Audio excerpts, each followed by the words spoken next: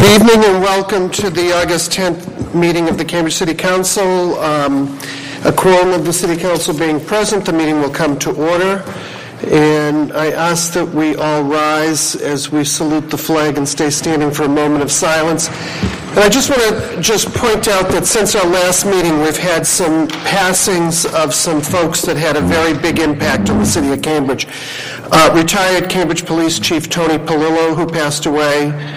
Darlene Bonaslawski, who was the former election commissioner for the Democratic City Committee, representing the Democratic City Committee, and two folks from our Public Works Department, Manny Martins and Kenneth Booney Moore, both of whom devoted many, many years of service to the city of Cambridge.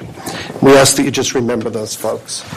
I pledge allegiance to the flag of the United States of America and to the republic for which it stands, one nation, under God, indivisible, with liberty and justice for all.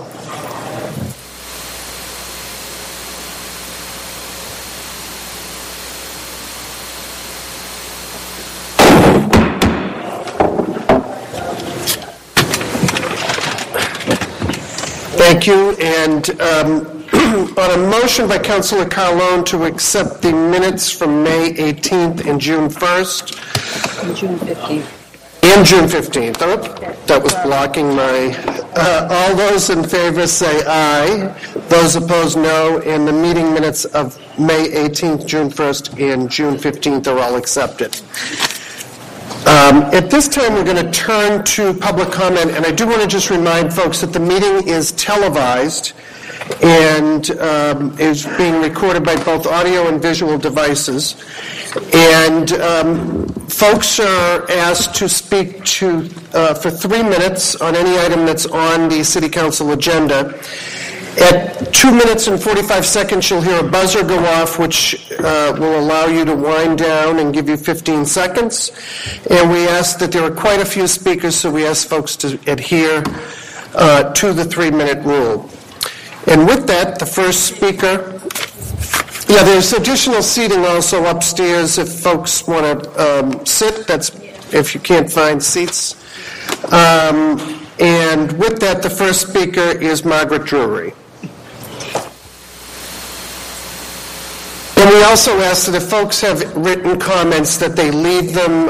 It makes it a little bit easier for the clerks to transcribe.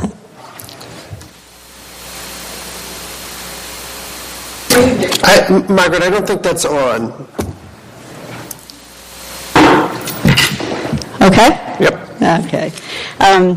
For the record, I'm Margaret Drury, 1 Dudley Court, and I am here tonight in my capacity as Vice Chair of the Cambridge Redevelopment Authority. At tonight's meeting, the Cambridge Redevelopment Authority is submitting our proposed amendments to the MXD zoning ordinance and our proposed amendments to the Kendall Square Urban Renewal Plan, affectionately known by its acronym as the KSURP. Under the State Urban Renewal Plan statute, the KSURP is the underlying governing document for an urban renewal district. And the City Council approval of the plan is required along with approval of the proposed amendments to the MXD zoning ordinance. The city's Kendall Square planning study, the K2 plan, forms the basis for these proposed amendments. Over the last year, the CRA has developed the new KSURP with the participation and help of the public at more than 15 meetings. In keeping with the Kendall Square's role at the forefront of the knowledge-based economy in Massachusetts, the plan and ordinance propose another 1 million square feet of development. In keeping with the K2 recommendations to build a truly mixed-use district, and in light of the need for more housing in the district, a minimum of 400,000 square feet must be residential, with the possibility to convert another 200,000 of the allowed commercial development to residential development. 5% of the new office R&D must be developed as innovation space. And ground floor retail is both required and incentivized. A minimum of 15% of the total floor area of residential development must be devoted to affordable housing. And in addition, the proposal provides the ability for the planning board to approve a height bonus for middle-income housing development. The proposal contains many more important provisions and requirements in a variety of areas such as open space, sustainability, and transportation. Way too much for tonight's public comment at a crowded summer meeting. So I just want to conclude by reading the CRA's mission. The CRA is committed to implementing imaginative, creative development that achieves social equity and environmental sustainability. Our goal is to work in the public interest to facilitate infrastructure investments and development projects that integrate the commercial, housing, civic, and open space areas. We are a public real estate agency with a unique set of redevelopment tools, working in close partnership with the City of Cambridge and other organizations. And we look forward to working with the City Council and the Planning Board on the continued evolution of the Kendall Square development. Thank you. Jesse English.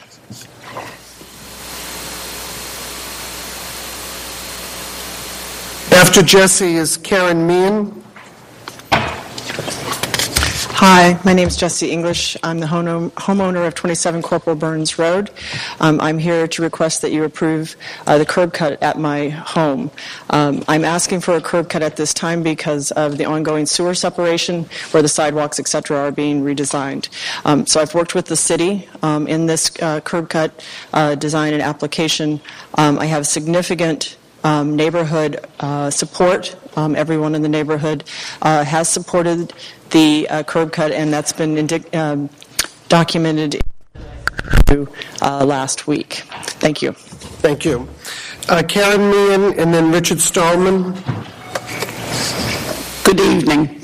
My name is Karen Meehan. I'm currently been a member of the Salvation Army, working there for 18 years. I work in the drug addiction and in the emergency shelter area. I am also been a Cambridge resident for over 60 years. I'm here to discuss the Amendment 16 about the opiate addiction that's rampant through the Commonwealth of Massachusetts, not only in Cambridge, Massachusetts. We need to educate our children in the lower grades. When I've had applications and I've asked, when was the first time you had a drink? When was the first time you had smoked marijuana? I'm hearing age 10, age 11. We have a young man that's in our program now that's been sober for 7 months. He's an East Cambridge resident. His mother and father both had to use Narcan on him because he overdosed. And if they didn't use that Narcan, he would have been buried in Cambridge Cemetery. There's really a big problem. We cannot keep our eyes closed. It's our obligation as citizens of this city to educate the families, educate the city. And I'm here to fill that round table, and not just to hold another meeting, but to hold and see what are we going to do to address the issue. Thank you. Thank you. Richard Stallman and then Dave Slaney. I'm here to talk about services such as Uber and Bridge that threaten to replace existing systems of transport and attack our privacy rights. Others will tell you that Uber threatens to cut drivers' wages. I'm concerned about that too, because they pay drivers peanuts. I call them goober. But let's not forget that that company mistreats the people who use it by making the people identify themselves and by making them run company-controlled software, which you can never trust. It tends to have surveillance built in, malicious restrictions and back doors built in for a list. See GNU.org/proprietary, a list with press attribution for each of the examples. So, if you're wise, you won't run that software, and if you're wise, you won't accept a transport system that makes you say who you are. You insist on something you can pay cash for, as I always do with an ordinary taxi.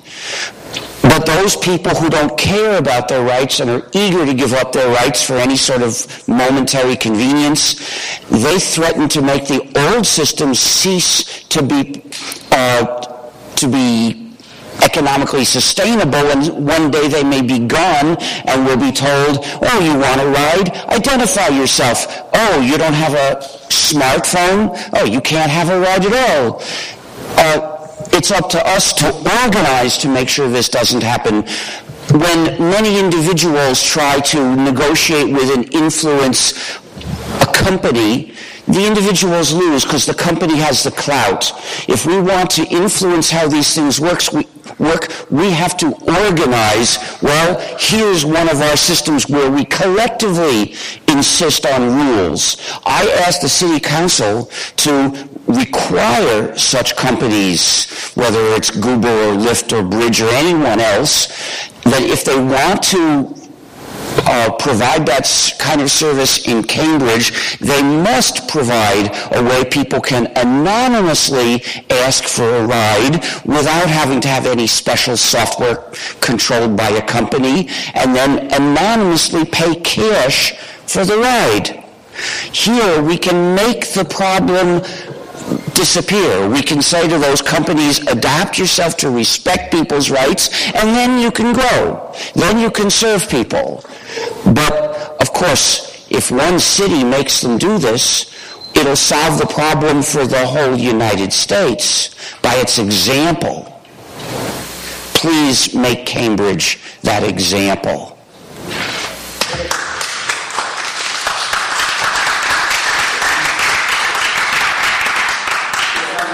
One URL more. It is GNU.org/philosophy/surveillance-vs-democracy.html.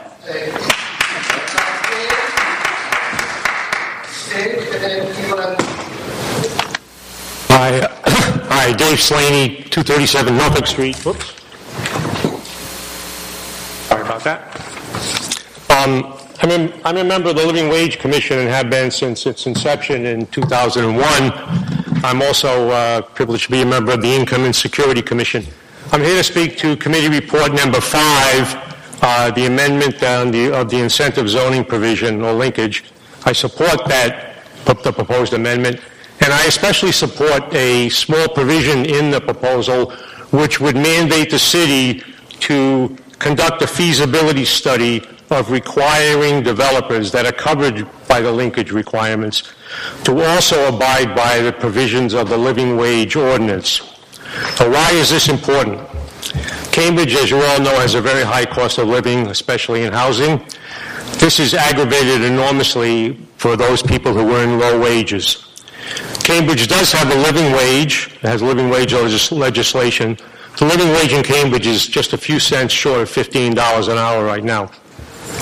And we as a city say that that is the minimum that you should earn if you work in this city. That's a fair wage. Unfortunately, very few private sector employees are covered by the living wage ordinance. And that's especially true of employees in some of the lower paid sectors, food service, retail, custodial, security.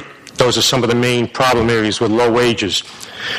One possible way to address this problem of low-wage workers in Cambridge, one possible way to raise the wages for those employees is to require developers to pay their employees working on, or more importantly, working in buildings that are covered by linkage, to require those developers to pay their employees the living wage.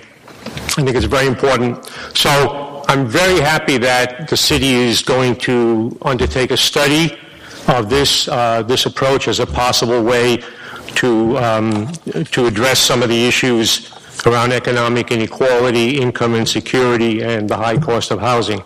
I would ask just two things. One, I would hope that the city would do the study as expeditiously as possible. And two, I would hope that there would be some opportunity for public input into the study as it goes forward. So with those two requests, I urge the council to adopt that report, and I thank you very much for including that study in the recommendations. Thank you. Elon, and then Tabor Hengel. Good evening, City Council. I'm here to speak about a couple of issues. The first one is I hope that you will support Resolution 67 to make August 9th Mike Brown Day. Then I would like to jump to three things that are on the agenda. Actually, I think two. One is the petition number 9, and the other is the policy order 17. And I would like to, again, raise attention to the fact that a lot of development is going on in Kendall Square. We have now this project, the proposal by Councillor Toomey to explore another venue for green space. We have the VARPI, we have MIT, and all this is going on at the same time, and there doesn't seem to be a constructive, united plan and united vision for the whole area, including Area 4. So, prior to actually voting on these, I think it's important that we come up with a vision for the area rather than go and do each plot individually. And for the resident, basically, it's impossible to follow exactly what's going on and what the consequences and repercussions are going to be. So I urge restraint on these orders. And then I would like to come to also policy order number 25. And although I think it's a very good policy order, I would hope that that would be the case. I think that so close to the election, it's a little bit kind of dubious. And I would hope that although I don't know if it's supported, I don't know if there can be a discussion in just one meeting like today, but I would hope that such a change in the way that we implement the policy should be talked about. We should do this, but we should talk about it. So I don't know how you're going to come out on a decision on this, but do something about it. Either put it aside and say we're going to do it next year, or don't do it at all, whichever, but discuss it before you vote. Thank you. Thank you. Tabor and then Lee Farris. Welcome. Good evening, Council. We have come in front of you in respect to a bill that was put forward by Michael Moran and Linda Forty. And this bill would help bring the taxi industry and the transportation networks that flooded the taxi industry on an even playing field. We ask you to get behind this bill and adopt this bill on a city level, so the drivers on both systems would have a criminal background check, which is very much needed. We very much need the commercial insurance in every car that picks up a passenger and transport them for hire. When you transport them for hire and when you pay for somebody for that transportation, that's not a ride share. And we need you to get behind that. With all the TNCs should be marked just like taxi cabs. The law enforcement, the beat cops that I talk to on an everyday basis complaining about the fact that their hands are tied. The private passenger cars are picking up left and right and doing business, and they're doing circles around them. They'll pull one over while they're ticketing one. 5 others will do the same thing right around them. The rate that the TNCs charge depending on demand. Well, let's be clear on that. Right now, the taxi rate is regulated by the city. When the taxis won't be there to service the public, the elderly won't get serviced, the handicapped won't get serviced, and they can triple or quadruple their rates at any time. And is that something we're willing to accept in Cambridge?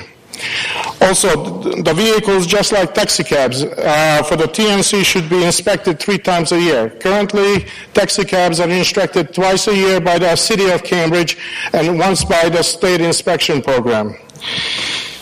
And especially points like vehicles that are picking up from out of state and transporting people from point A to point B within the city limits of Cambridge and in eastern Massachusetts. It's outrageous that this is allowed.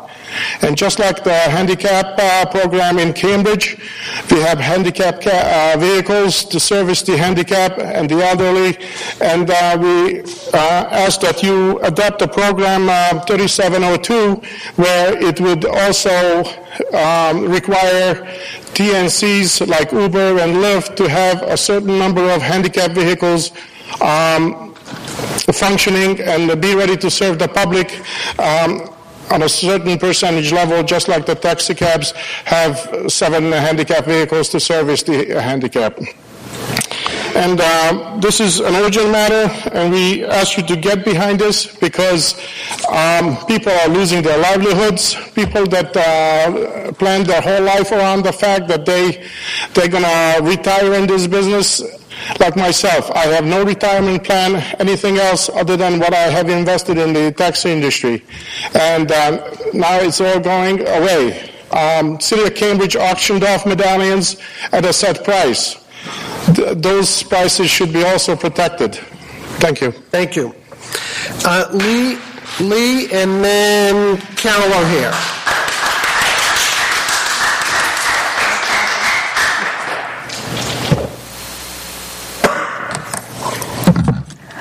Lee Ferris, 269 Norfolk Street. I'm speaking on the manager's agenda, which I think the number is number 19 on the incentive zoning petition. I'm speaking with a letter from the Cambridge Residents Alliance, which has been revised slightly from when it was sent to you last week. We hope that whenever the council considers this ordinance for final passage, that there are a few more changes made to it. We would like to see a rate closer to the $24 rather than the $12 that the city petition currently has. And we note that Boston is currently considering raising its linkage fee to $14.40. I would not want to see Cambridge coming after Boston. We want to make sure that a nexus study is conducted and completed every 3 years, which probably means starting it 2 years in, so that the council can decide what the proper rate should be. We do agree with the recommendation from and that was something the planning board said as well. We also agree with the planning board recommendation that the fee increase $1 a year until whenever the council does vote on it again. Because the Nexus study said that the housing affordability gap was greatest for low-income households at or below 80% of area median income, we would like to see a specific maximum percentage of affordable units that are dedicated to middle-income households, and that the majority of these funds should go to low and moderate income housing. Because it's hard to find funds to build new affordable housing, we would like up to 50% of any new linkage funds to be dedicated to preserving expiring use, and at least 50% of the new funds should be dedicated to creation of new low and moderate income housing. And we'd like to see a revision in the zoning petition to that effect. We'd like the public to receive an annual report that details what portions of the fund are spent on which income levels and on new housing versus expiring use. And we would also like to see, as the planning board mentioned, that construction that involves substantial rehab also be subject to linkage fees. And we would like to see all this in the context of an overall housing plan for the city of Cambridge. Thank you. Thank you. Carol O'Hare and then Patricia Medeiros.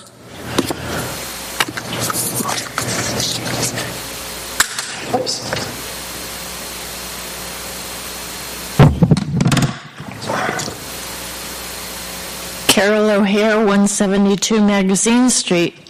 I'm speaking on policy order number 12 regarding noise problems with flight paths.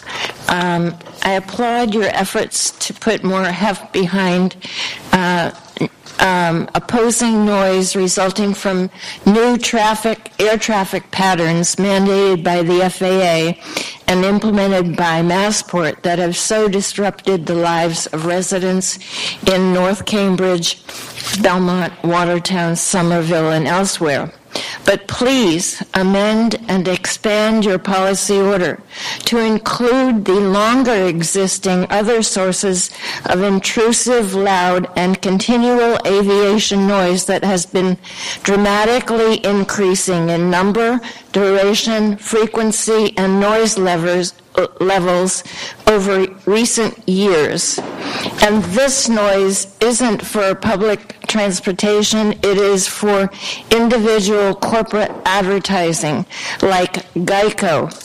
Noise from banner planes flying loudly into the wind, advertising services like Geico and job placements, products travel like Emirates Airlines, each circling for hours at low altitudes over residential neighborhoods on both sides of the Charles, and not just on game days. Noise from non-emergency, non-security helicopters regularly flying and hovering loud over residential neighborhoods. Noise from small sightseeing and pilot training airplanes flying low and around over residential neighborhoods. Rather than addressing only a single source of aviation noise that destroys our quality of life and continues to expand, let's get the whole picture from all sources and affecting all residential neighborhoods by broadening your policy order now. Thank you. Patricia Medeiros and then Ted Live. Good evening. I'm Pat Medeiros, and I live at 97 Brookline Street, and I've been a Cambridge resident all my life. I want to personally thank Vice Mayor and Councilor McGovern for this amended order for Policy 16. It's very personal to me, the addiction, because I had a daughter who was 20 years into heroin, and she died because of the disease. And I have a son who's currently in Billerica, who has heroin addicted. And I have a grandson who tried to kill me in July because of his addiction to heroin. And I truly hope that the city will wake up and realize we have a serious problem here. I also do a Naranon group at the Salvation Army on Wednesday nights for families and friends of loved ones. It goes from 7 to 9. As long as you are a member of someone who has addiction, you're welcome to come. We don't discriminate. Anybody can come. So I just want to say thank you, and I hope you'll take into consideration the Narcan program. It saves a lot of lives. We do the training at our group. And so we as parents and loved ones, we carry the Narcan with us. So I thank you for your time. Thank you. Thank you. Ted, and then James Williamson. My name is Ted Liv. I live on 17 Wendell Street, and I noticed with pleasure that there was a policy order on the agenda concerning the possibility of eliminating towing for street cleaning. It's an issue that I've thought for a long time deserved to be addressed, given that the punishment is so disproportionate to the crime, that the crime being preventing a street sweeper from 15 feet or so of curb, and the punishment requiring not only a payment of over $100, but loss of maybe half a day of what might be work time or doctor's appointment or otherwise disrupting, unexpectedly disrupting someone's schedule. Obviously, people who park on street cleaning days aren't doing it on purpose. It's an oversight. It's not even as it's less of an oversight than overstaying your meter time, which you usually are aware of. And I've lived in cities where towing doesn't occur for street cleaning, and the streets are not demonstrably dirtier than Cambridge's streets. The fact is that usually either it's a low debris month and there's not much effect from having the street cleaned, or if the leaves are falling fast after another couple days past the street cleaning, you'd never know that the street sweeper had been there. So I would urge the city to consider eliminating towing, if only maybe as a pilot experiment, to see what the effect would be. If necessary, raising the fine to something commensurate to the amount that people pay now, but eliminating the fact that you have your life disrupted for half a day at a time. I once was towed about 35 years ago, and it was enough of a serious pain that I've never since been caught on a street sweeping day. But I do think that it's a case where the punishment doesn't fit the crime. Thank you. Thank you. James Williamson, and then Sue Butler. My name is James Williamson, 1000 Jackson Place. I, first of all, would like to associate myself with the remarks of Richard Starman, MacArthur Foundation grant recipient, so-called Genius Grant, the creator of free software. Whenever Richard says anything, I always find myself learning something and enlightened and ending up in agreement. Secondly, on the linkage payments for commercial development, do we have to worry about there being too much commercial development in the city? I don't think so. Does anybody think we have we don't have enough commercial real estate development? It's not happening fast enough. So why should we be afraid if we go up to a number that isn't even the number recommended in the report to balance the impact on rents of commercial real estate development when that number is $24 a square foot? Why is the recommendation only $12? Why don't we go up to 20 and see what happens?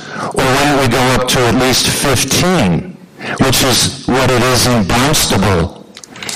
But the super cautious approach, lest we risk slowing down the pace of commercial real estate development, let's get as much affordable housing as we can here. For those of you who are really serious about affordable housing. The next item is a communication from a city officer, from Dennis Benson, about a trip to the Netherlands scheduled for late September. It's, as I understand it, sponsored by a group called People for Bikes, and it includes Owen O'Riordan from the Department of Public Works, Ilan Farouk, the interim head of the Community Development Department, and Tom Evans of the Cambridge Redevelopment Authority. It's not clear who's going to be paying for this trip. I think we all deserve to have that clarified. It does say that $750 for each of these four people is not included in what the Mazer Foundation pay.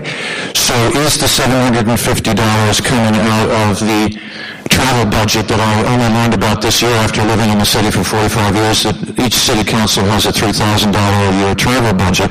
So is the $750 for Mr. Benson coming out of his $3,000 a year travel budget? And where is the money coming from for Owen O'Riordan, Ilan Farouk, and Tom Evans? Is that going to be coming up later as a later appropriation? I think we ought to think twice, if I may conclude, by suggesting that we have a crisis in terms of pedestrian safety in the city. A lot is being done to enhance bicycle infrastructure, bicycle transportation. The city of Cambridge wouldn't even add an additional subsidy for low and moderate income people for the subway system, but here we are about to send people over to the Netherlands for 5 days with paying $750 apiece. So I would ask you all to take a careful look at what we're sending people over to the Netherlands to do and not do. Thank you. Thank you. Sue Butler and then Renee Gray. And I'm going to ask that we not applaud when people speak because it takes time. But go right ahead. Good evening, Mayor Marr, City Councilors. I'm Sue Butler. I live at 14 Clinton Street, past president of Green Decade Cambridge, Sierra Club Energy Committee, and Greater Boston Council. And I've been looking at both the city manager's agenda and policy orders. On the city manager's agenda, item number 17, he's following up on the neonicotinoid chemicals that are killing bees. Einstein says if bees die, we're all dead in 4 years. They're that powerful in their effect of pollinating plants. Plants and animals are profoundly interdependent. So thank you, City Manager, for following up on that. Also, item number 20, the net zero petition. He forwards a letter to you from Suzanne Rasmussen that I think is very important. It barely covers some of her concerns, and the question is vastly complex, and you've got a real challenge here between staying in motion and dealing with the details. One of her suggestions to me that I did not see in the letter was that all new roofs in the city be required to be solar ready. When you're putting the roof on, you want to have it ready to just pop in solar panels. I have solar panels on my roof. I have 5 kilowatts until I put in geothermal. My electric bill was 0. Now it's a bit more. I'll add more panels when I finish dealing with the geo. So solar on roofs is really important, and anything you can do to facilitate that would be fantastic. Also on your policy orders, home electricity monitors. I read today in a very interesting J. Forrester Oriented Systems paper that houses or buildings that have the electric monitor by the front door use 30% less than those who have the electric meter in the cellar. Just an awareness shapes behavior. Anything you can do to facilitate that is a fantastic idea. On item 13, more bike corrals at Cambridge Ringe and Latin. Yeah, more. The STEAM curriculum, our kids are going to need to be very proficient at math and engineering, and art helps with everything. So I really support that for the people of the future. And on item number 24, transit. What about public transit? There's a bunch on car sharing. There's not much on the MBTA, and we really need to support walking, biking, and public transportation. On the policy orders, 4 out of 24, 1/6 of your policy orders would have a positive effect on sustainability. And I bet if you think about it, you can do better. Thank you for what you're doing. Thank you. Renee Gray, and then Dave Shivzay. Good evening. How are you? I first want to make sure everybody knows that September 12th, my name is Renee Gray, 84 Columbia Street, that Community Pride Day in the Port is happening, and I want you to notice that we're using the port in our flyers already. What I want to say tonight is that this is the 3rd time that the issue of naming or renaming Area 4/the port has come up. And in the scheme of things that you guys deal with, this is, I know, low on the totem pole. And that's okay. But what I want to say is this. Councilor Simmons has put in an order, and Vice Mayor Benzen has, I think, put in 2. The port was our original name. So I don't want to get it confused with Cambridge Port. We were first, okay? So if anybody has to change their name, it should be Cambridge Port, not us. But anyway, just a little historical fact given to us by the Historical Commission. The point is that we did have a vote via the Area 4 newsletter on the name several years ago. The Area 4 Coalition, I think, also voted on the name of the port. There are some folks who have never bought into Area 4 as the designation of the community. That was a name that was given to us back in the day, as I understand it. Model cities, to be specific. We have, per your direction from one of the meetings that we were here, began to use the port as our identification. But what we are looking for, the coalition and others, is not a vote on the name, but for the city to begin to change the documents to reflect the changes that we've already begun to implement in our neighborhood. We need the city to begin changing the public city, the documents, to reflect the change. And then I just want to make sure you all come out on the 12th for Pride Day. And if I have enough time, I just want to say that I have, I'm ashamed, never driven. I don't have a driver's license. I never had a car. So Union Taxi is my best friend in terms of they know me, they come for me wherever I am in the city, and that's my means of transportation when I can't get there by bus. And so I hear the distress in the drivers just from that cab company, the impact on Uber. So I would support any thing that you can do as a city to support our cab drivers who at one point in time were able to make a living driving a cab, and that's no longer the case. And so, like somebody said, we may not have them all the time in this current configuration. Thank you. Thank you. Dave, and after Dave, Kim Courtney. Good evening, ladies and gentlemen. My name is Dave. I've been driving taxi for the last 10 years in Cambridge. I'm here just against of ex-Uber. I've highlighted a few things, and I passed our proposal to the City Councilor through my colleagues. And we are supporting the Bill 3702. And all we want to hear, all this ex-Uber shall be have a livery plate, background check by state or city, not Uber. Rate must be set like a taxi or more than taxi. They want to be competition, must be rated as a taxi or more than taxi. Limited amount of the car. Like we have a 200 something the taxis in Cambridge. They are here like a bees around the going Cambridge. No accountability. God knows how many are there. No numbers. And if you remember, Deval Patrick's was mentioned very clear. These people must be getting their license from DPU. Nobody following those things.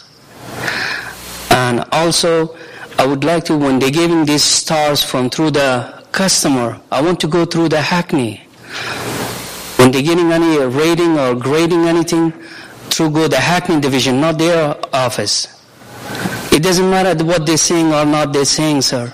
They're doing our job. When they're coming through city official, they're creating all kind of excuses.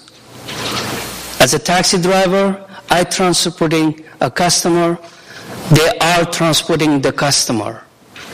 It doesn't matter app or anything. They are doing the taxi's job. When they come in front of the city official, we are app company.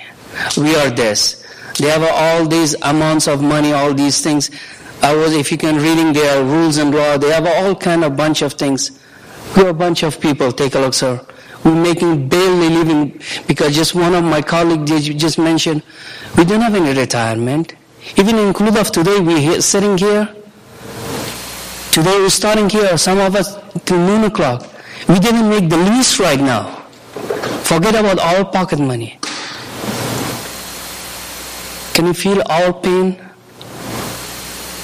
When we going home, most of us 2-3 times refinance their own house. We have to bury up to that, the credit card and everything. We couldn't pay anymore anything else. Sorry, I'm getting emotional. We just only want a plain field for them and for us. Obey the rules of law like we do. have the same insurance as a taxi, log their rate. Their rate is bouncing like a bouncing ball each hour, not each day. Each hour their rate is bouncing. They're calling it surcharges. As a taxi, as you know, we obey the rules and law what the Cambridge tell us. 10 miles above, we have a flat rate book.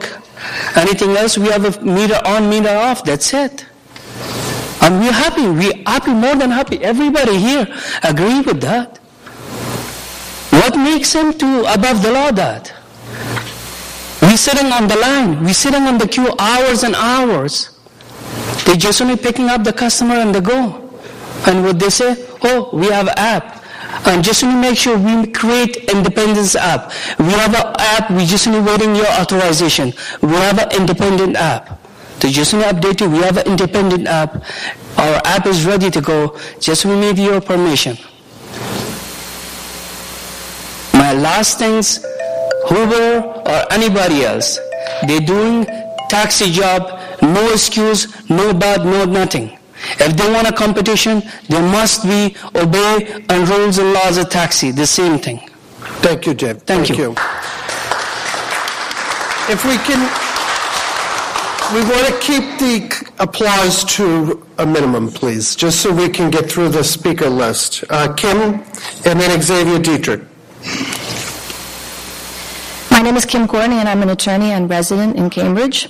Thank you for the opportunity to speak this evening. I am here to speak in support of a proposed policy order that was submitted to the Council through correspondence from myself and 23 others, asking the Council to enforce the law against unlicensed taxis that are currently operating in Cambridge.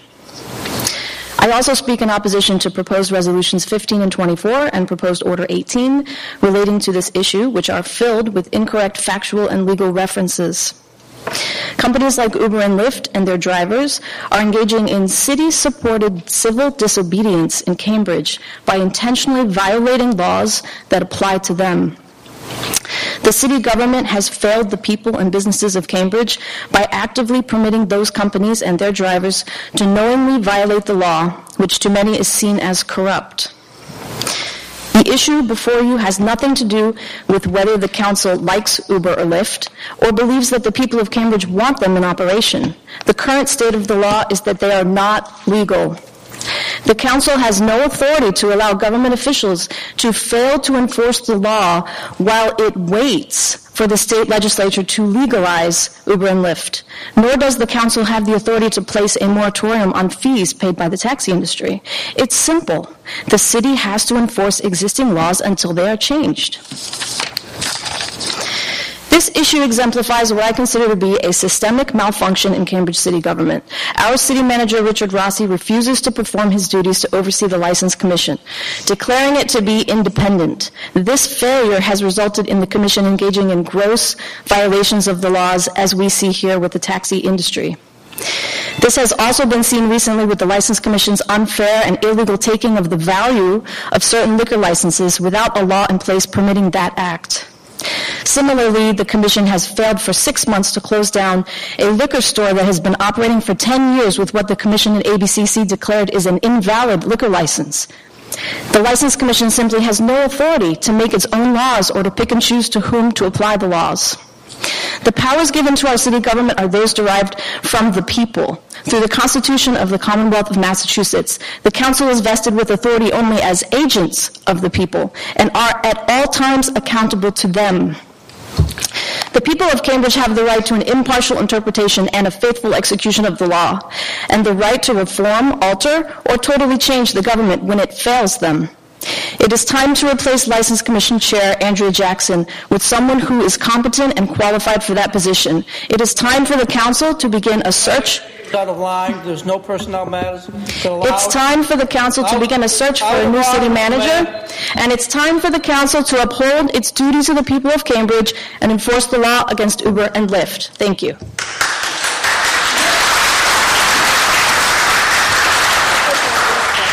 Mr. Mayor, I have to take note there are no personal attacks allowed in this chamber, and the speaker is clearly out of line, and as for the chair, they should know better. Thank you, Councillor. Xavier? And then Paula Phipps.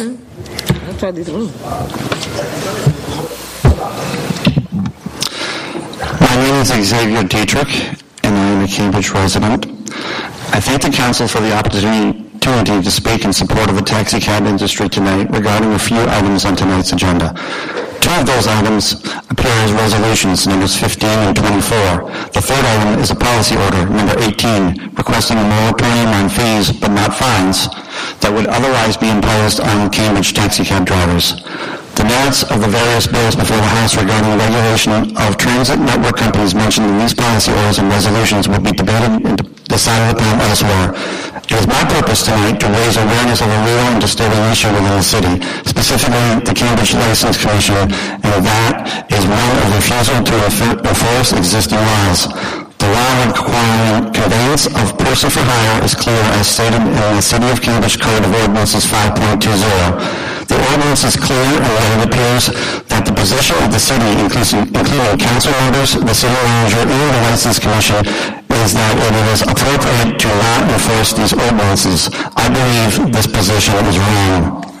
Until such time as these ordinances are modified, they must be enforced, as it is the duty of the city manager in accordance with the planning charter to see that within the city the laws of the Commonwealth and the ordinances, resolutions, and regulations of the city council are faithfully executed. It should come as no surprise to city officials if citizens view them as corrupt and express contempt for them as a result of the failures and inappropriate actions of these city officials. The Cambridge License Commission has a long history of failing to enforce existing laws, including the failure to enforce the aforementioned laws regarding the conveyance of persons for hire. Another recent example is the failure to enforce a liquor license violation, where the License Commission itself has acknowledged that the selling wine and spirits is in clear violation of MGL Chapter 158, Section 17, and has been since 2005. The only remedy for this violation is revocation of the license. Move for recess. There's a recess. The License Commission has made it public 6 months ago that it has been aware of this violation, yet the establishment remains open and currently remains licensed with no disciplinary action toward it. I am here tonight to support those, and in particular the taxi driver.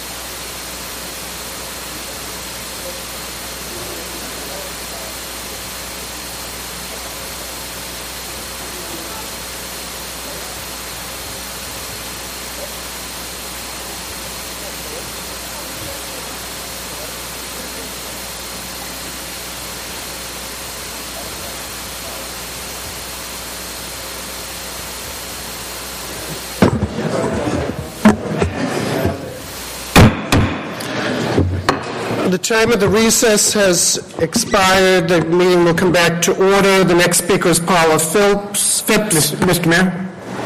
Before we go on, Councilor Kelly. Before we go on, as far as the quorum that we're supposed to have in the chamber, when people clap for something, they're expressing whatever it is they want to express. they're also intimidating people who might disagree with them. It is an inappropriate expression here, and I would suggest that we continue to disallow it in furtherance of having appropriate decorum. Thank you, Councillor. Paula and then Jean Dorville.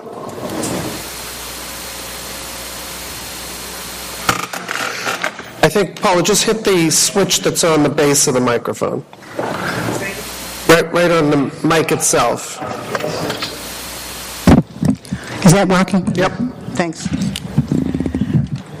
Well,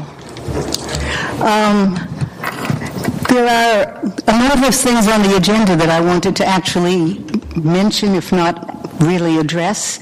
And first I want to say, that I'm impressed with the ideas that the City Council and the people who work with it come up with, looking towards the future.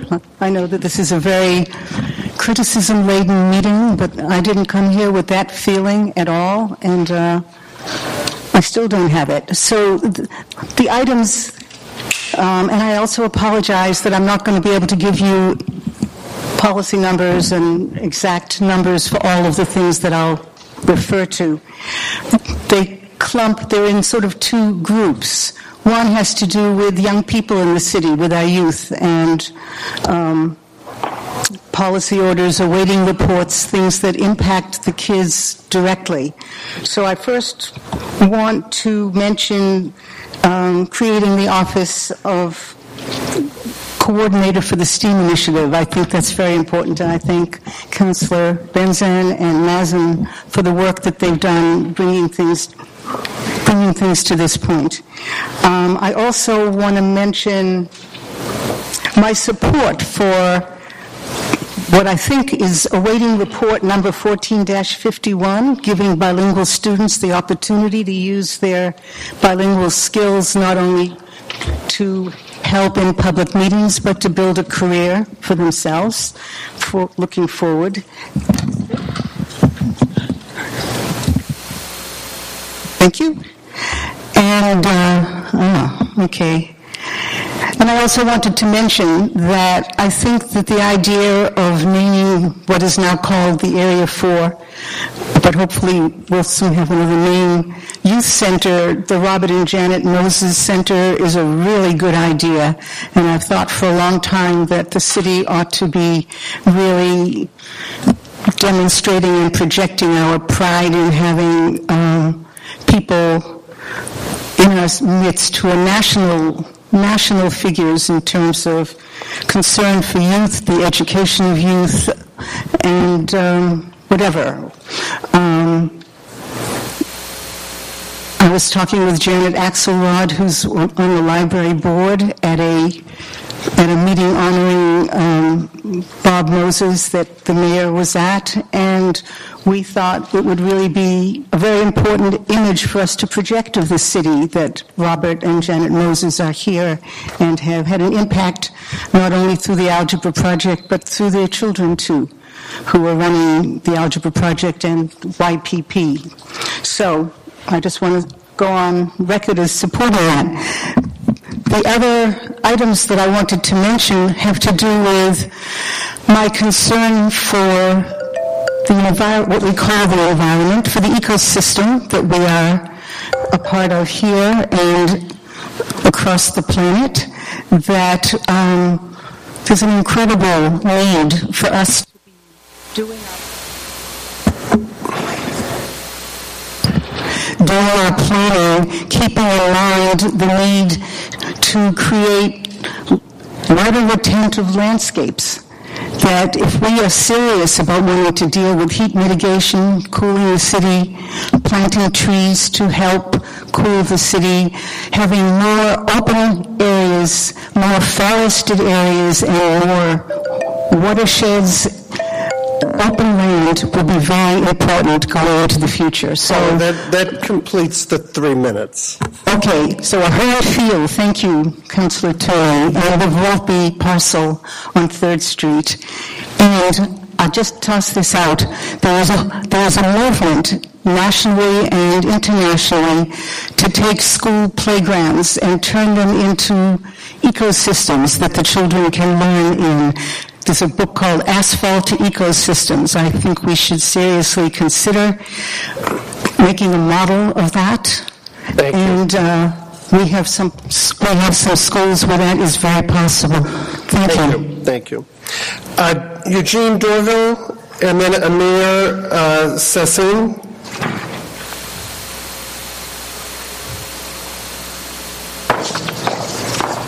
Good evening.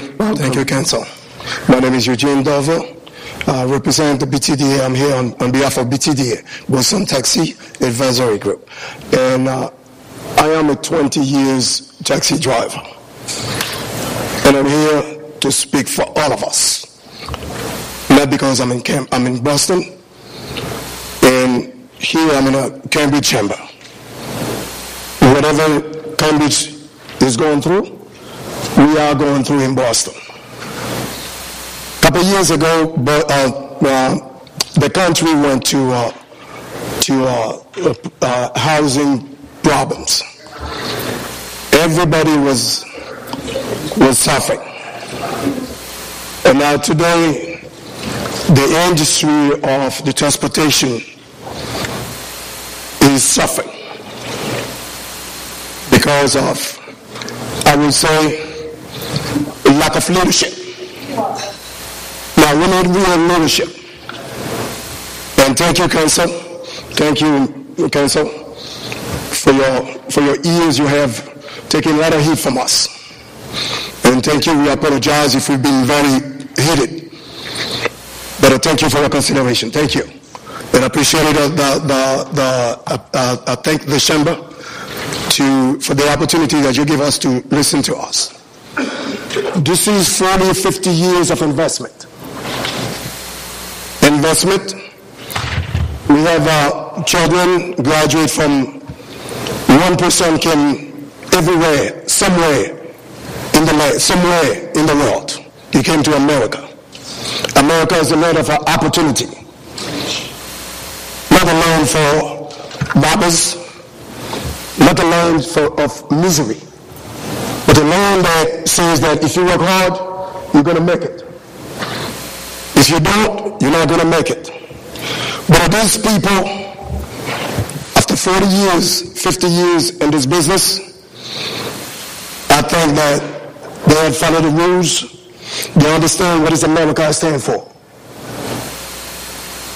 I'm proud of it, and I'm proud of it. I'm proud to be now in America, and I'm an American citizen. My daughter, which is now is 25, graduated from the University of what's his name again? She graduated from. First of all, I have an opportunity. She went to Harvard. I didn't pay a dime. Instead of me paying a dime, she got paid to her program. And now she graduated from in a major of communication and a minor into psychology. Now I'm proud of that. This is what we want. But now here's the point that I want to make. This is the point that I want to make. We know now is the time for, at the time when there was a real estate problem, we said the leadership took reasonable way to fix the problem. Now we have a problem in the industry. It's regulation. Regulation that we have, we need regulation, rules and regulation. Because we, the taxis, we are under heavy regulation. Everything that we do, we don't do it by ourselves. We do it throughout the city. So we need the city to step up. We need your leadership. We need you to do the right thing. Because families, we're dealing with banks, we can't pay the banks. We love the customers. We don't want to hijack at them. We see that there was so many whips in the state. So many whips. But within our industry, we don't have rapes. We don't have rapes. If you want to know from 40 years, if you call my name at Colagny Division, you will see my name there. And please now, I want this chamber, please. We follow the code point. We have a bill right in front of you. It's 4050, co-sponsored by Linda Dosinafori and Senator Mike Lowen. Eugene, I'm sorry, but your time was up a long time ago, and Vice Mayor Benson moved extra time, but that time has expired. And I appreciate that, sir. I appreciate that. Thank you very much. Let me get my back point, please. Thank you, Council, for allowing me a second time, please. This is important that we're taking this step, because my daughter could be the next one. All of us here, we could be the next one. Our daughters, because they're out there. It's the time college kids are coming to the state. Coming to the state. We need bold action. We need bold action. When we see you tomorrow, you may die. One of you, none of you may not be here tomorrow. But I want to say, as I mentioned to you, sir, that you listen to us. And now here we are right now. So tomorrow we will remember that. But about taking action, then that's what we need right now. Taking action for us, not to let us down. Because this is our first time. We talk to you, we come to you. We don't want to look like Paris did. We don't want to do like San Francisco did. We don't want to do like Mexico did, killing, shooting, or whatever. We don't want to do that. That's not the right spot. But now you have the regulation in front of you. Please, I want you to go carefully, both sides. We want people to have food in the family. We're not saying that we don't want them to work. We want them to work. But please, level the playing field. Thank you, Jane. Amir Sassin, is Amir here? Gil Barwell, Winder.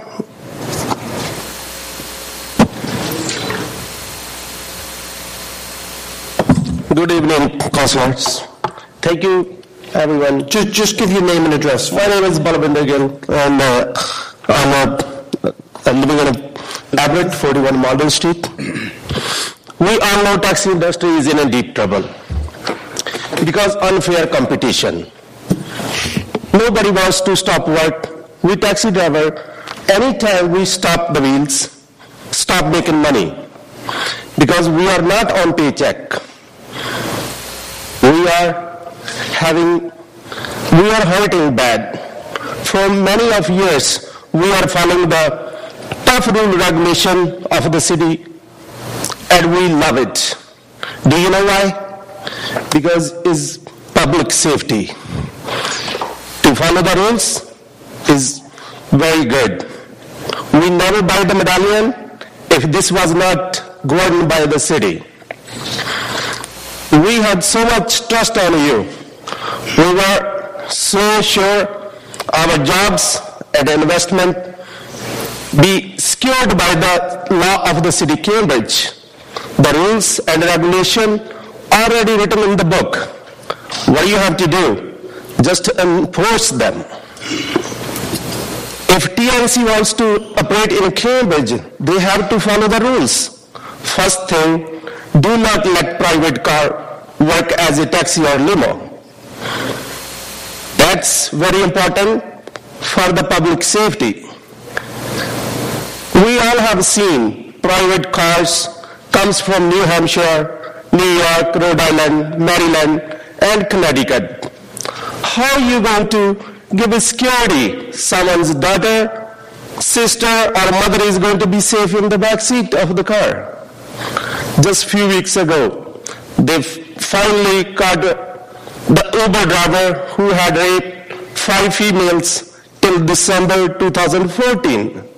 I remember few years back, Fangua bus was running from South Station to New York. Cheap fare, people love it. Within 1 year, they had 5 major accidents, almost killed 20 people, 100 of them got seriously injured. Then suddenly, state woke up, they suspend their permit because they failed to meet state safety standard and untrained drivers. Dear councillors, we kindly requesting you, please pass the bill which is established by Councillor Mr. Nadeem, and endorse the Bill 3702, established by Senator Ms. Linda Foy and State Rep Michael. This bill contains public safety and fair competition. Number 1 should be livery plate. Number 2, background check by the state.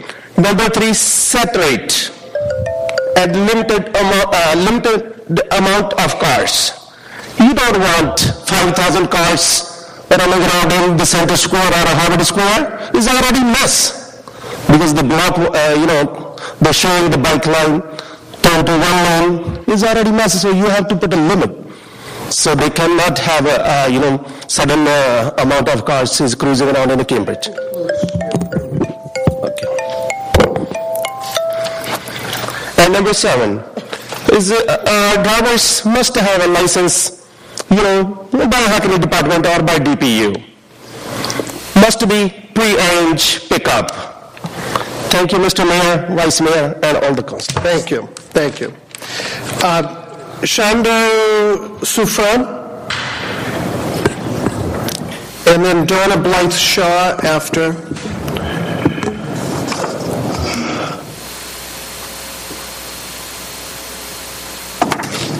Welcome.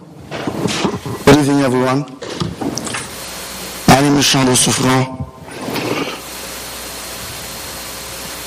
I'm here to ask you to call Senator Linda Foy and Michael Moran to support bills 4050. 9 years ago, at just across the street from the river, which is Boston, we started fighting for corruption in the taxi industry. And we realized it's not only Boston. Cambridge have the same problem with us. Last Monday, I was here crying for help for my fellow cab driver in Cambridge. We are in deep crisis. We need one set of rules for everybody. We need you to call all of the bank to refinance the existing loan that they have. None of them can afford to pay just because of two corrupt greed, Uber and Lyft. Where were you 2-3 years ago when they land in our cities and town? So far we have only 2 bright leaders who stood on behalf of less fortunate people like ourselves. You are our leaders. You guys must do the same. I cannot see without my glasses. I know some of our leaders cannot see without greed. But it is time now to step up to fight greed in the city of Cambridge. We know from the get-go, Uber and Lyft are illegal. We will finance our home to invest in the city. And you turn your blind eyes on us.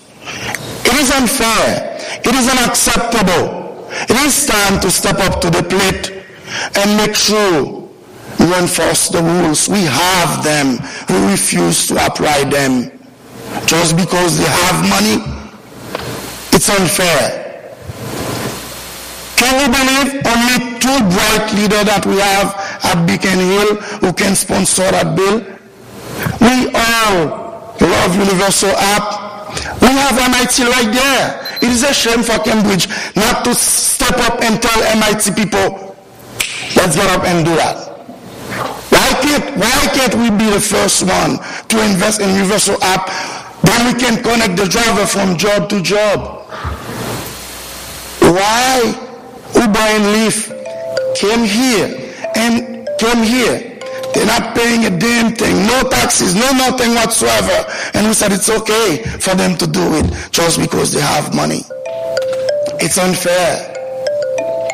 It is unfair. When you see a grown man crying, he's not crying just because we punish him. He's crying just because he cannot afford to pay his bills. It is unfair. You are here to watch over us. That's why we vote for you. You cannot let us down. That's not what you are here for. You are here to create good bills, good rules and regulation to protect our citizen rights. Now it is time to step up to the plate and tell the bank, we're not going to let this guy down, because with no fault on their own, because you are blind, some of us by greed, letting Uber operating here. Prashant, thank you. 25 to 7 years ago, I came to the United States illegally. Water. They make me pay $1,000 before they welcome me here to give me my green card. Any illegal company who came here, let's create good rules and regulation for them. If you came illegally, we can sue you for what you're worth. How's that?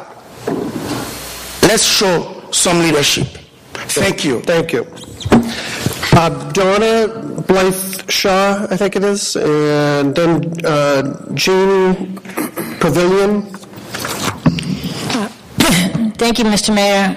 My name is Donna Blythe-Shaw. I represent Boston Taxi Drivers Association, which is about 1,400 members, and we also have members from Cambridge who are medallion owners who also own medallions in Boston. And over the last few years, we've watched the suffering that these workers have experienced as a result of lack of enforcement of current standards on the books. And it's not just the municipalities who have not enforced the current standards and regulations. It's also the state, whether it be the Attorney General or the Governor. And as a result, hardworking, law-abiding cab drivers, small owner-operators, and shift drivers have suffered and taken the consequences of a lack of enforcement. So we live in a world and a civilization of rules and regulations, and it has made this country great. Cambridge is a city of progressive leaders in thinking and innovation, and we have the most brilliant universities here in Cambridge, and yet we can't seem to find an answer to how to solve this problem and protect these workers and their investments.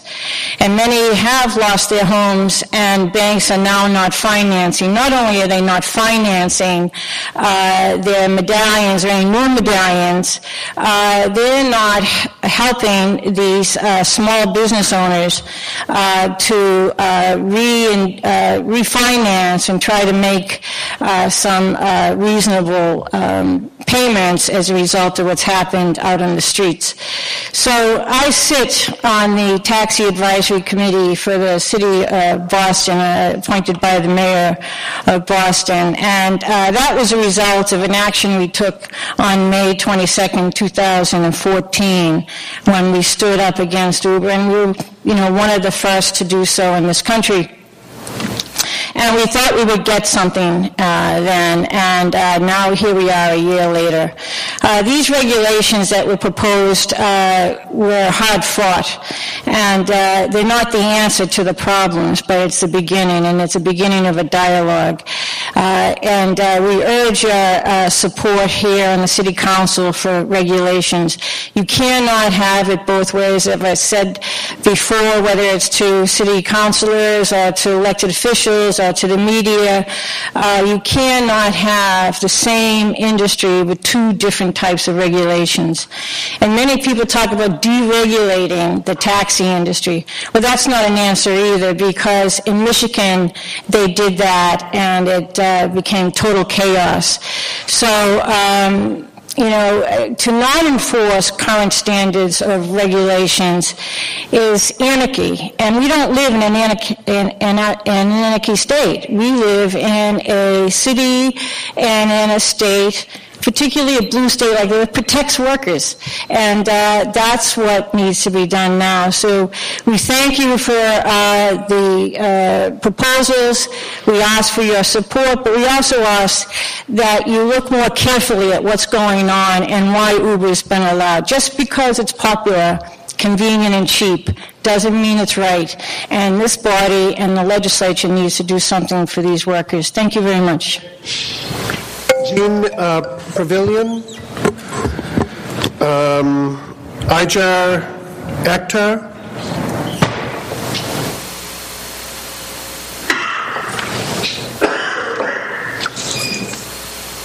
Hi, Councilman. Welcome. My name is Ijaz Akhtar. I live at 8... Just talk right into that, yeah. 8 Lawrence Street, Medford, Mass. I drive for City of Boston for almost 20 years. And I think my friends have spoken enough about their griefs, pains, and financially they're going bankrupt and everything. So I'm just here to talk to you that I hope that you listen all of their concerns very carefully. And you are here on a seat where you do the just, So it's all same problem. Everybody has financing, losing their livelihood for lifetime. And the only thing is that we are not France. This is the city of Cambridge. We don't have to put the city upside down, anything like that. We are here because we are hoping that you will listen to our cause and problems. So I really humbly request you on behalf of all of my fellow cab drivers, Cambridge, Somerville, Boston, anywhere, that you can do the just, Whatever you think that is not right or is happening right, I'm sure that your conscience will speak to yourself, So once again, I appreciate your time, and please give a grave concern because we all are in great pain. I appreciate it. Thank you. Thank you. Thank you. Michael Arnott. Michael, and then Rosemary Booth. Well, good evening. My name is Michael Arnott. I live at 175 Harvey Street in North Cambridge. Harvey Street is a one-way street that connects Massachusetts Avenue to Ridge Avenue via another small neighborhood street, Clifton Street. Borrowing healthcare language, there's an acute problem and a chronic problem when large trucks, such as semis, try to turn left from Harvey Street onto Clifton Street on their way to Ridge. The acute problem is that semis have to back up all the way down Harvey Street to Massachusetts Avenue with a Cambridge police escort because there's a fair amount of traffic on Harvey Street, so there's a lot of cars behind the semi that can't make the turn. And when because they get stuck at that corner with Harvey and Clifton. The chronic problem is when the heavy trucks try to make that left onto Clifton Street, they repeatedly drive over the curb and sidewalk at the corner, which is adjacent to a storm drain, before having to back up down to Mass Ave, all about 5-6 blocks.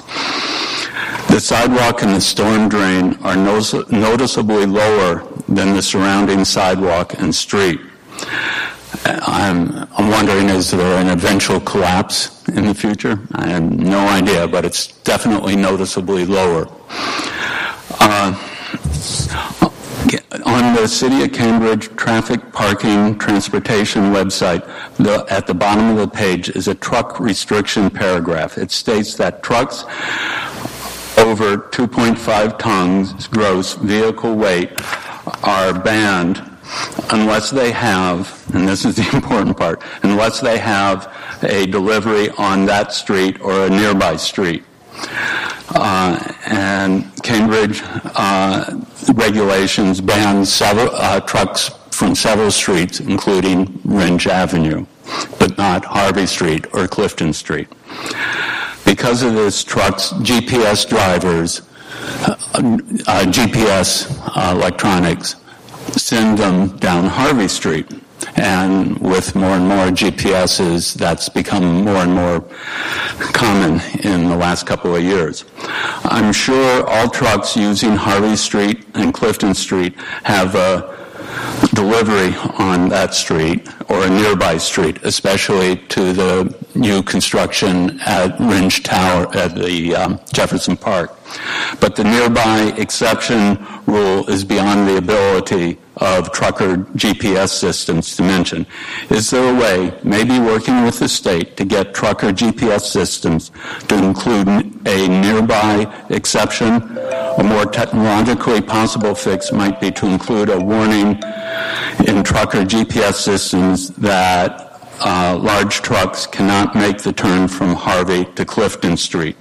A warning sign at the top of Harvey Street might even be a less technological fix that would help. Thank you.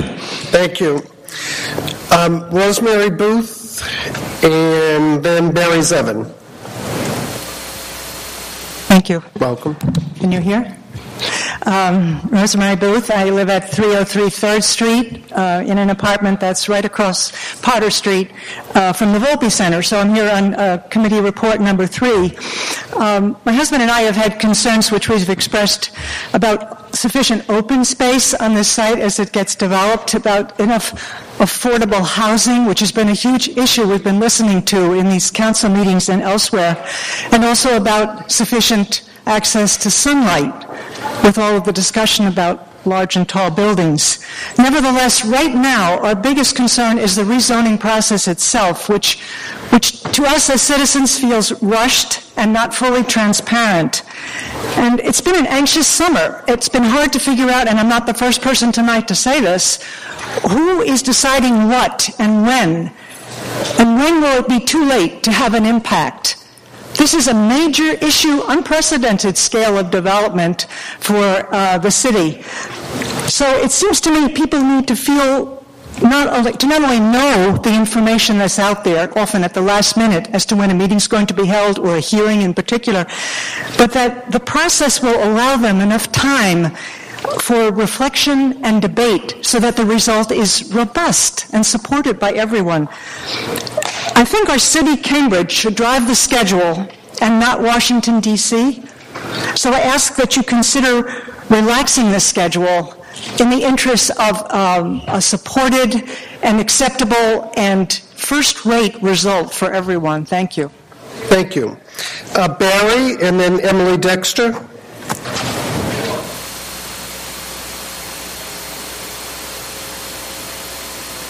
Barry Zevin, 67 Hampshire Street, and I'm the state's representative to the Redevelopment Authority Board. I just want to make a couple of quick observations about the zoning associated with the Kendall Square Urban Renewal Plan, Amendment 10, which I guess I should say has been through a long process with the Redevelopment Authority. Now, this is only zoning and not an actual development proposal.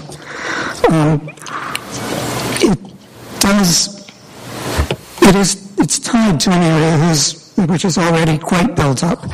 So the zoning is clearly crafted to enable a few very specific built outcomes. One of those is to generate a significant number of new housing units in another important location at the corner of Broadway and Galileo Way, which would, aside from putting more people closer to where they're working and moving us a little bit closer to the ever elusive goal of having enough critical mass of residents to support some neighborhood retail, it really importantly puts some eyes and activity on the new Grand Junction path, construction of which is about to start on one block, and also a rather desolate piece of Broadway.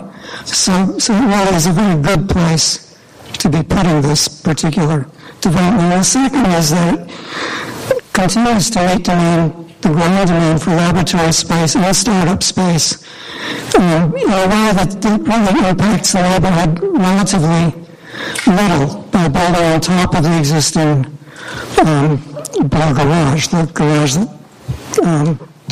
occupies the block between Binney and Broadway. So I just urge you to give this your positive consideration. Thank you. Thank you. Emily and then Stephen Regan. Thank you. My name is Emily Dexter. I live at 9 Fenner Street. And I'd like to speak about policy order number 22, which is about the STEAM working group. I'm a member of the STEAM working group, and I'm very supportive of this. I'm excited about the process and the idea of having a system for high-leverage STEAM internships, STEM in the arts for high school students. One of the ideas of this is right now that system, we don't have a system. It's very ad hoc. So we have unequal access to these high-leverage learning opportunities. And kids who are more in the know, whose parents might be professionals, etc., are more likely to have access to these learning opportunities. But here's the big problem. If this is all we do to try to equalize opportunity, it's really going to be more to the advantage of children and teens who are already high achieving in math and literacy. Because if you don't have the skills, you will not be going into these types of internships. The things that give kids opportunities to learn are skills and knowledge. That's where the opportunities get limited. If you can't read by the end of third grade, you will not have the opportunity to learn as much as your classmates who can. On the last MCAS, for low-income 8th graders, 70% of them were not proficient on the MCAS. It's not a great test, but it's certainly telling us something. In terms of our elementary, that's where it starts, and we are not making the commitment to elementary education that we need to make. We started looking at middle schools in 2007, and it's 8 years later. In that time, 977 Black and Latino students in 5th grade have not reached proficiency on that test. That's almost 1,000 children going through our elementary schools who are now not proficient and not having the skills that they need to advantage themselves for these internships. We need to make a commitment to elementary education. Last spring, there was a very heated debate in here whether we need more math teachers for our elementary students. More teachers, more professionals, more math specialists. And at the end of the discussion, nothing changed. Our staffing is exactly the same in math elementary as it has been for years. And the discussion always ends with, let's do this better next year. But we've heard that many years over again. So in terms of the question of Black lives, do Black lives matter? I'd like to ask, do Black math skills matter to the people of Cambridge? Thank you. Thank you. Oh, and just, I'm going to leave you all with a copy of 2 columns I wrote over the last 2 years. One is called Cambridge's Reduced Investment in Our Schools, showing that our investment has gone from 34% of their budget to 30%. And the other one is called Can Cambridge Close the Third Grade Achievement Gap? We'll need a plan. I wrote that 2 years ago, and we still don't have a plan. And I have 100 copies if anybody else would like one. Emily, put the copy right in that white box that's on the chair here. Stephen Regan, and then Mark Jakewith.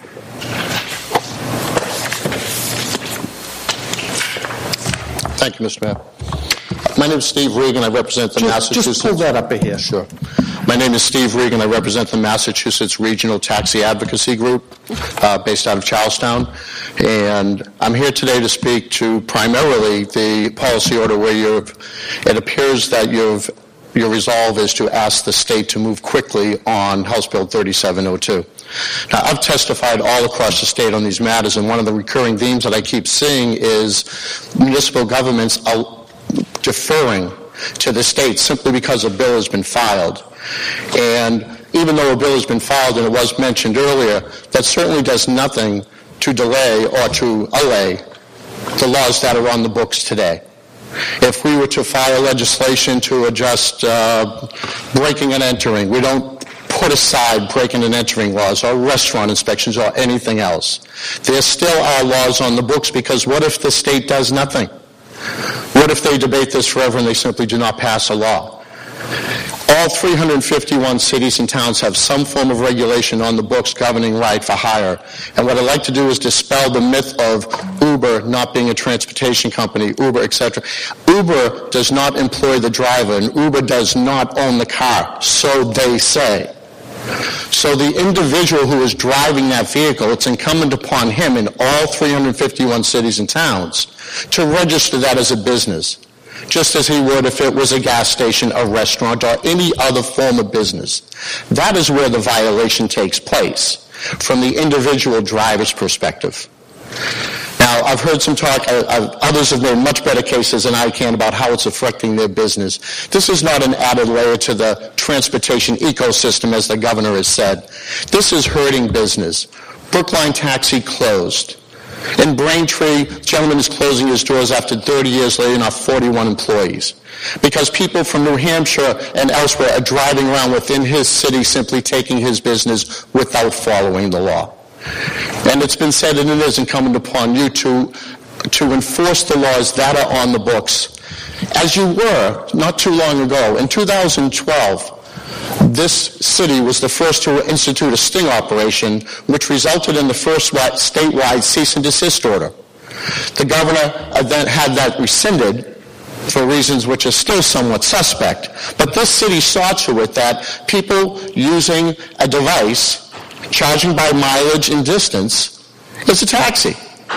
And it was upheld by the State Division of Standards, and a cease and desist order was done. Last June, you held a hearing on proposed model regulations by an international board of transportation providers. What's happened since then? This was the city at the forefront of enforcing the laws against an illegal activity, and you simply stopped doing your job. And I testify in a number of municipalities, and it simply is mind-boggling to me. I've been involved in government for 25, 30 years. I've never seen people step back and allow things to take place that are affecting existing businesses to such an extent.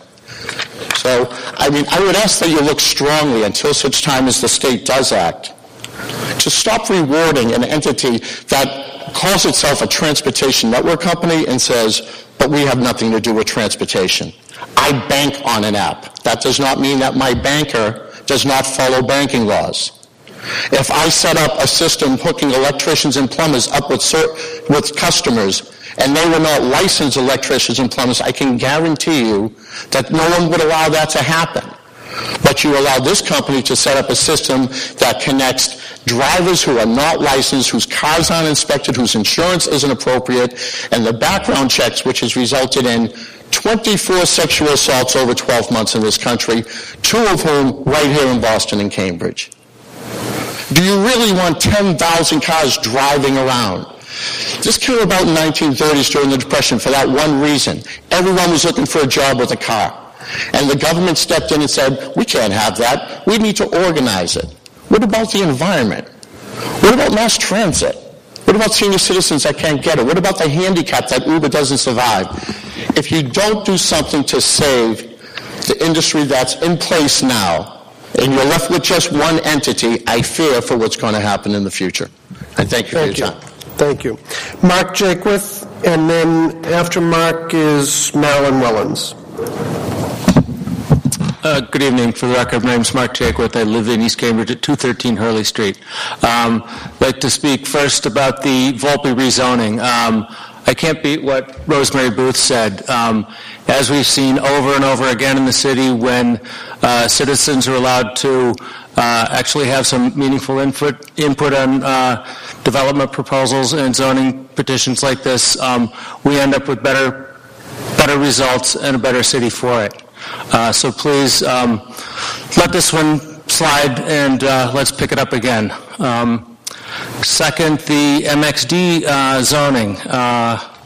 We have a 15% goal for affordable housing everywhere else. If we actually reach 15% for low-income housing here, it'll be great, but we can do better. Let's make it 20. And thirdly, the possible expansion of Hearn Field over in East Cambridge. That's an idea that's been kicking around for decades. Right now we have one full-size athletic field. It's way the heck over in North Cambridge. People from the eastern half of the city, to get their kids back and forth from it, are spending over an hour in the car. To put an opportunity on the other end of the city would save a lot of families a lot of time, gas, and frustration.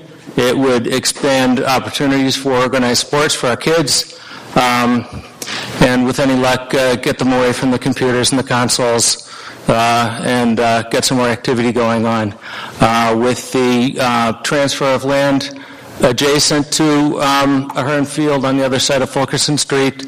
Now's the opportunity. Please take it seriously. Thanks. Marilyn, and then Elaine DeRosa.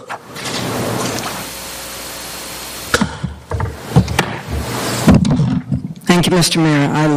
My name's Marilyn Wellens. I live at 651 Green Street. I'd like to second Carol O'Hare's comments about policy order number 12, I believe it is, and I also think the manager has submitted a report number 22 about noise from aircraft.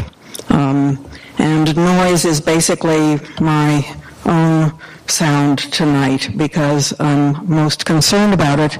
And I'm also following on a lot of talk about enforcement. And the bottom line for my own experience and observations about noise regulation and control in the city of Cambridge is that enforcement is virtually impossible. First of all, the noise ordinance is inadequate. Its standards do not reflect recent research, even research several years old. And the License Commission is not able to enforce the standards, as you've seen in the Idenix case. So this is an item that really the City Council needs to address because responsibility for this lies with the City Council. And I'm looking at the various things in the zoning proposal before you. There are things like affordable housing, net zero, open space, and massing and design considerations. These all are looked at in the master plan process itself. You have applications from contenders to help the city think its way through what it means for the city to develop as it is, as an ever more densely built up urban place. And I have to call your attention again to noise and light pollution as forms of air pollution that are inadequately addressed. So, as I've said before, just look at affordable housing in a mixed-use district. You're causing families to live exposed to noise pollution at night. The effect of this is to interfere with children's ability to learn. That's a demonstrated effect of noise pollution. Open space. If you sit in any kind of open space with the decibel readings that are allowed in a mixed-use district, which I believe is 65 day and night, you will find that it is not a really good open space where you want to spend any time. So that in this sense, you're wasting, there's a lot of wheel spinning here that isn't looking at what it actually would be like if you had people living in what is being discussed, merely as zoning and design ideas. You need people who will be able to imagine what the effect of these things is on human beings as well as animals. So I point out again that I have been gravely disappointed with the Light Ordinance Task Force's work. There's no word. There is a policy order about aircraft noise that is generally worded so that it might be expanded to include other sources of noise. But in this election year, I have to call your attention to this again, and I hope that the electorate holds the council's and your candidates' feet to the fire on this one. Thank you. Elaine, and then Hassan Rashid.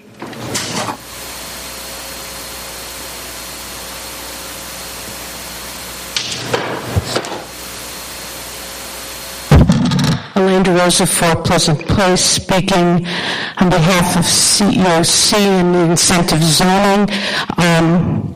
Just quickly, the recommendations from the committee in terms of removing the special trigger, expanding uses to all the ones that are listed, go to $12 a square foot, eliminate the exemption, pick up the Affordable Housing Trust recommendation on the dollar every year until the new nexus, but instead of the 3 to 5 years that's listed in the Housing Committee, I think we should really look at making it a solid 3 years and really move on it. I think the other thing about some of the recommendations about what Boston may be doing, that they're considering $14. I think the strength of what we've spent this money on in terms of the Nexus study is making it something that will stand up to legal challenges. We have a very good record on being able to do that with developers, so I don't think we should tinker with it that much. The other thing is we hear a little bit about middle-income housing. The priority remains in the city, 50 to 80% of AMI. These are the families that have been most displaced. Middle-income families have other options that lower-income families don't in terms of city housing programs. Thank you. Hassan, and then Rhonda Massey. Hello, my name is Hassan Rashid. Peace be unto you. Today, I would like to talk about two things.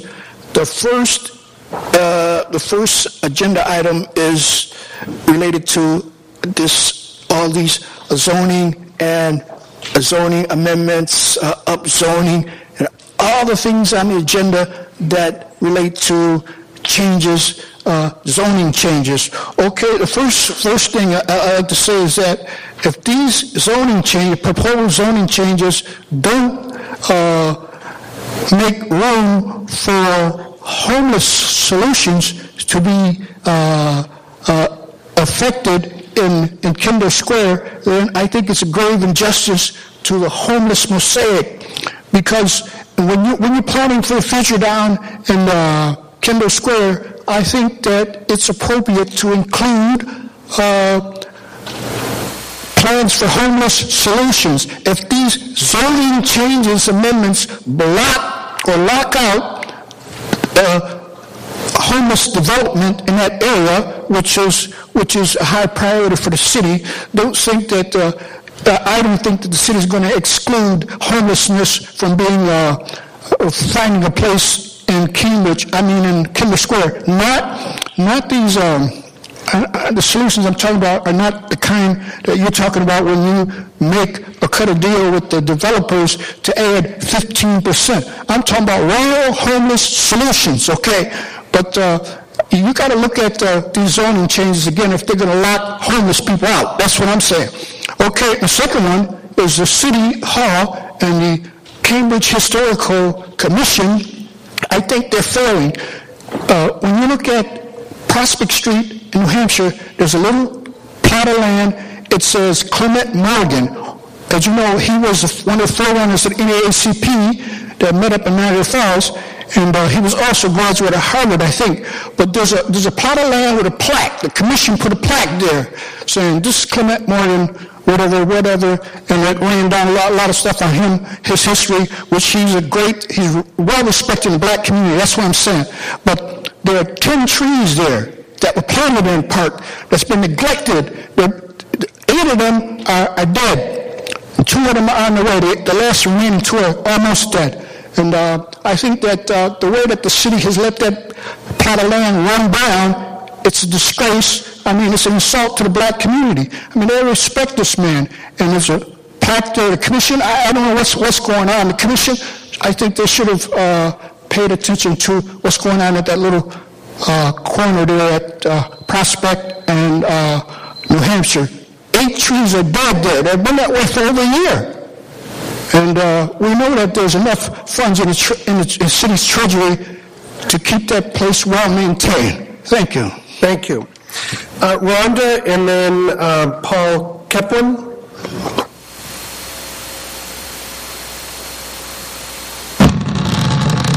Pull it right down. Hi, my name is Rhonda Massey. I live at 211 Charles Street. There's so much I could talk about, but I'll try to make it brief. The Ahern Field proposal. In 1999, then Deputy City Manager and Councilor Tim Toomey promised to try to get that field extended. I would love for it to be extended. I would love to have your promise come true. I was beginning to wonder if I would live to see this possibility. Dare I say that we could use some CPA money for this? My second thing is the Volpe Center open space. To me, that's always been an important amenity. I know that the forces of development are active. I know that the developers want to build on it. I think it's a travesty and a disgrace, and I wish that this had never come up. The third thing is parking. It's lovely that you're doing the finding parking for the ride share cars, but you all have got to come together to take a comprehensive look at the state of parking in the city of Cambridge. The regulations, to me, are foolish. Having apartments and even the affordable housing apartments charge extra for the parking. I'm not an economist, but even I can add up that I can either pay $200 or more to park in the garage, or I can get a $25 per year sticker and park on the street. We're being squeezed. Please take a look at it and come up with some realistic solutions. Squeezing us is not going to do anything. Have any of you, and I'm sure you have, visited Beacon Hill, the North End, the South End, where there are far too many stickers given out for far too few spaces? People do keep their cars. Where I live, there are 3 off-street parking spaces for the condo next to us on one side. There are 5 cars that belong to that condo. The other side of us is a 2-family house. There are 5 cars with that 2-family house. It really is getting out of hand. Thank you. Thank you. Paul and then John Hawkinson.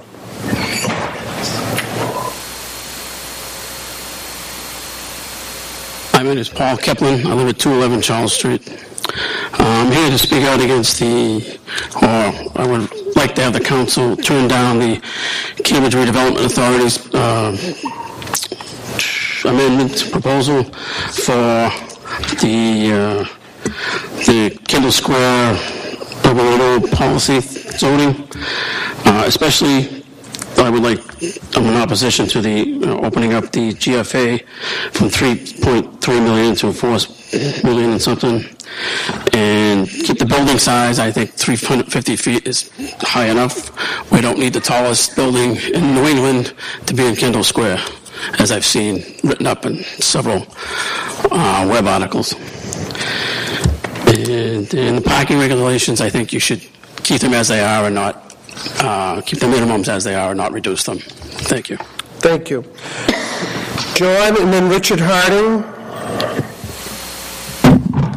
Good evening, councilors. John Hawkinson, 84 Mass Ave. I wanted to speak to you tonight about open data. That's committee report number 6 and communications and reports from city officers number 2. I really want to just urge you to pass the ordinance to a second reading and to pass the 4 amendments that Councilor Mazin suggested.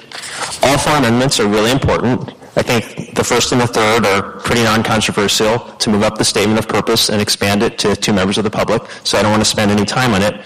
But I really want to strongly encourage you on the second one to remove the prohibition on images and narrative data. If the city doesn't want to publish images and narrative data, that's fine. They can take their time to do it, but please don't let the ordinance bar it.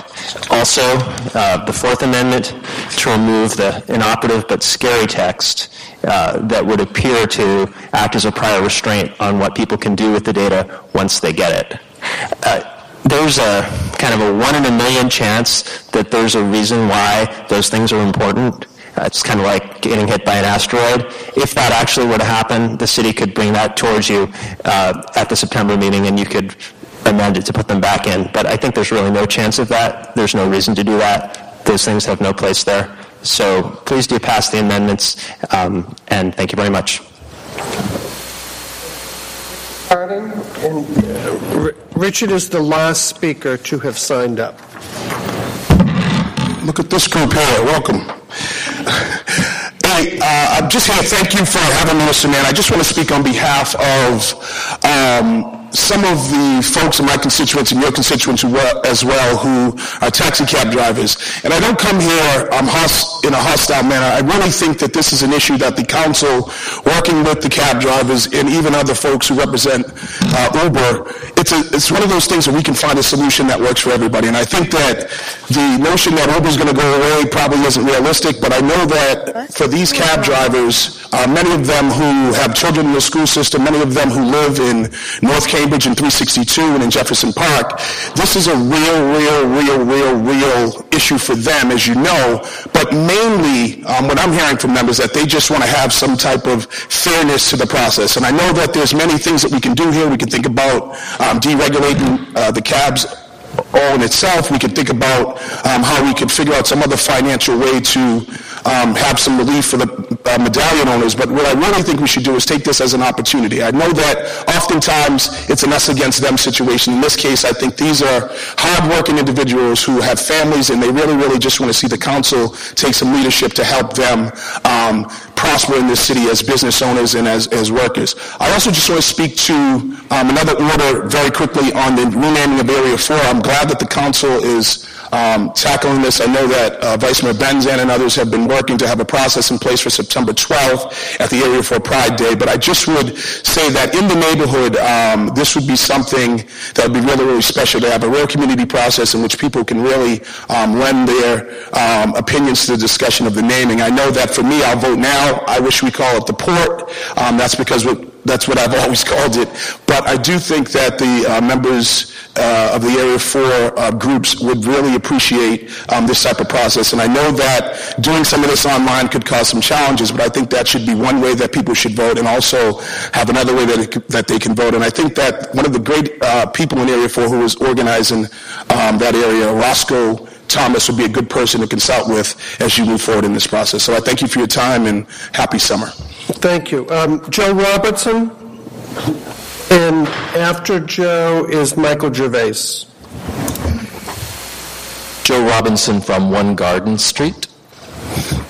Mr. Mayor, members of council, thanks for hearing me. I won't take but a moment to say you've got a lot of weighty things before you tonight, and you've got a lot of energy to put into those things. I appreciate that. But you also have an opportunity to create some honor and some happiness on agenda, and that's by agreeing to put aside one street corner to honor Ed Chase. Ed Chase is a dear friend of mine and a parishioner of mine at Christ Church. Ed Chase marched with Dr. King in the 1960s, welcomed Dr. King when he spoke at Christ Church in 1967, and turned the tide of the civil rights movement to join into the anti-war movement right here in Cambridge. A delightful individual. He resided at 16 Ivy Street, where he was born. 96 years later, he resided at 16 Ivy Street when he died. A giant of a man, small in stature and great in effect. And he had a great abiding respect and wanting growth and dignity for Christ Church here and for the city of Cambridge. He was always ready, willing, and never quiet about making all of the good things in this city available to all people. I can't think of a better thing to do than to set aside a street corner in his name, unless you can find two. Thank you. Thank you. Come on up. My name is Michael Gervais, 60 Mount Vernon Street in Somerville. I'd just like to tell you a brief story. A long time ago, I was on a cab stand. I was a lot younger then, and one driver pulled in front of another driver, got out. He pulled in front of the driver on the top of the stand. The driver got out with a baseball bat and literally almost killed the driver within an inch of his life. An old man walked up to me named Arthur Santoro. Some of you guys remember him. And he kept pulling on my arm saying, boy, we got to do something about that. Because people, just because of religious differences and where they came from and race differences, and there were a lot of trouble on the streets. Well, it was a cab initiative and a lot of nudging from this guy, Arthur Santoro. They got me and a bunch of drivers in the cab industry to start a taxi school. The license commission didn't want it. The former license commissioner didn't even want it at the time. But the cab drivers all got together and we started it. And it was initiatives like that, and it was many other types of initiatives that helped out with a lot of resolutions. And, you know, you heard all kinds of different things about all different drivers and their stories about they've lost money, they've done this, they've got families, and I'm not going to bore you anymore with that. I'm simply going to tell you this. Cab drivers in the cab industry, and I'm a driver, they're like the lung of the city. We take in whatever you give us, bad, good, political, or economic weather, and we weather through it. And we take all the crap, and we've taken the good stuff and the bad. We've been with Cambridge, the good times and the bad. We've been your ambassadors, we've been your friends. And I kind of like to end as maybe as a speaker here with, you know, something almost poetic, because that was my minor in college. I think of the poet Bishop. She talked about one art, and how you can lose keys, and you can lose all types of things. You can lose family. You can lose businesses. You can lose all types of things. But the one thing that you lose most of all, that you'll always remember, is a friend. And the cab industry has been a friend of Cambridge, a world-class city, and made it better for it, and represented it well. So when we talk about the Vice Mayor's, order, and we talk about different orders that have been brought tonight, think about them very, very closely, because, and maybe study them in committee, because you don't want to lose this friend with any kind of drastic action, and you want to support and keep this friend alive. Thank you very much. Good night. Thank you. Thank you. Okay, and a motion by Councilor Toomey. Suspension for additional 30 seconds.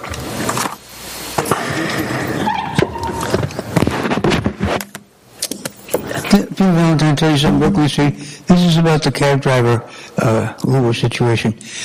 There's something that's coming towards you, Council, that you're not aware of, which is the ever-advancing complexity of technology.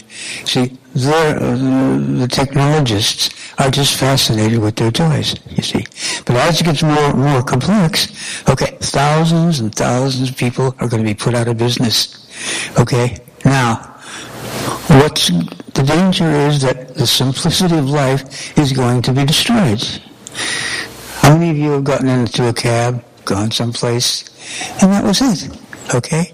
Instead of some guy waiting in his kitchen for a telephone call to make a few bucks and putting hundreds of people out of business. Okay? So, technology is going to destroy humanity, and what you city councilors have got to do is have the power to tell the state and tell the national government that's not going to happen here. And the only way you can do that is if you join together with them, okay, because the big forces, the money forces, have no respect for humanity. Okay? So, big time trouble is heading your way, and you're either going to be cowards and side with the money, or are you going to stand firm and side with humanity? And remember this, creation didn't cost 1 cent. The highest power, okay, didn't make any money in creation. So in the end, those who are for life are going to prevail. Okay. Mr. Chair, Simmons. Seeing if there are no other people that want to speak, I would move to close public comment, and then I wanted to respectfully ask for suspension of the rules. On a motion by Councilor Simmons to close public comment, all those in favor say aye. Aye. Those opposed, no. Public comment is closed. Councilor Simmons. Thank you, Mr. Mayor. Because there are a number of people that are interested in the discussion relative to Uber, I wanted to pull 15, 18, and 24. They all speak to the same subject. But before we even did that, Mr. Chair, I would like to beg my colleagues' indulgence to pull number 5, which is relative to Mr. Chase, just so that we could adopt it by while Reverend Robinson and others that are interested in this are still here, whereas we're having difficulty hearing these discussions at home. Okay, on the motion, first of all, on suspension, all those in favor say aye, those opposed no. The rules are suspended. On bringing number 5, that the executive assistant to the City Council confer with the dedication committee to consider the request to dedicate a street corner in honor of Ed Chase, brought forward by Councilor Simmons. Thank you, Mr. Mayor. To my colleagues, first I want to thank Reverend Robinson for that little synopsis of Ed Chase's life, because you reminded me of things that I had forgotten. Some of us that have been around for a while remember Ed Chase, Mayor Mom, Mr. Toomey, myself. This is a man that's, you're right, stood very tall on the issue of fairness. He would go to any length to testify, stand by, march with, I would almost say lay his life down. He felt so strongly about racial fairness. So much so, even in his... he was going strong in his 70s, 80s, and in his 90s, he was awarded an honorary doctorate by the Episcopal Divinity School because for his esteemed work. Now, I understand, and I want those that are listening in that can hear us, that there is a process now that the council just doesn't say put up one memorial or two. It has to go through a committee process, but I just want to say for the record, I want to memorialize and acknowledge the work of a man and his wife. Both of them together did tremendous, I cannot say it enough times, tremendous work for this city. I think to some degree he'd be dismayed at some of the things that have happened since, but just to honor him and the work that he did for all the number of years that he did without pay. He was so committed to it. I certainly hope that when the Memorial Committee looks over this application, they will view it favorably to acknowledge what one would say a good and faithful servant. Thank you, Mr. Mayor. Mr. Chair? Thank you. Councilor Kelly. I think this may be the first signed dedication that I have enthusiastically supported. I was blessed to know Mr. Chase as a co-parishioner at Christ Church for 15 or so years, and as I look at the public discussions now about Black Lives Matter, about social justice, about economic disparity, we need more people like him. I don't know where they are. Some of them hopefully are still in church with me. But they're out there, and we need to figure out how to engage them in the sort of dialogue that Ed was famous for. I miss him. I was also blessed to have my children know him, and I look forward to the street corner dedication. Thank you. Okay, on the motion, all those in favor say aye. Aye. Those opposed, no, and the motion is adopted. Councilor Simmons has moved suspension to bring 15, 18, and 24 before us. 15, that the City Council hereby goes on record urging Governor Baker and the state legislature to move expeditiously in issuing guidelines and regulations that will ensure the taxi services and ride-sharing companies like Uber and Lyft are able to operate in a fair and even plane throughout the Commonwealth. That is introduced by Councilor Simmons and Vice Mayor Benson. The next is number 18, that the city manager confer with the appropriate city departments about the feasibility of placing an immediate moratorium on any fees paid by the taxi industry to the city of Cambridge until, 1, the state has enacted ride-sharing regulations, or 2, action is taken by the city to deregulate the taxi industry following the mayor's roundtable on this matter. That's brought forward by Vice Mayor Benson and Councilor Chung.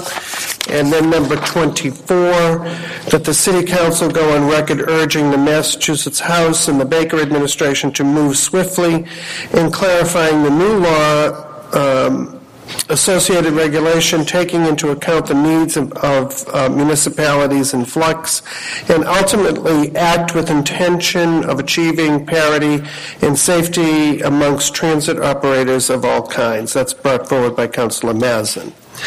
Councilor Simmons. Thank you, Mr. Chair. We have 3 important pieces of policy work in front of us relative to Uber, Lyft, or car sharing, as it's more often called. Cambridge is not by itself when it comes to struggling with this particular question. It is certainly a statewide and probably a national issue. And I appreciate the arguments some have made in favor of just regulating companies like Uber under our existing taxi laws. And I wish it was somewhat that easy. But I suspect more communities will have, if that was possible, this might have already happened. I know the License Commission has certainly grappled with this question and has determined it cannot regulate these new companies under the existing taxi regulations, as these vehicles do not have taxi meter devices. It's a very complex, convoluted discussion. I certainly sympathize with the taxi owners. As a small business owner, I know what it's like when other entities nibble at the edges of what you've been doing, and that's so biting or nibbling at the edges make it difficult for you to do your job because you're doing the job the way you've been doing it 10, 20, 30 years ago. I have always expressed some concern relative to Uber in terms of parity, but also I remain troubled when it comes to Uber, Lyft, and these other car share programs around issues relative to insurance. And I draw your attention of everyone that has a car has this page. It's a deck page. It comes, it's number 23 in your insurance booklets that I know everybody reads when they get it.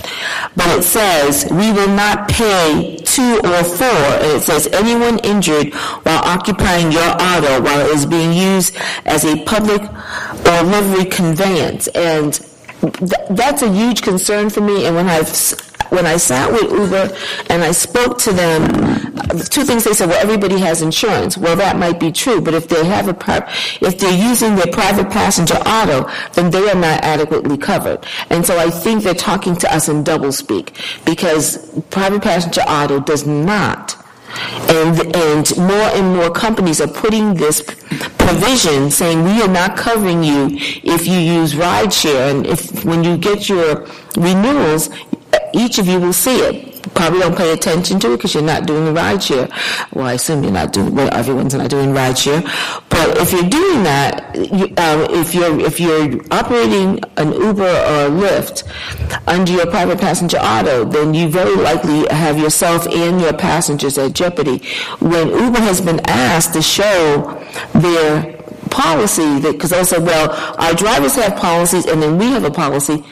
No one has seen it. And when I contacted Mass Agents, which is the organization for the Commonwealth of any person that subscribes, of the Massachusetts agents across the state, they too have asked Uber and Lyft to show them their commercial policy, and no one has seen it. When I asked Ms. Spears-Jackson, had she seen it, she is not able to see it. And so I'm just very cautious and concerned that we actually don't know the type of policy that these drivers have. So for me, that is huge. So I really think that the state has to come down and has to even the playing field, and has to do it quickly. And I'd be interested in hearing from my colleague, Councilor and Representative Toobie, to see if that conversation is moving forward on the state, where is it, how long it's going to take. Because not only is there concern around, is it fair if I have a medallion that costs $30,000 and then I have a cab that costs $12,000 and I have to put a meter in it that costs me another $15,000, and commercial insurance that costs a couple of thousand, how is that equal to Uber, who is in a private passenger vehicle that may be underinsured, that doesn't have the correct plates, although there's an argument if the Mass DOT cares if they have a livery plate or a passenger normal plate, that there's still, I'm still confused on that one. But at the end of the day, I think we have to be very vigilant. If it's going to operate Uber, Lyft, and whatever else they may operate under the name of, that they clearly identify themselves as livery, because that's what they are, because they are charging people to ride for a fee. And second, that they're regulated properly if they're going to operate in Cambridge. And so this is why I'm very interested in seeing that the state do something, because you need parity. It's not going to be enough if we were to take action, because I just don't know how we would regulate that.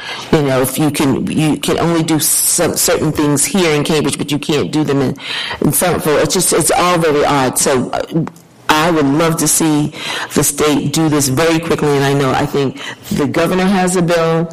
There's another bill that we're supporting, and then there's a third bill. So I don't know what pressure we can bring onto the state to move this quickly, but I think it would be important that it happens. I'm interested in seeing what my colleagues have in terms of the input on this item, but I think we should stand with the industry, the taxi industry, that there is priority number one, but the second thing is there has to be better regulation on Uber and Lyft and other car sharing programs if they want to operate in the state of Massachusetts. Vice Mayor Benson. Thank you, Mr. Mayor. First, want to thank all of the speakers from the taxi industry for taking the time out to be here tonight. As my colleague, Councilor Simmons, has mentioned, this is one of the biggest issues that we're facing here in our city, in the state, country, and globally. We just heard from Mr. Valentine that mentioned the fact that we're going to be grappling with the issue of technology for quite some time. In Cambridge, we have a really unique opportunity to take some leadership on this issue and really figure this out. No other municipality, no other state, and really no other country has been able to figure this out. And it really starts with what the taxi industry is up against. On the one hand, you have these ride-sharing companies that are operating with no rules at all. And on the other hand, we have you guys that are operating with over 60 pages of regulations. That's unfair. You guys are subject to fees.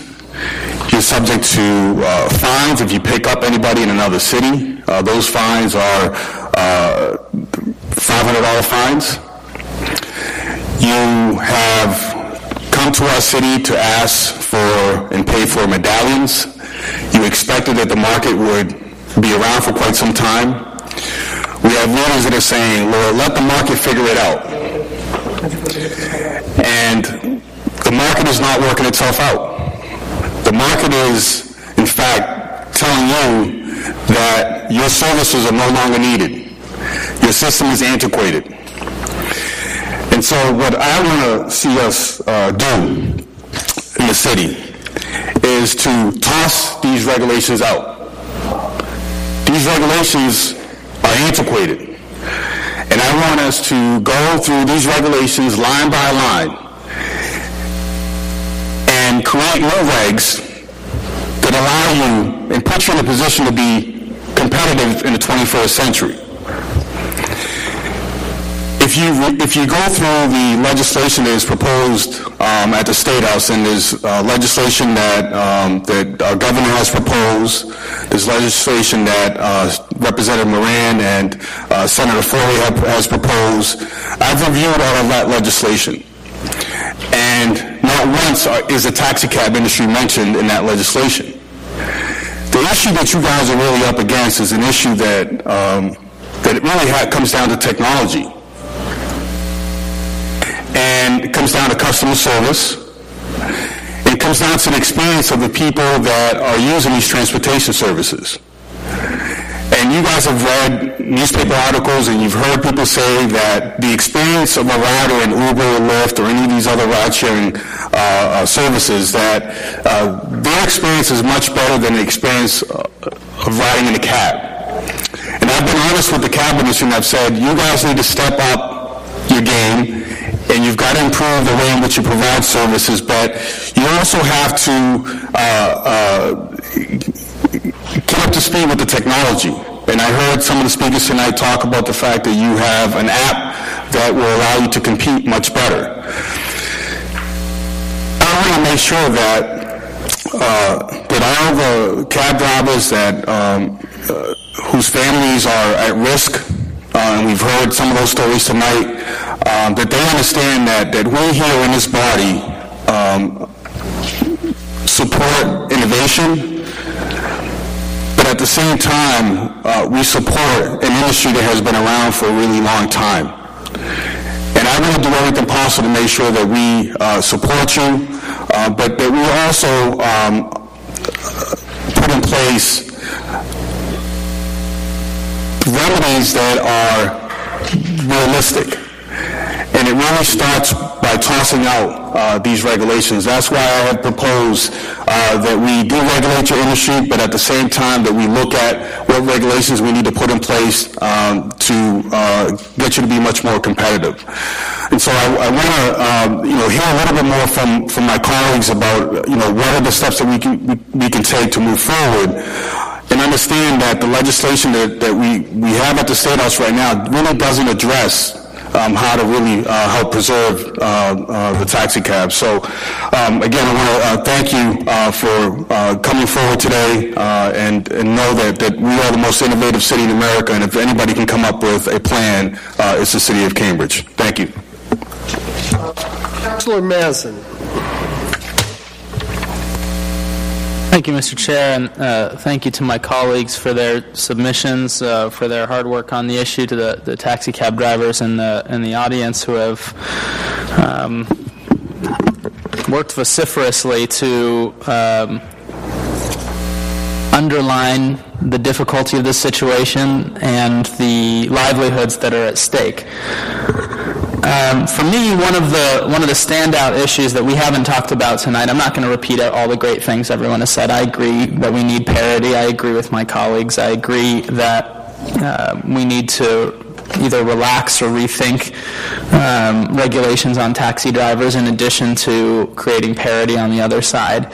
And I do hope that the state will aid us in that. But one of the things that hasn't been discussed here that came up in my talks with taxi cab drivers that I thought was really important is that even when the bubble was collapsing, and even before that, when it showed signs that the medallion bubble that people had invested in and had been, to some extent, forced to buy into in order to participate, banks were still lending. Banks were still bending over backwards to put people into these toxic agreements, and it's reminiscent very much of the housing bubble collapse. So some of what we talked about, in addition to the measures you see before us today, is just a quick but hopefully thorough look into exactly what lending practices and standards banks were hoping to meet when making these loans, and when and if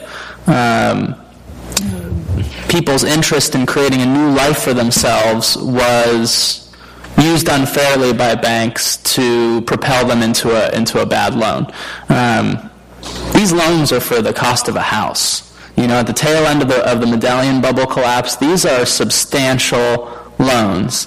And to be a loan agent and know that it's not going to get repaid, that is a serious problem. And the fact that it could continue to happen so soon after 2008 is probably even a bigger warning sign that our finance industry and banks with predatory practices in particular haven't been snuffed out by that experience. So I hope that we can continue to talk about that as we also talk about all these other potentially more immediate and more tractable issues. Councilor McGovern. Thank you.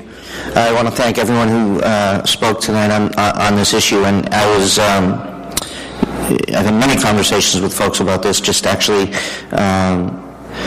last night, while dropping off one of my son's friends in front of the Courtyard Hotel in Cambridge, I stopped and talked to a couple cab drivers there, and hearing the stories about people losing their homes and worrying about feeding their kids. I mean, it's impossible not to be impacted by that and to be moved by that. I agree with my colleagues that this is a two-front, at least a two-front sort of battle and our conversation. And one is leveling the playing field, as people say, and regulating Uber, which I think, issues around being properly insured and proper query checks, that's easy. I mean, I can't imagine anybody disagrees with that. And if Uber disagrees with that, and if Uber puts up a fight against that, then that's unfortunate, because they should be trying to make sure that their passengers are safe as well. And they should be welcoming that. But the other conversation is about how do we change the view of the taxi industry, or how does the taxi industry change the view of the taxi industry? Because at the end of the day, you can add regulations, we can make Uber, the rules can change, and query checks can be done, and insurance can be different, and all those things. But that's not why people choose Uber over driving taxis. It's not because of insurance or lack of insurance or queries or lack of queries. It's because it's more convenient. And because people have had negative experiences in cabs, even though the vast majority of cab rides are great, it only takes some for it to tarnish the whole industry. And so, we have to also make sure that we're helping the taxi industry along to make sure that they're offering a better product as well, because that's ultimately going to be why people take taxis as opposed to Uber, not because of the regulations. So it's really a couple things that we have to do. A couple of people mentioned it tonight, and I'm curious about the other impact that Uber has on the city, where I've heard estimates between 1,000 to upwards of 3,000 Uber drivers a day coming into Cambridge. I do wonder what that does to the environment. I do wonder what that does to traffic in the city. Maybe it's negligible, maybe it's not a lot. I don't really know, but it certainly seems like it could be a lot, and it certainly seems like having an additional 3,000 cars on the road constantly. They're not just driving one place and parking and going home. They're 24 hours a day driving on the streets. That has to have an impact on the community, and that's something that we need to think about as well. And then the other thing is, and this is what the gentleman last night was saying to me, was, he bought the medallion with an understanding of what the deal was and what the regulations were with the city, and what he was agreeing to by buying the medallion. And those rules have changed, and that industry has changed because of these new services. And so he's feeling like, I invested all this money under one set of circumstances, and now that's all changed and no one's helping me. It's sort of like a breach of contract, he feels. Now, I don't know if the city is responsible for that or not. We're not responsible for, if new businesses pop up, that's competition, and that's fine. But I do wonder if there are some ways that we can, if some of these people are going under, I wonder if we buy back some medallions from people. I wonder if we, do something that can help, people get out from under this bankruptcy that they're facing. I don't know. So, and I also just want to make it clear, because I'm sure folks from Uber are watching this. There's probably folks in the audience and watching this, and it's like you raise a question about, I'm wondering if this is fair, and then all of a sudden there's a campaign of Cambridge is trying to shut down Uber, flood everybody's email. Let's just have a reasonable conversation about this, because these are people's lives that we're having here, and I don't like being bullied, and I don't like being misrepresented, and no one's talking about shutting down Uber in the city.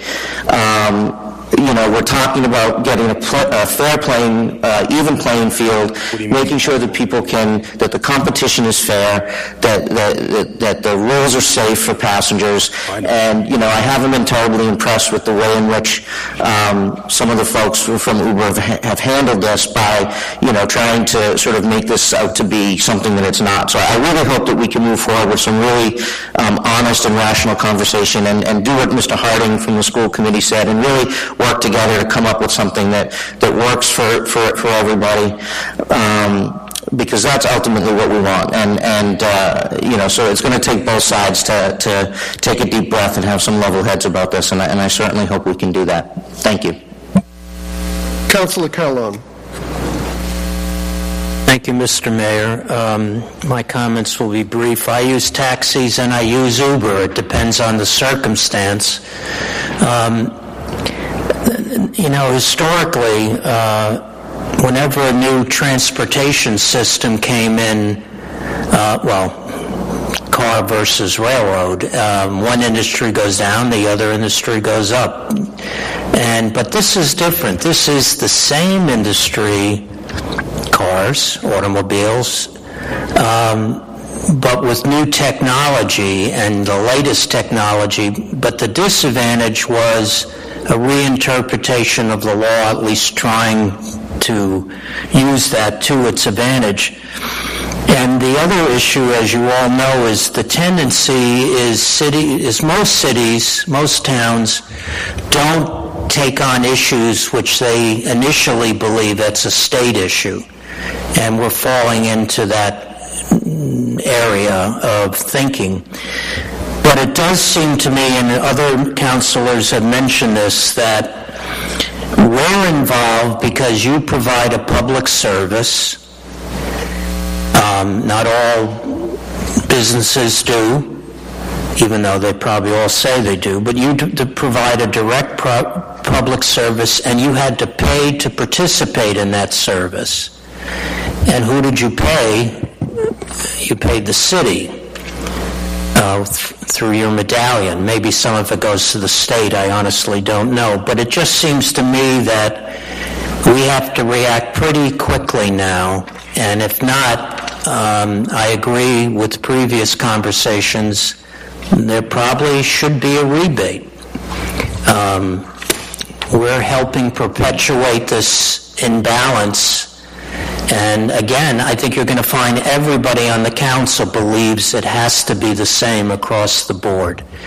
And there might be some particulars we don't know enough about yet, but we have to move pretty quickly on this. So I think there will be large consensus on this if that's anything that you can go home with.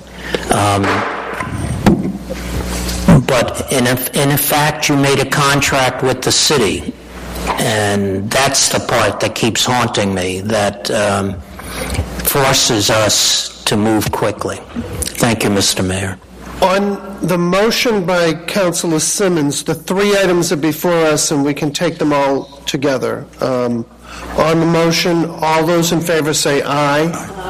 Those opposed, no, and those three items are all approved by the council. At this time, we're going to turn back to the city manager's agenda. Mr. Chair, I think I had assumed at least that we had approved a motion to bring these before us, but I think we wanted to do some more discussion before actually adopting the orders. Is that all right? Of course, left the station. That was the vote that approved the orders. I see it. There may have been some confusion about that between the vice mayor and myself. Just to adopt all three. Okay. What you can... Hey, could I have a 2-minute recess, please? Okay. Thank you, Mr. Mayor.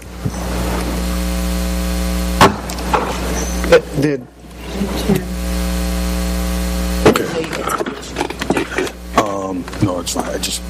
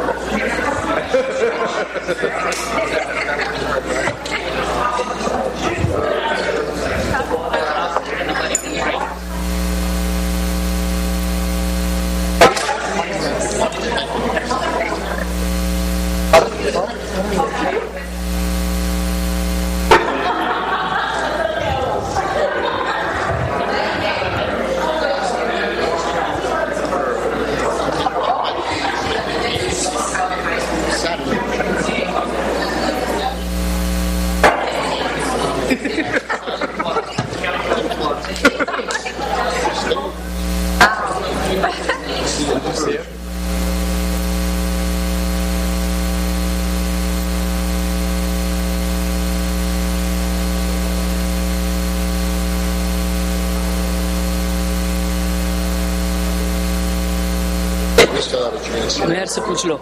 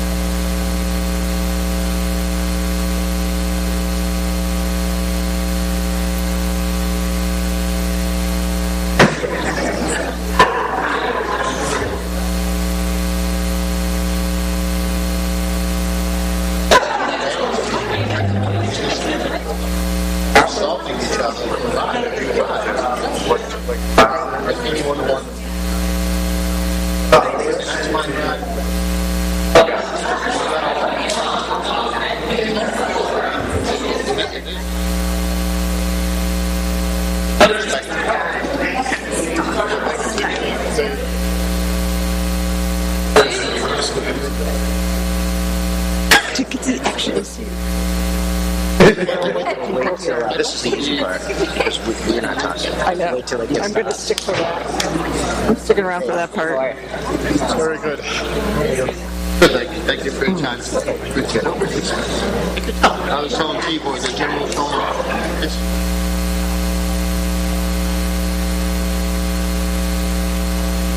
Actually, real quick, the legislature, we don't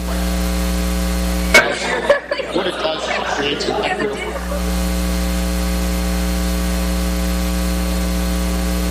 You know the word tax is chip by chip. Other than tax me. Donna me when I started researching it.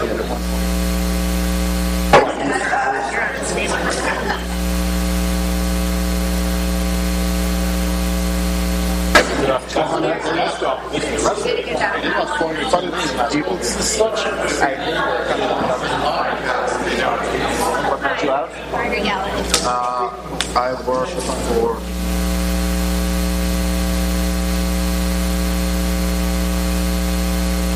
what's going on. No fighting. No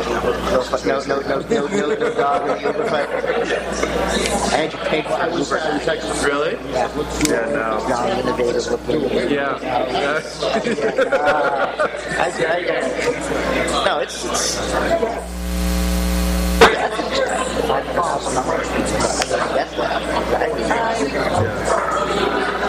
but I keep coming. My choice. I hold the airplane running.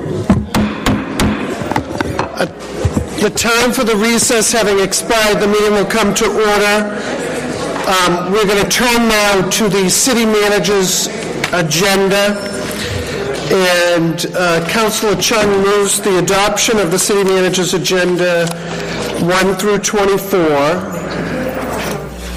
The pleasure of the council, Councilor Carlone. Mr. Mayor, I'd like to pull number 24. 24? Please. Councilor McGovern. What did you say, 18? 14. Mr. Mayor? Councilor Toomey. Number 5, and was 22 pulled? No. Is that the responsible manager in the airplane? Yes, 22, please. Yep. Mr. Mayor. Mr. Mayor. Vice Mayor Benson. Number 18. 18. On the balance. Mr. Mayor, one more. Vice Mayor Benson. Sorry, Mr. Mayor, I lost my place here. Collision number 15. It's like Jeopardy. You get a few seconds and the buzz is going. Number 15. 15? Yeah. Mr. Mayor, can I pull number 17, please? Wonderful, thank you.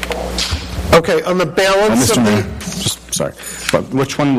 I lost my place as well. Which one was it that Ellen about the books? Which one? What? I was talking with Ellen Sumenoff a little bit ago about the one for the books, and then.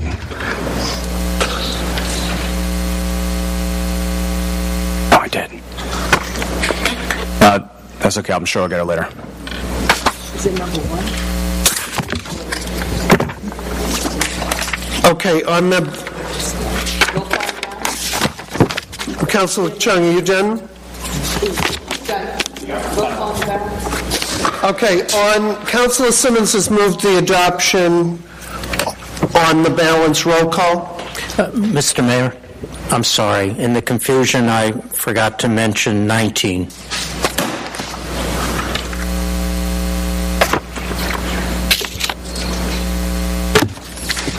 On the consent agenda items, Vice Mayor Benson. Yes. Councilor Carlone. Yes. Councilor Chung. Councilor Kelly. Councilor Kelly. Yes. Councilor Mazin. Yes. Councilor McGovern. Yes. Councilor Simmons. Yes. Councilor Toomey. Mayor Ma. Yes. And the consent agenda items are adopted on the affirmative vote with 9 in favor. The first item to be pulled is number 5, transmitting and communication from Richard C. Rossi, City Manager, relative to the appropriation of a temporary emergency shelter grant received from the Department of Housing and Community Development in the amount of $287,449.07 to the Grant Fund Human Service Other Ordinary Maintenance account. It will be subcontracted to the Cambridge YWCA and used to operate its family shelter from July 1st, 2015 through February 28, 2016, including the provision of case management for 10 homeless families at a time as referred by the Department of Human Services. I'm sorry, DHCD. And that was pulled by Councilor Toomey. Thank you, Mr. Mayor. Just a very brief question. This is a very important appropriation grant that we received. But I noticed that it runs from July 1st, 2015 to February 28th, 2016. And I just want to know, will there be additional fundings for the rest of that fiscal year to continue this program? That's my only question. Through you, Mr. Mayor, in all likelihood, the answer is yes. This, for the last 3 years, the money that we've received from DHCD has come in 3-month or 6-month, sometimes 1-month continuations, but there's no reason to assume that there won't be an additional contract after the end of February. It's been a number of years since we've gotten a full-year contract at the same time.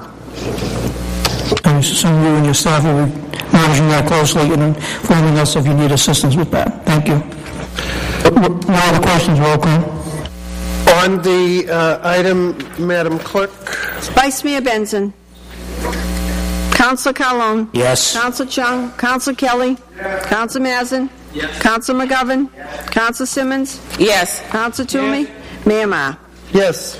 And agenda item number 5 is adopted on the affirmative vote with 9 in favor.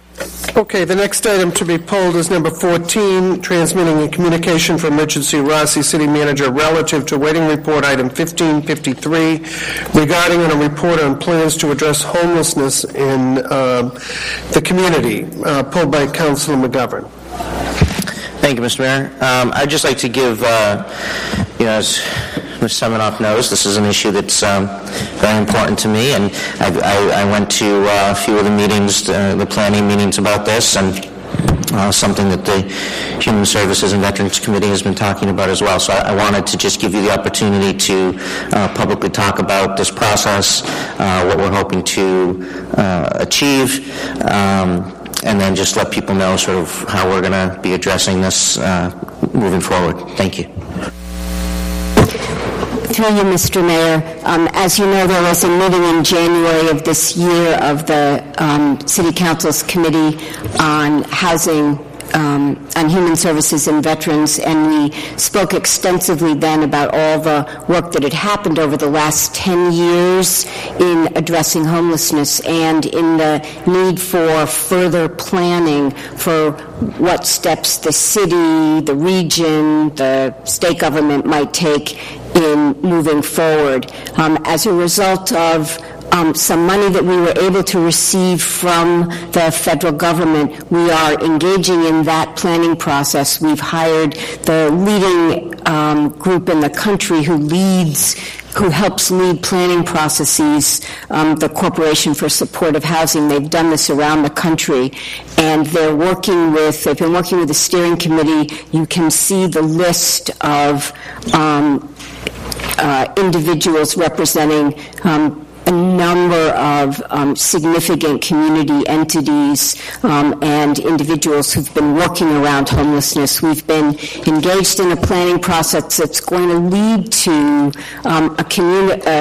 a charrette process, which is familiar to many of you more from the design world, and that's now been incorporated in a lot of human services planning. It's a way to have a relatively streamlined process and to bring a large set of the community together to address and try to come up with some important recommendations for moving forward. I think at the same time, as you know, we're moving forward with a citywide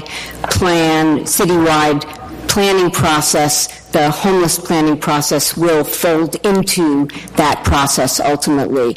There were 2 community meetings that were held in June to help define the issues. The dates have now been set in September, and there will be a pretty wide process to publicize this starting a week from now. We've actually secured at the Sheridan Commander is going to, because it's accessible for transportation around the city, is going to be hosting essentially 2 all-day meetings on Tuesday, September 16th, and Wednesday, September 17th, and then and there will be a series of fishbowl processes with local and national experts and members of the community, as many as want to come participate. Ultimately, there'll be a report back to the community on that Friday morning, and then the corporation, working with our staff, will come back with recommendations later in the fall that we can present back to the City Council, recommendations for things that the city can do. You'll see from the material that we provided to you that the 6 areas that have been identified, which are pretty broad, they're in the middle of the second page. System-level coordination, serving frequent users of emergency services, the Housing First service model, services and policies to prevent homelessness, increasing the housing supply for persons experiencing homelessness, and strategies for increasing overall investment in services and housing. Mr. Mayor. Thank you, Ms. Seminoff. So, just a couple thoughts. one of the things that came out of the meeting at the Central Square Library, one of the handouts, which I thought was really great, and one that we should, I think, publicize, is the different, oh gosh, now I'm forgetting what they refer to it as, but the spectrum of homelessness and what we're talking about, because I think, people sort of automatically go to thinking about, the folks we see on the street in Central Square, and there's really a really wide range of families, of young people, old people, veterans, people with mental illness, people without mental illness, that are at different stages of being threatened with homelessness. And so I thought that was just a really informative piece of information to help sort of, shape who it is that we're talking about, because it really impacts far more people than what I think we generally think.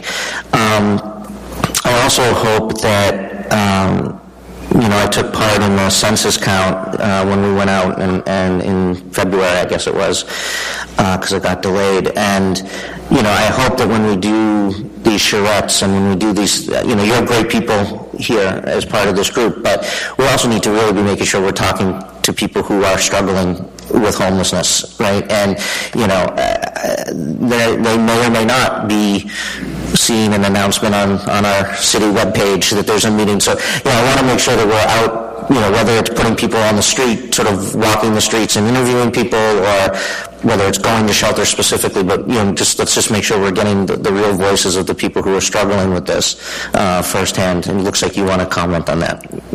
Through you, Mr. Mayor, I would just say that you could be sure, and I appreciate your comment, that from the people who are on the steering committee, many of them are folks who work directly with individuals and families who are homeless, that the intention is absolutely to ensure that we are doing outreach in a manner that will reach not just people who will read it from our social media or on the web, but folks who need to be encouraged to join us. And just hearing, the people who work with folks who run the shelters, who work with, they're obviously going to bring a perspective, and some of those, but actually talking to the individuals themselves, because there are things that they may say to you as that they won't say to somebody else, and it's just really important to hear those voices directly, I think. And then I think. I've said this before too. I want to make sure that when we go forward with this plan, that we are, we're thinking about short and long-term goals, right? And this goes back to sort of, I've mentioned this before when I was talking with folks at a meals program last December, and I'm talking about transitional housing and drug treatment and job training and substance abuse treatment and all these sort of larger, complicated issues. The woman turned to me and said, "It's December, I just need some blankets," right?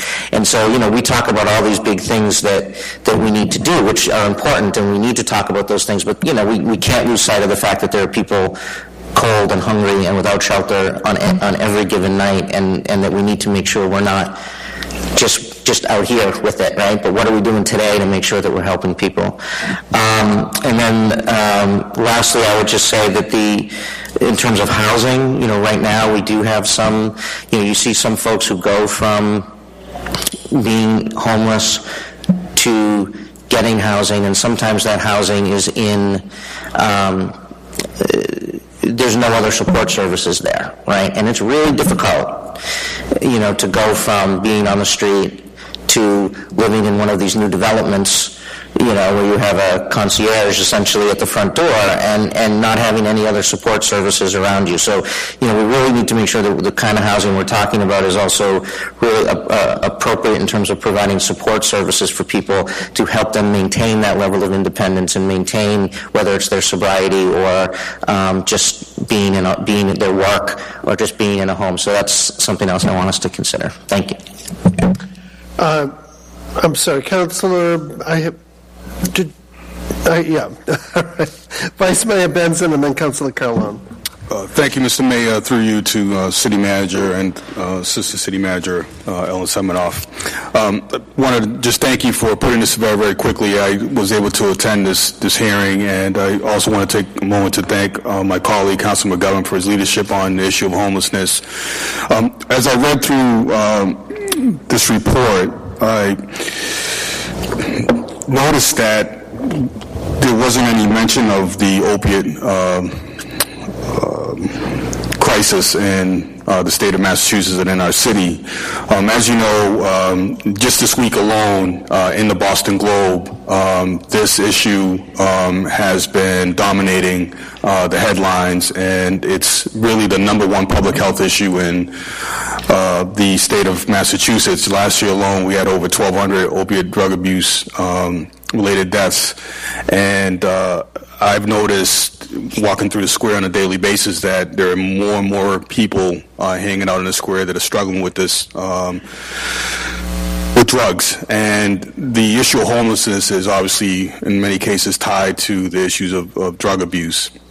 And so I want to make sure that when you have this charrette, that we talk a lot about this issue, and that we talk about the need to increase the capacity for us to deal with this population, which is not just providing food and a blanket, but it's also treatment. And there is a policy order that this before us tonight, and it's asking us to look at this issue and to have a round table on this issue. But as we continue with this process, I want to make sure that we don't lose sight of the fact that this is a huge, huge crisis. I mean, just this afternoon, I was walking through Center Square, and a young woman approached me and said, I'm hungry, I'm homeless, can you give me, some money? And I couldn't, you could tell that she was struggling with drug abuse, but she was just so young. And the other observation I made when I read this report was that the Salvation Army is not even mentioned here as being part of the steering committee, and I'm not sure if that's because they weren't involved, but I know that the Salvation Army is certainly, in the trenches, on the ground, trying to deal with this epidemic. And, they both deal with, individuals that are homeless. They deal with individuals that are, through the drug courts, are living at the Salvation Army, part of their treatment program. So, I think that we've got to have a comprehensive conversation about homelessness, and it has to include a conversation about our drug courts and how we as a council can continue to support the expansion of our drug courts, and how we can work with nonprofits and other providers like the Salvation Army to help them continue to increase the capacity to deal with this population that is really growing very, very quickly, and it does not discriminate, as you know. It's young, it's old, it's people from every part of our community, and it's huge. It's huge. So I want to thank you for that, and you just keep that in mind as the work goes forward. Councilor Carlo. Thank you, Mr. Mayor. Through you to the manager and his team. Number one, I want to say this was an excellent memo. It was clear. It was to the point. One could understand it all and read it very quickly. And I think it adds credence to what you're trying to do by presenting it the way you did. Number two, as you've said in the past, housing is the first step, getting housing, and obviously we have to integrate that into the new affordable housing as rapidly as we can. And number three, building on what was said earlier, there is a resident in my church. He lives in the entry at night, and he worked 25 years at the Boston Globe. He's healthy. He just can't find work. And even this weekend, the minister announced that this fellow wants to work for anybody in the church who knows. So there are people out there, as you know best, that they don't have any choice. It's not their desire, no one's desire, but some people feel comfortable outside. So it's a huge issue, and I just think this is fabulous. I'll be there on the 18th. Thank you. Thank you, Mr. Mayor. I'm placing the matter on file. All those in favor say aye. Those opposed, no, and the item is placed on file. The next item to be pulled is number 15, transmitting a communication from Richard C. Rossi, City Manager, relative to a waiting report, item 1547, regarding a report on the language for either a home rule petition or a change to general state law that requires all individuals involved in a collision to give written contact information. This was pulled by Vice Mayor Benson. Thank you, Mr. Mayor. Through you to the city manager and his team. I pulled this for one main reason, and I believe that the original sponsor of this policy order was Council Mazen. So this statute applies to anyone operating a motor vehicle, gets into an accident, and decides that they want to leave the scene of that accident, whether that person causes injury or property damage. However, it doesn't seem to address an issue that has been raised to me, particularly by a lot of the seniors in the city, and that is, let's say you have a cyclist that's traveling down the street or on a sidewalk, and that cyclist strikes or hits and injures a pedestrian and takes off.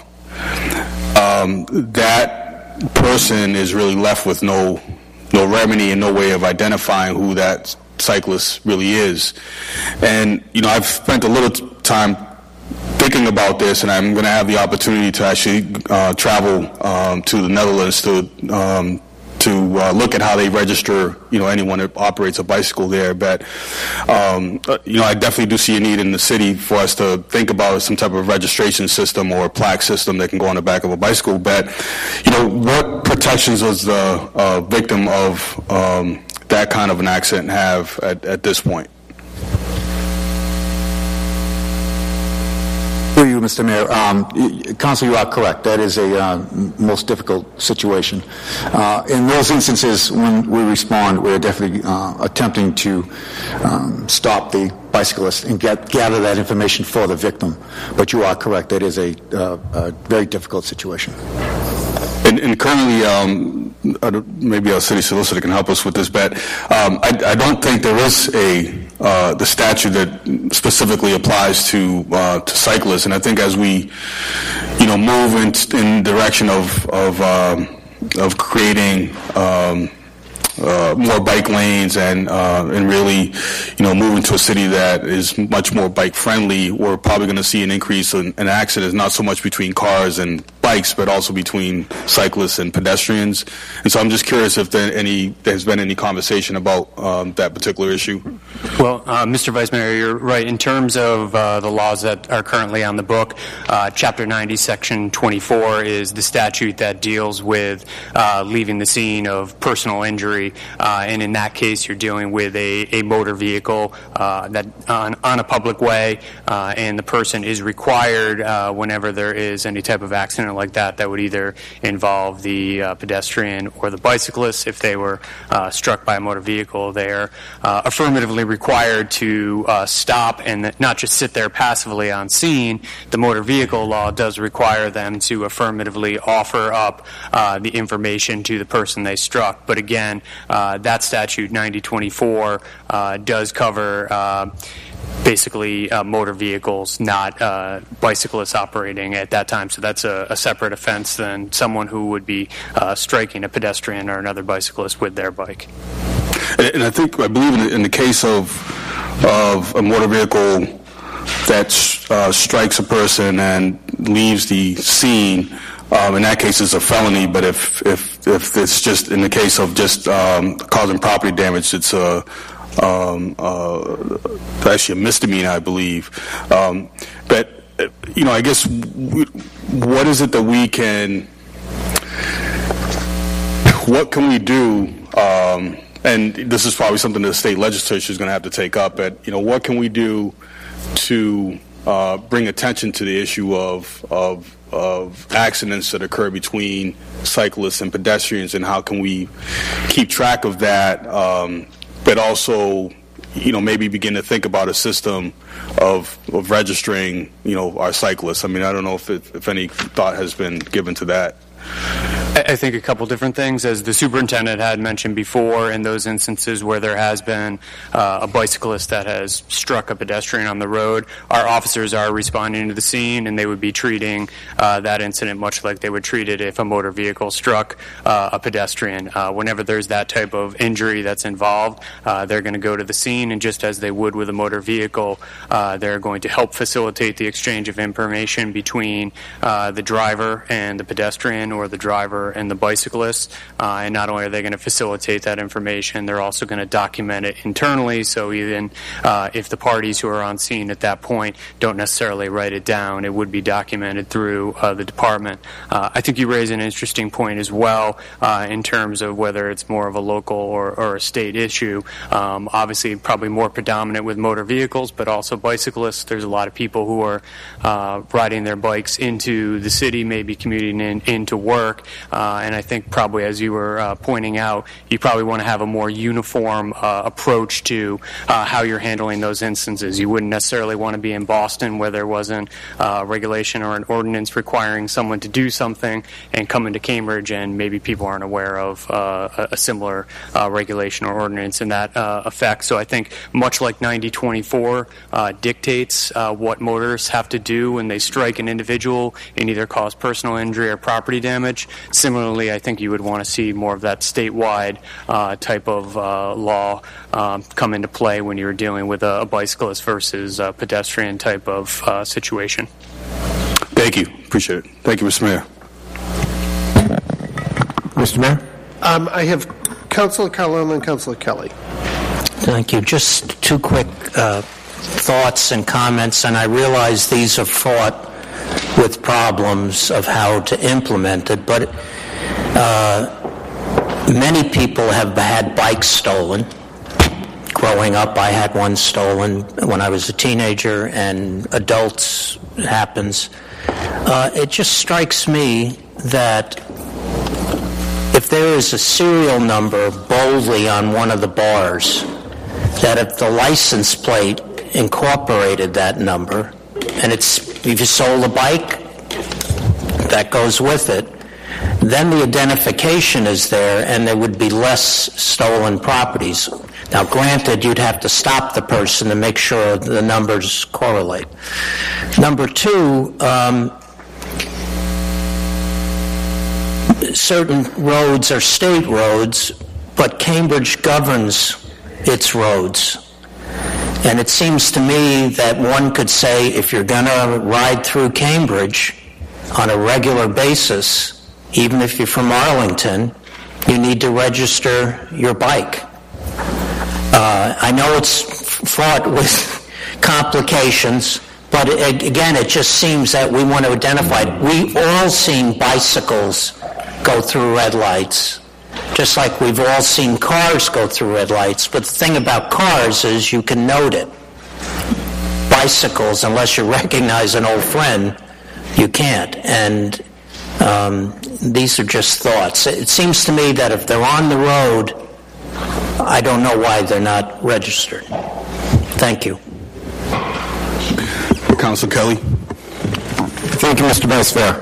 I was the one that put this order in, and my thought was actually based on experience my wife had when she got cut off at the Hess station, now the Motorsport or something. I forget the new name of it, but anyhow, a driver turned in front of her. She went to the ground. The driver did offer her identification, but my wife was so worked up with adrenaline and didn't realize how badly hurt she was. She just yelled at the lady to leave her alone, and the lady did. And my wife went on, and about an hour later, she started feeling really, really sore, and turned out she was pretty banged up. But by that point, it was impossible to get the driver's contact information. Having read your report, it doesn't seem like there's really any way around that. The woman offered her contact information, Hope, just buzzing with adrenaline after the accident, said no, and I guess we can't fix that. As far as registering bicycles, I think it's beyond fraught with problems. Are you registering the bicycle? Some of us have more than one. are you registering the driver? Some, or the rider, I guess they're not really driving. Some of them are going to be 5 years old. I don't see how that's going to work. But when we have discussions about cyclists and pedestrians, I think we always have to add the discussion of jaywalkers. The tendency is to think that cyclists are always doing the wrong thing. Anyone who bikes through Central Square is going at all hours of the day to have to dodge countless jaywalkers. And it's not just Central Square, it's all over Cambridge. So it's a systems approach to transit. And when we talk about bikes and when we talk about cars, we have to talk about pedestrians. And increasingly, we have to talk about scooters. We have to talk about wheelchairs, motorized medical conveyance devices, things like that. It's a hugely complicated problem, and if we just talk about registering bicycles, I don't think we'll get very far. So I did appreciate the attempt to find a solution to what happened to my wife, and it's just an imperfect world. Thank you. Thank you, Councilor Kelly. Thank you.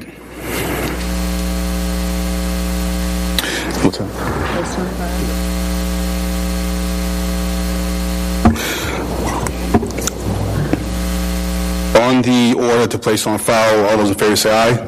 All those opposed, no, and the ayes have it. The next order to be pulled is number 17. Councilor Mazin, transmitting communication from Richard C. Rossi, City Manager, relative to awaiting report item number 15-57 regarding a report on distributing materials to retail stores on the dangers of using pesticides and urging them to cease stocking the pesticides. Thank you, Mr. Chair.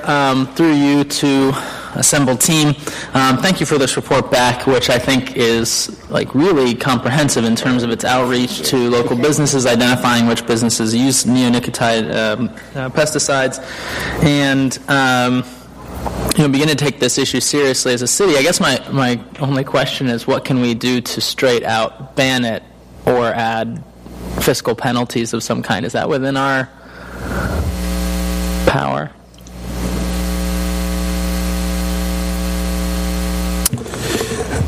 Through you, Mr. Vice Mayor, to Councilor Mazin, it's a good question. Again, for us as a department, through our environmental health unit, we are taking this seriously.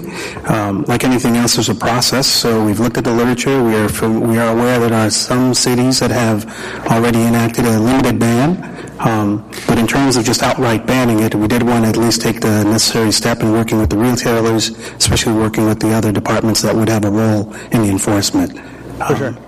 And for that, I certainly have no qualms with that work. I would just love to see that as that work is happening, we have a timeline at the other end of it where we say, and by the way, in 2 years or in 18 months or in 2 weeks, you can't be selling things that poison our ecosystem and destroy our kind of pollination cycle. So, again, thank you for the comment. I would just say that in similar processes, we've enacted outright bans in certain phases. So, for example, the ban on the use of artificial trans fats. We had some time, front-loaded the information, worked with the food service establishments, we educated consumers. So it did take some time, and we did draw a hard line in the sand. And to this date, we are still 100% compliant with our food service establishments. Good. Okay, so I suppose it is upon me to advance the legislation, but then in the language we'll make sure that it's in keeping with the schedule and the plans that you have in place. Right. I think I think we would need to do some research, obviously, and as Claude says, I think if you have a well laid out process where it's clear that we have the authority to do this, and you educate the community, you give people a chance to get rid of the product, etc., then we would enact a ban. So we can certainly head in that direction.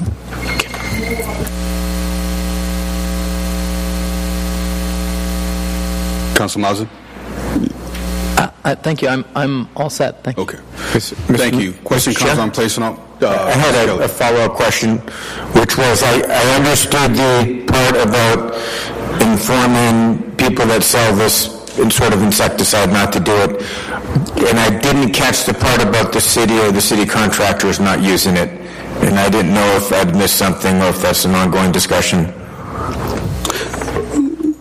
Through you, Mr. Vice Mayor, to the City Council members. So yes, this is part of the process. So it would include not only the retailers, but also working with the contractors. Obviously, we have to look into the parameters of what that means for the contractors doing business here in Cambridge. But just know that our process would not only look at the literature, but also look at the parameters for enacting a ban, if that's what the City Council is asking. I also just want to add that the contractors that are hired by the city do not use pesticides, so do not use this type of pesticide. Thank you. That was my question. And the city doesn't either. So the city and the city-hired contractors don't use this sort of pesticide. Correct. Thank you very much. Thank you, Councilor Kelly. Thank you. Question comes on placing on file. All those in favor say aye. All those opposed, no, and the ayes have it. The next item to be pulled was number 18, which was pulled by Vice Mayor Dennis Benzin. Transmitting communication from Richard C. Rossi, City Manager, relative to awaiting report item number 15-63, regarding a report on the feasibility of requiring supermarkets and other food sellers and resellers to donate leftover food to donation centers in order to cut down on food waste. My question on this particular report had to do with the list of organizations that participate. I noticed that MIT and Lesley University and some of the other local college universities are not on this list, and also HMART. Just wondering if that's something that we could pursue. Right. Thank you for the question. The list below is not an exhaustive list. These are entities that may be a part of the process. We acknowledge that there's already some progress being made around the city, working with Food for Free and some of our partners, especially with Harvard University. And so we can add to the list, but just know that this was a reference to a sample of some of the partners that we would be, and city departments that we'd be working with. Thank you. That's all. Councilman McGovern. Thank you. One of the things in working on with the Income Insecurity Committee and looking at food insecurity, as well, what a lot of the food pantries and the folks doing this work are telling me is that it's not so much a lack of food, that there are many supermarkets and organizations that give food. The problem is the infrastructure of a lot of these nonprofits doing this work. They don't have the prep space, they don't have the refrigeration, they don't have the storage, and so they can't fully take advantage. Excuse me. They can't fully take advantage of the contributions that are out there. So I think one of the things that you're going to see in the report when it comes out is a recommendation that we take a look at how we can help these organizations with that, whether it's even creating our own central location where we can store this food and the food pantries can then get it from there, or what have you, because it's not just, there are many supermarkets and organizations that will contribute the food, they can't put it anywhere, and so until we figure out some of the infrastructure problems, then we're not going to be able to fully take advantage of what the opportunities are. Thank you. Thank you, Councilman McGovern. Councilman Mazin. Thank you, Mr. Chair. I was wondering through you to the team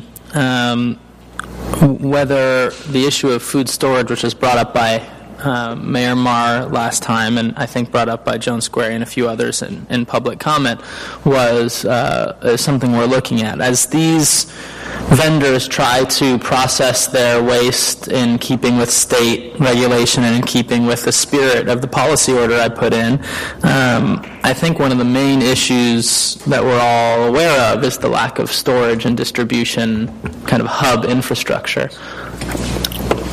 We're wasting food through lack of infrastructure for dissemination. So what do we do as a city?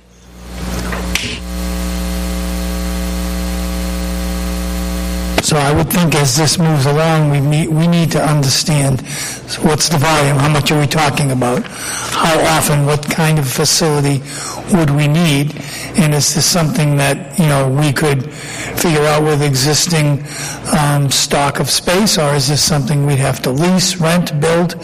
So I mean, these are questions which will evolve if that's the direction we're going to head in. And these are discussions that will take place. Okay, so you have a plan in mind. The discussions will take place on your schedule. It's not something that we have to drive. Yeah, so thank you for the question. As you may be aware that the citywide plan for health improvement plan, one of the priorities has to do with healthy eating. And so just know that we've already engaged some partners from around the city. The timing of this in addressing food insecurity is spot on. It's a good question about the capacity for storage, but just know that in terms of our planning process, we're already looking at this, and the good news is that we already have strong commitments by some of our partners to address this. That said, the state has already set the precedent through the regulation that was promulgated last fall, so the timing of this could not be better for us. Excellent. And if there were to be a committee meeting to further discussion, what would be ideal timing for you all? Committee meeting. So our timeline now is at least to have the preliminary feedback to this body later this fall. So we already have in place a sketch of this process. We will be engaging more of our environmental staff to look at this issue. The question around storage, for example, that's something within our environmental health unit that we'd have to assess. But just know that by the fall, we'll at least have some more concrete feedback about what this would look like here in Cambridge. Excellent. In planning my own schedule, I'll think mid-October or in mid-November, whatever suits you all best. Thanks. Thank you, Councilman. Thank you. A question comes on placing on file. All those in favor say aye. All those opposed, no. And the ayes have it. The next item to be pulled is number 19, transmitted communication from Richard C. Rossi, City Manager, relative to a planning board recommendation to approve the incentive zoning petition. This item was pulled by Councilor Carlone. Thank you, Mr. Vice Mayor. To the City Manager and the Deputy City Manager and the Acting Assistant City Manager for Community Development, some simple questions. The council reviewed this, and I think it was in the Ordinance Committee, and there were a number of recommendations and thoughts discussed then. I don't know if all of those were included in the revised draft, and I can't remember it all. My question is, were those thoughts included, and what stands out as to what was not included? I don't mean it to be to throw you for a loop. We went through it in great detail. I think we all, in the end, supported it. Some of us wanted much more, but we got it. But there were other in many cases, minor recommendations, but a few major ones. Excuse me, Councilor Carlone, moving to pull committee report now as well, move for suspension of the rules? Absolutely, thank you. Councilor Carlone moves suspension of rules to pull committee report number 5. All those in favor say aye. Aye. All those opposed, no, and the ayes have it. Thank you, Mr. Vice Mayor. Through you, Mr. Chair. At this point, we don't have revised language that includes all of the elements that were discussed. This piece only includes the planning board's recommendations. So our intention is to pull together some revised language based on what was discussed at Ordinance Committee and bring that back to City Council ahead of the meeting of September 21st. Okay. And we would like to send that out ahead of time so there's time for folks to review and get comfortable with things. My other comment is what I said at that meeting, that this is a great start, but it's maybe 20% of the need at a minimum, given that it's only half of what the impact of new construction is, and the impact of existing construction and all the other issues, nevertheless, is not included in this. I just want to remind my fellow councilors of that, and I think we have to do more in other areas, and I think most people agree. Thank you. Thank you, Mr. Vice Mayor. Thank you, Councilor Carlone. Councilor Mazin. Thank you. I had similar questions to Councilor Carlone, actually, independently, and so thank you for answering those. I guess I'll just register what I usually say about this point, which is that, Boston's now considering a higher number than we're considering, and we're the most, I think, attractive real estate market in the region, bar none. And we should be the highest number, but also not for just arbitrary reasons, but because that's actually what the report mandates as the kind of necessary offset for the commercial impact to the need for affordable housing. This $24 is the number we need. So I'm for $24. I still can't believe sometimes that we're going to put the fear that we might lose commercial development someday ahead of the reality that we need higher linkage rates and more affordable housing now. And I'm actually, to James Williamson's point and a bunch of other people's points, I never thought of this point, that we're so attractive that we could actually do to lose some commercial interest in our space. Now, not only is that maybe true, but I actually don't think we'll lose an iota of commercial interest in development in this city. I guess I shouldn't be addressing you. You're very nice to sit and listen to me, but in addressing my colleagues, I think we should go to 2420. I think it's a no-brainer. I think that we're missing out on important affordable housing dollars and an important opportunity to put affordable housing ahead of commercial interests in this conversation. Thank you, Councilor Miles and Councilor McGovern. Thank you. I don't think it's a no-brainer.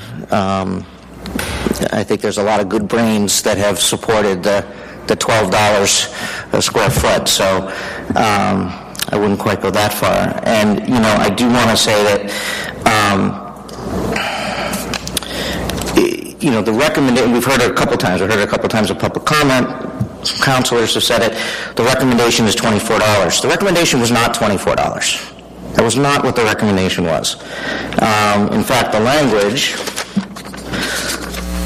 I won't read the whole thing, but it basically says, in recognition of the impact that adoption of the maximum determined contribution, that's the $24, could have on Cambridge's regional competitiveness, we recommend that Cambridge increase the current contribution to $10 to $12. So the recommendation is $10 to $12. That's a recommendation from an independent consultant. That's a recommendation from CDD. It's a recommendation that was supported by the Affordable Housing Trust. This is what they do. This is what they work for and what they fight for. If they felt that $24 was doable and was worth the risk, they would have supported that. I have full confidence in them. I know these people personally. I know how hard they work. And when all the experts who have given their time and their life to advocating for affordable housing say, wait a minute, we have to be bold and responsible here. We can't risk. It's easy for us to say, hey, let's gamble. Maybe we'll lose the business. Okay, but you're gambling with people's homes and lives, and I'm not willing to do that. And we have to. This is something we should be celebrating. It's very easy to sort of take an extreme position and say, this is what we should do, and if you don't do this, then you're not really, supportive. But that makes good highlights on a website, but it doesn't. We have to be more responsible than that. And the reality is that we're talking. We took the highest. It recommended $10 to $12. We took $12, and then we added an extra $1 plus inflation for the next 3 years, which will triple this figure in 3 years. And we will reassess it. And if we got to go up more, and we can go up more at that point, we will. We did talk about, people did ask about, could we do the Nexus study in 2 years and then have it ready by 3, because it'll take about a year.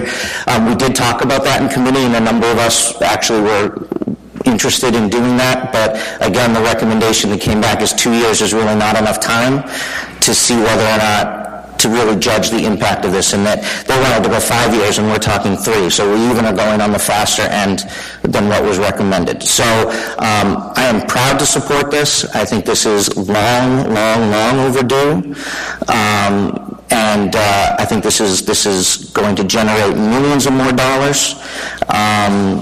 And, it is, like I said, it is a bold, responsible way to proceed that is not going to end up shooting ourselves in the foot and ending up with zero, okay, or less than what we have. And so this is one avenue. Councilor Carlone has it right. This is one mechanism, right? If this were the only mechanism for affordable housing, then that's what the $24 suggests. But we have a number of other avenues for funding, and we've talked about those a number of times. So Councilor Carlone is right. This is one piece, but this is going to work. It's going to generate a lot more money, and then in 3 years we're going to go back at it again. I think that probably the most important part of this, in some ways, the money is obviously major, but the important part of this is that we're going to be doing these assessments automatically over the next 3 years. It's not going to take a council vote. It's not going to take a council initiative. We're not going to go back to the days of waiting 2 decades or 10 years before this gets reevaluated again. That is going to ultimately be something that's going to make a real difference, because it's forcing the city to deal with this and to move forward on this issue every 3 years. And that, I think, is going to make a huge difference in the long run. So I want to thank everyone for their work on this. I think it's a great victory. And I'm proud, and I want to thank Councilor Simmons for just incredible leadership on the Housing Committee, not just on this, but on a lot of other issues around housing. And I think that we should be proud of this. Councilor Mazen. Thank you, Mr. Chair. I'm reminded by my colleague, Councilor McGovern, that I would be remiss if I did not thank Councilor Simmons for her hard work on this subject, leadership on this movement, and if I didn't thank my colleagues, because $10 to $12 plus $1 in CPI a year is important. I think if we hadn't done that, then we'd be remiss. I don't mean to undercut the work we've done or my colleagues by saying what follows, which is that I just don't agree that this is a gamble. I just want to underline that fact, that when you have a vendor weighing options between 2 different parcels and they're thinking we could go Boston, we could go Cambridge, we could go Belmont, who knows what they're building or what the calculus is, there are other factors that weigh much more heavily in this discussion than this set of dollars per square foot. There's the police detail, and there's wind, and there's contingency, and there's soil quality, and there's all these things that add up to hundreds of dollars per square foot. And this is the last thing that anyone thinks about. It's just another number under there. And when you weigh how it adds up, there are so many more factors, parcel to parcel and place to place, that affect the bottom line, that this one vanishes in the equation. And so the difference between $15 and $24 is simply, from my perspective, a talking point for commercial interests, and not really of material import to the actual calculus of building a building, of making a building. And so the only question is, how much housing can we get out of this number? That's the only question for me. Councilor Kelly. Thank you, Mr. Vice Chair. I want to echo Councilor McGovern's remarks and reiterate what Ms. DeRosa said, which is it's not so much how much money we can get from the builders per square foot, it's how much we can actually defend illegally. And like Ms. DeRosa and like the Vice Mayor, I'm an attorney, and I know that you just can't pick numbers that are not defensible and make them work. And I'm hearing people that are more expert in this sort of law than I am telling me this is what's going to pass a legal challenge, and I'm going to support their judgment, and I look forward to moving ahead with this program. Thank you. Thank you, Councilor Kelly. Councilor Simmons. Thank you, Mr. Chair. I certainly appreciate all the work that has gone into bringing us to this point. I feel like we've, in a lot of ways, reached the finish line almost, because we have not actually adopted the ordinance changes, but I feel very confident that we will. I do understand the discussion, the thoughts of folks that are saying, let's go higher. I appreciate those sentiments. And I know that the City Council has been gotten a lion's share of information as to why we should go higher. And my response to that is I think the $12 plus the dollar amount per year has been vetted, agreed upon by the wisest course of action that the City Council's consultants, the Community-Based Organization CEOC Act, the Nexus Study, the Affordable Housing Trust, the Housing Committee. I certainly appreciate the thanks from my colleagues, but it wasn't something I did by myself. And we discussed this quite thoroughly. And so I return the thanks by saying thanks for the commitment of everybody that had a hand and a thought in all of this. We had numerous hearings, hours of public testimony, community development worked overtime, all the time, every time, to get this to us so that we could vote on it and have this document before us. And I do certainly have to acknowledge the chair of the Ordinance Committee, because you brought this forward with a quickness, and I certainly appreciate that, because there have been a number of things on our agenda. I think the clerk is probably banking vacation time because she hasn't been able to take any time away with the calendar that we've kept.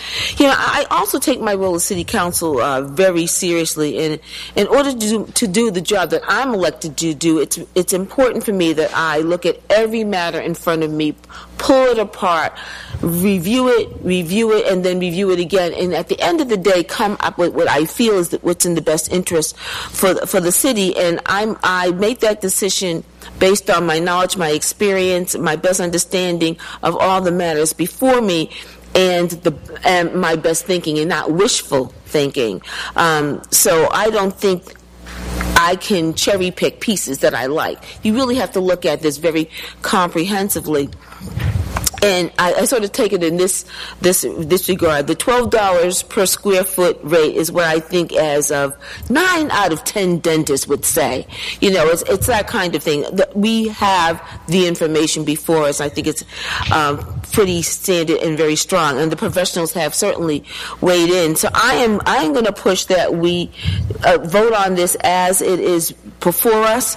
I think if we push this any further, two things are going to happen. One, my colleague already said, that it may not stand up to legal challenge around Ms. Farouk. I've heard that several times when you said that.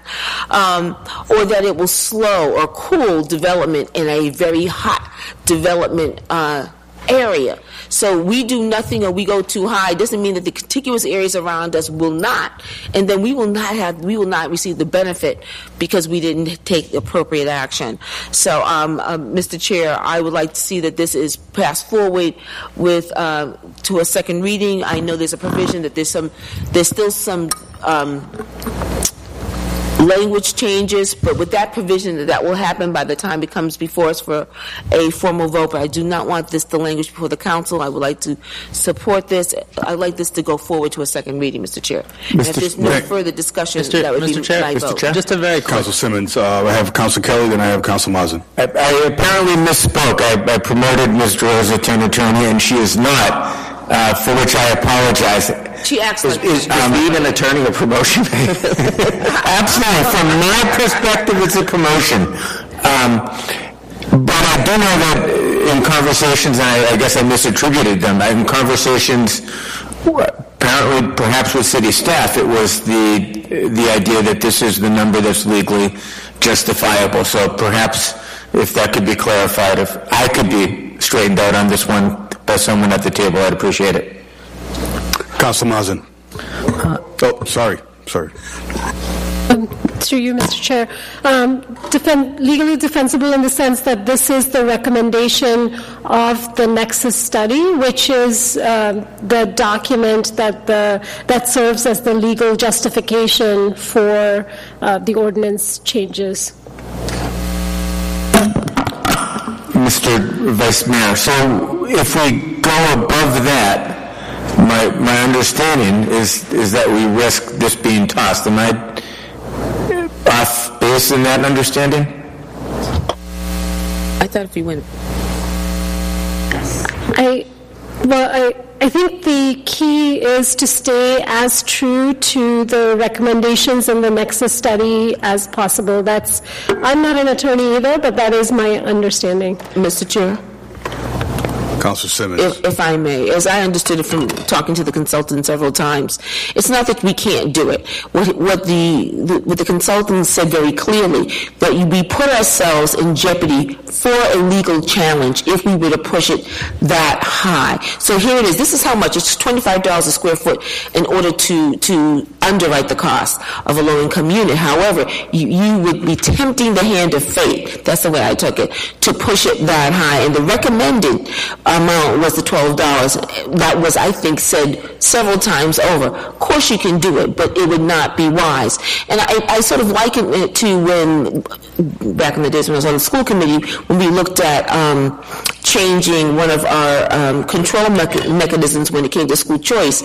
And we changed it not because we wanted to, because it was the right thing to do in order not to be sued, or this particular vote would withstand a legal challenge. So that's how I look at this. The Nexus study is what the mechanism through which we can make these choices. And by making the choices in the context of a $12 amount as opposed to $25, says that we would be less likely to be challenged on this, because if we were to be challenged, we would be held up in court for a number of years and lose thousands of dollars trying to defend what we believe is the right thing to do. So as opposed to put ourselves in that predicament or situation, it's best to follow the $12 amount that the City Council, the Housing Subcommittee voted to choose. Thank you, Councilor. We have Councilor Kelly again, and then Councilor Carlone. You're all set. Councilor Carlone. I may be in the queue somewhere, but I'm happy to go after Councilor Carlone. Councilor Mazin, please. Were you early? Okay, I'll be brief. The recommendation, the report said, one, the impact of new commercial construction can be justified to be at $24 a square foot. So that's the impact. Politically, the decision was to do it less. Why I felt comfortable with that is instead of the 12 to 14, usually when you hear something like that, it ends up being 12. I'm sorry, 10 to 12. I want it higher. It usually is the lower number, and we added the $1 a year. And the reason I brought up the question to Aram is that I think it should be $1 a year until the Nexus study is updated, which means it probably would be 4 years. And in time, a year goes quickly, and in time it will get up to where it should be. Here's the thing. If you look at the broad picture, it in essence will lower the price of land. Well, whether the price of land is $252 a square foot as indicated on Ames Street, or double that as needed on Volpe, that's a good thing. We can't afford land for affordable housing now. So if you look at the big picture, this is a negative for new developers to come in, but then they change their building program. So I actually think in the long run, this will expand dramatically as it should do, and it will have many positive implications. There's only so much land left in Cambridge to develop. That will raise the value of the land in itself and compensate for this piddling amount that we're discussing. Thank you. Thank you, Councilor Colon. Councilor Mazin. A couple things. One, just to put in context the difference between $15 per square foot, 12 to 15, 3 years, and $24.20 per square foot. The extra $7 per square foot, if you have an enormous project, 200 square feet or 2 million square feet, these projects cost a significant fraction of $1 billion to build. In some cases, billions. In the case of Volpe, it might be billions. When you talk about a 200,000 square foot project, you're talking about 1.4 million extra dollars attributable to the $7 we're talking about. That's completely reasonable within the scope of building. Like, this is a reasonable amount of money on the face of it. But dig deeper, and you look at the report, and to my colleague, Councilor Kelly, I want to be clear about this. The reason reports like this exist is that linkage fees didn't always exist. One day, someone bright said, why don't we actually tie the impact of this commercial to the affordable housing and economic development we need? And then the people who this fee was being imposed upon objected in court. And the courts essentially said, as long as it can be justified with this type of economic study, it's fine. What this economic study told us is that up to 2420 is justified, defensible in court, and workable. They just said, but don't fly too close to the sun because you've got important commercial interests in town, basically. I get that, but that's not who we're here for, and that's not going to affect their ability or their interest in building in this city. It's just not. It's not a large enough number, and it's not a significant enough impact on their bottom line. Thank you.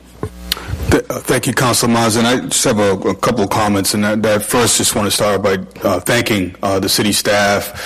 For me, as a freshman counselor, this is probably one of the most important actions that this council has taken, and we took this action during a time that the Department of Community Development was grieving a loss of its leader. And you guys stepped up, and under a lot of pressure, you put this before this body. This has been vetted several times, both in the Ordinance Committee and in the Housing Committee, and has been discussed before the full City Council. I had a conversation today with the Mayor of Somerville, and he and I have been talking a lot about these issues. And oftentimes we hear members of our community testify and compare what we're doing here to Somerville and compare what we're doing here to Boston. I can tell you that we are a leader. We're not just looking to raise this. We are now taking action to raise this to $12, which is a lot more than what we're getting now. But this is one of several pillars, right? We have 3 pillars around affordable housing in our city. One is the CPA funds, inclusionary zoning, and now the linkage fee. And in my conversations with Mayor Curtatone, he said to me, Dennis, we're not going to be able to solve the affordable housing crisis with just linkage fees. We're not going to be able to solve it with inclusionary zoning. We're going to have to be bold and aggressive. And what I want to make sure our community understands is that we can't solve all these issues that we're facing in our city with just the linkage fees. And I think, attacking each other over linkage fees, whether it should be $12 or whether it should be $24, is really not,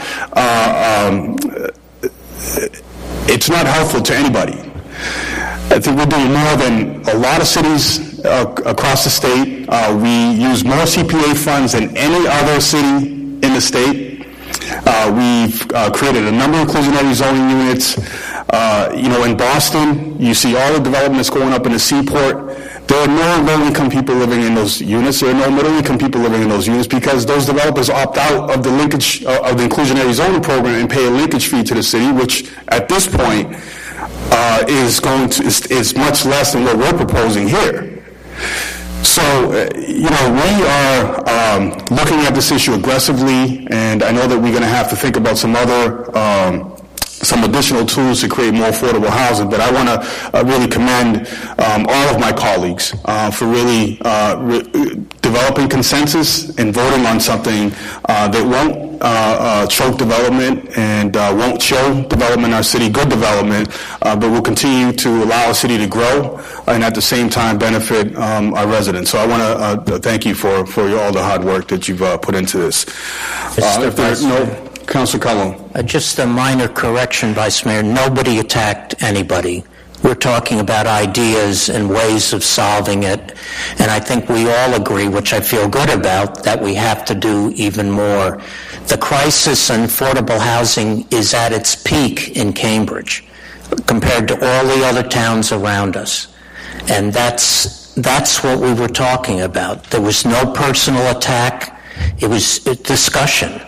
And that's what we're supposed to do. Thank you, Mr. Vice Mayor. Thank you. The question comes on referring... Move to a second reading. 1 second. We have the I'm so 2 excited, parts. I can't wait. 2 parts. 2 parts here. The question comes on referring agenda item number 19 to the petition. All those in favor say aye. Aye. All those opposed, no, and the ayes have it. On accepting committee report number 5 and placing on file and adopting the underlying order pending revised language from Department of Community Development and moving to a second reading.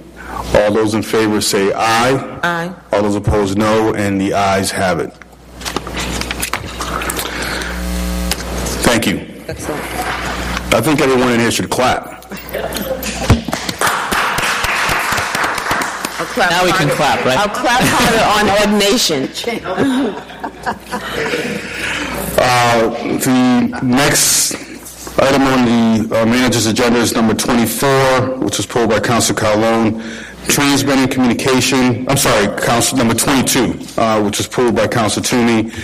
Transmitting communication from Richard C. Rossi, City Manager, relative to awaiting report item number 15-68 regarding continued efforts to engage federal and state delegations regarding FAA and flight patterns. Councilor Toomey. Thank you, Mr. Vice Mayor, through you to the City Manager and staff. Certainly this is an issue that's raised a lot of concerns among a lot of individuals. We're not going to clearly shut down Logan International Airport. So in our discussions with the state and federal officials, I would ask that engage them in how do we increase service at Hanscom Air Force Base, the airport in New Hampshire, the airport in Rhode Island, so those people who live near that and not have to commit to Logan to use that. So I'd really like to see us be very aggressive in engaging those state and federal officials from the northern area that have airports, abutting in Massachusetts to take the pressure off of Logan International Airport. I think that would be very extremely helpful because the reality is that we're just not going to close the airport and how we change the flight patterns. But if there's a way that we can increase levels of service at those airports to relieve pressure at Logan, I think we'll go a long way to help alleviate these noise issues. So I'd ask that you add that to the discussion with these officials. Thank you. Thank you, Councilor Toomey. The question comes on placing City Manager agenda item number 21 on file. All those in favor say aye. All those opposed, no, and the ayes have it. Number 22. The next item on the agenda is number 24, which is pulled by Councilor Calhoun. Transmitting communication from Richard C. Rossi, City Manager, requesting approval of the discontinuance of an approximately 20-foot wide, 8,660 square foot parcel of city-owned land along the eastern edges of Ames Street between Broadway and Main Street, the Ames Street parcel, in connection with the disposition of this parcel that the City Council previously approved. Councilor Calhoun. Thank you, Mr. Vice Mayor. This is a very friendly observation, and this is a good project. Ames Street was designed much too wide, and making housing work there makes all the sense in the world. It's a very creative thing. But just an observation, at $2 million, that works out to $232 per square foot. And from my memory and similar projects in East Cambridge, this is sort of a blind calculation. I'm talking about the price of the land. So the observation is about price of land vis-a-vis this site and what Volpe needs to make it work. And if it's $232 a square foot, and we worked out the other day that Volpe is almost double that to make their project work, was this site, because it's an odd site and only one owner could really use it, did that lower the price? And I realize you don't have that background, but just in general. And my point is, if this is the going price per square foot, Volpe is really in difficult position. So it was more an observation, not requesting a full answer, but it's something to think about. Oh, the man is here. He couldn't resist. Wow. Through you, Mr. Vice Mayor, to the Council Calhoun, we had the land appraised. Because it's an odd shape, as you point out, it had limited value compared to a developable site. Yeah, I get that. When adding it to the other piece, it would have more value, but it in itself, and that's why the value came out where it did, because it was a limited access, a limited point, and it couldn't have been a developed site by itself. I agree with that. So I guess the broad question, although the Vice Mayor may stop me, and I understand that I'm changing the subject a little bit, Volpe then, indeed, the land value would be significantly higher because of its size. The Volpe site obviously would be a different calculation, and it would be a higher valuation because it could be developed in and of itself, which this would not be. It's pretty scary to think if this is the true value of land, which it's not because it's of its shape, right. The 232 value, $2 million value, then we can't transfer that number to Volpe because of 14 acres is obviously much more desirable. Right. Okay, thank you. So it was more an observation, not a comment on the project. It's a great project. Thank you. Thank you, Mr. Vice Mayor. Mr. Vice Mayor? Council Truman. Just to follow up on the width of Oil Street, as you know, they've changed the way the queue is down there. With this being solved, in my observation, and as one has been caught behind cars that are actually parked because the cars are parked in the middle of the street, would these cars not be going up against the curve? It's very confusing because if you get out of that street, you have the cars that are parked sort of in the middle of the street in the bike lane, and then cars trying to go broad ways. So would this sale of that land, would this pattern be changing? For you, Mr. Vice Mayor. The design will be changing a bit. One of the things we're looking at and really working closely with Boston Properties on is what's the best layout for the bike facility. So right now it's a protected bike lane on each side on the inside of the parking. One of the options that's being really looked at is having it be a two-way bike facility on one side, and that would be the east side of the street, so then it really lines up well with the 6th Street walkway. So those are some modifications that are being considered now, and then the parking on the other side would be up against the curb. Thank you. Striping. Yep. And the final striping and sort of orientation, I think there'll be some improvements in sort of learning curve from what you've seen out there currently. It'll be clear. Yeah, it'll be much clearer. Mm-hmm. Thank you, Council Toomey. Mr. Reed, I have a really quick question for you. So we sell the land for $2-something million, and what do we expect we're going to generate in tax revenue on a yearly basis? I'm just curious. You may not have that figure, but... Mr. Vice Mayor, no, I don't have that figure off the top of my head, but it will be exponentially higher than the $2 million, based on that value, because it will be added to another piece of developed property. So it'll be bringing in a sizable amount of money over time. Yeah. Thank you. On adopting the order, all those in favor say... Roll call.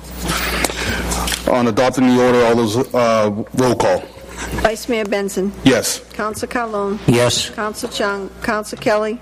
Yes. Council Mazin. Council McGovern. Yes. Council Simmons. Yes. Council Toomey. Yes. Mayor Ma. And the order is adopted in the affirmative vote with 8 in favor. Mayor Ma.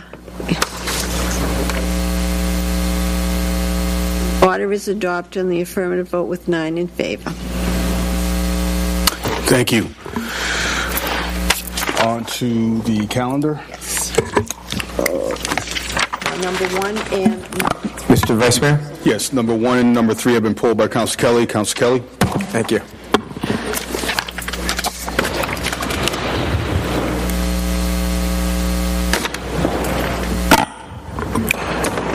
Charter right item number 1 is about asking the city manager to give us information on what students we have who live in Cambridge but are going to charter schools. The city spends, this isn't school department budgets, city budget, about $10.5 million a year on charter schools, and we pay the tuition of the kids that go there. Some of the charter schools have really high class Enrollment declines between 9th and 12th grade. The Community Charter School of Cambridge loses on average 59% of its students between 9th and 12th grade. Prospect Hill Academy loses roughly 22% of its students between 9th and 12th grade. Cambridge Rindge and Latin loses 10%, which is a number arguably one should worry about, but I would say that's something more in the school department's realm than ours. But because we are paying for the charter schools, I think it's up to us to figure out what they're doing with our students. So with information about who's going where, how long they're staying, when they're coming back and so forth, we can have a much better discussion about where charter schools fit in public education.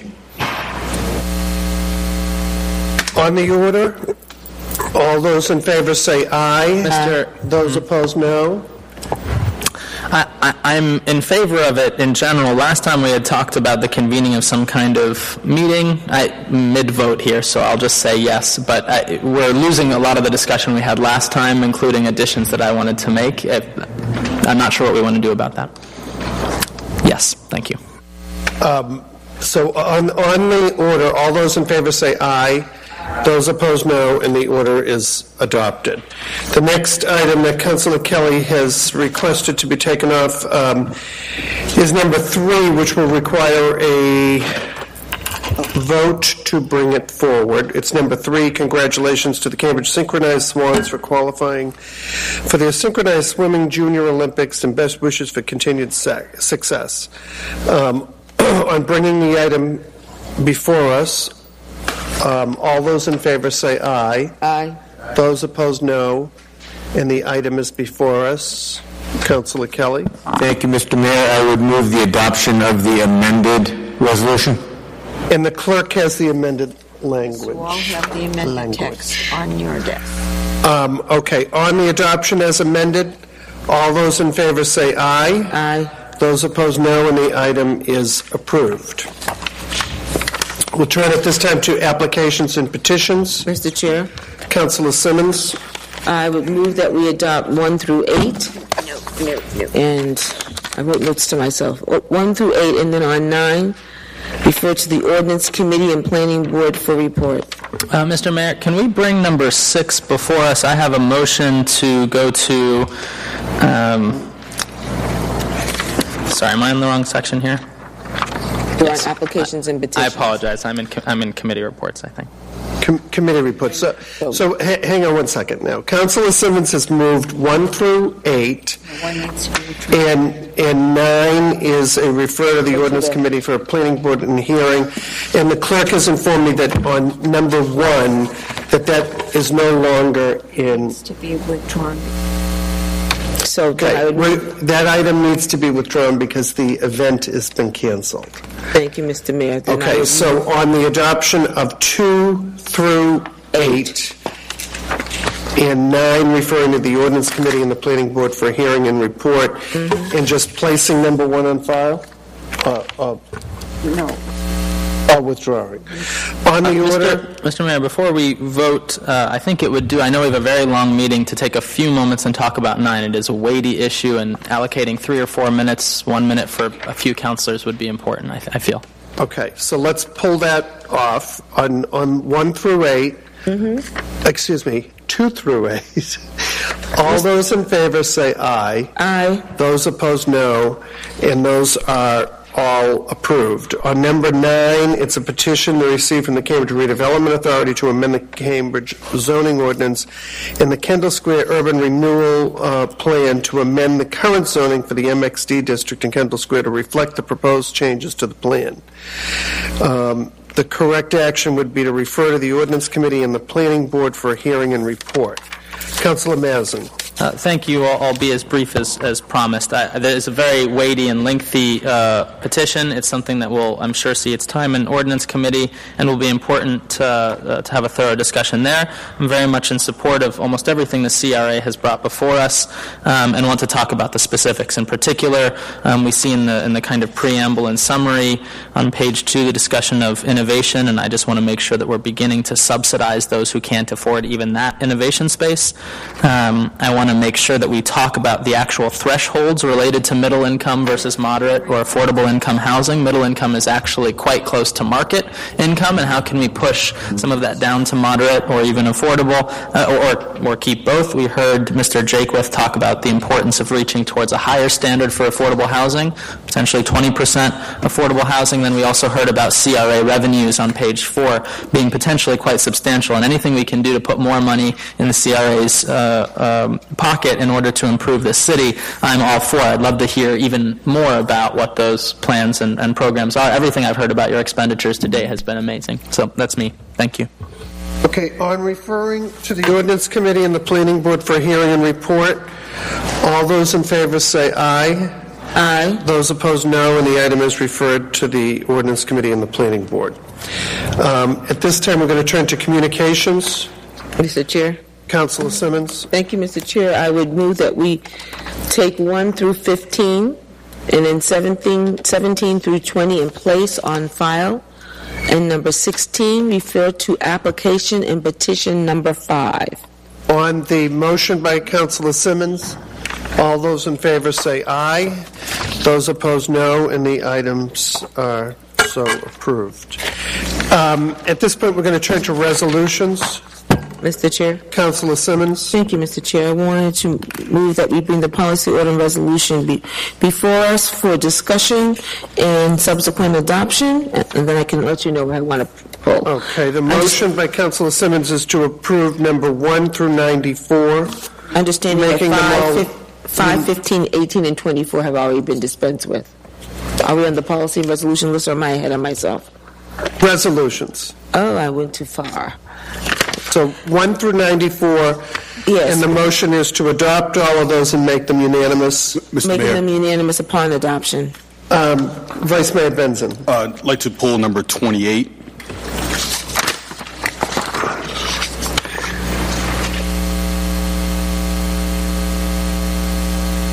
Okay.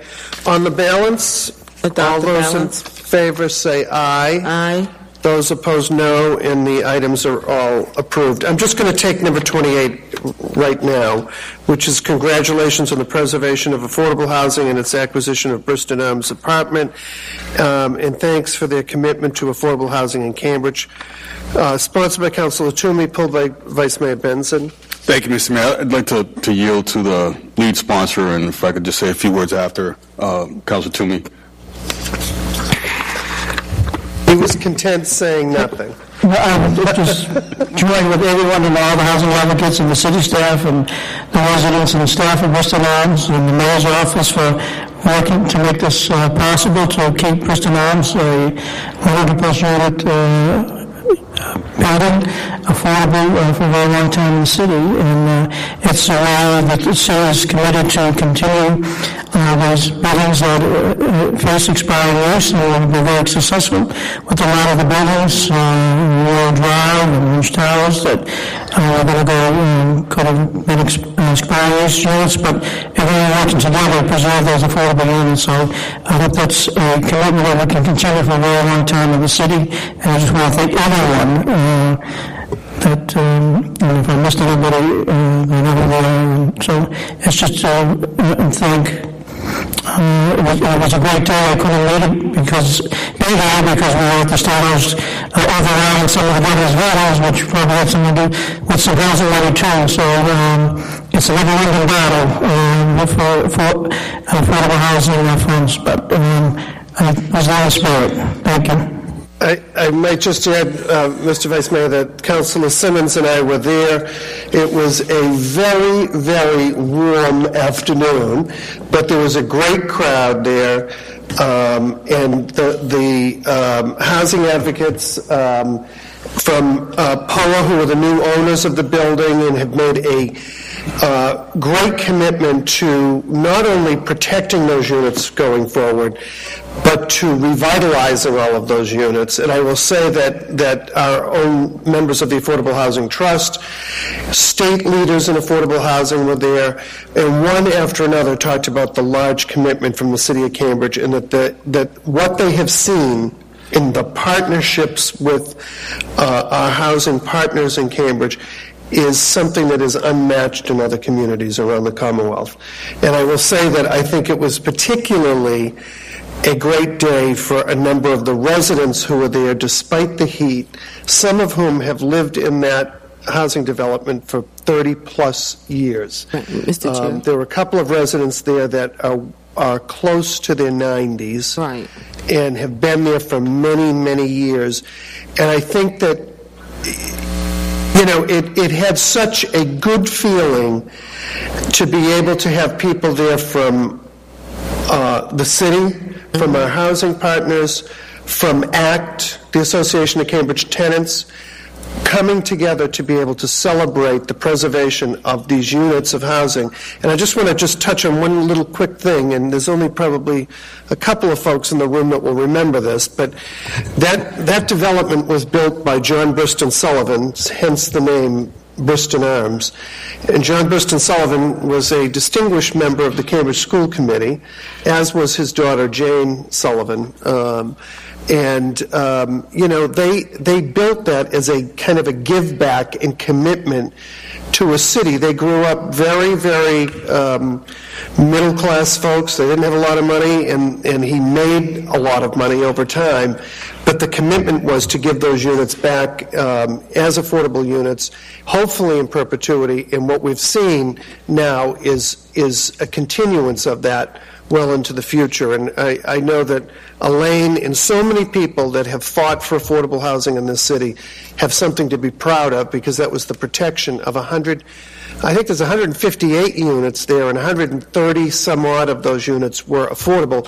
And actually, there was a further commitment of 11 additional units in the negotiation to turn 11 market rate units into affordable units. So that was and the size of those units are good family size units, and that's another thing to celebrate. Vice Mayor Benson. Thank you, Mr. Mayor. I too want to just thank everyone that was a part of this effort. You know, when we first heard of this was a huge challenge. We met the challenge, and you know, we're a city that's committed to helping our residents, and I can't.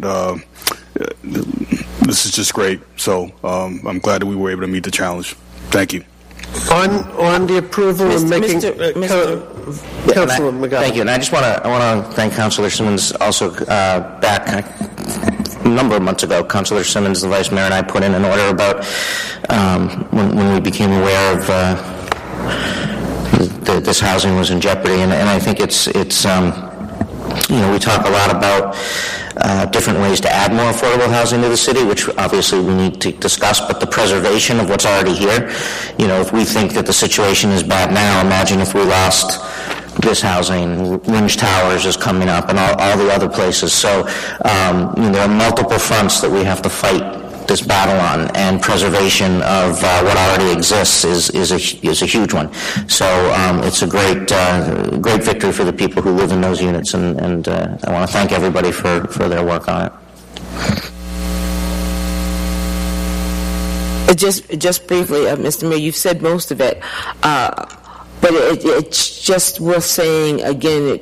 The work on the housing front has been tremendous, and everyone has really been engaged. And what was so wonderful about that particular hot afternoon was, like you said, the woman that you greeted when you came in. She said she was celebrating her birthday that day, and what a wonderful present.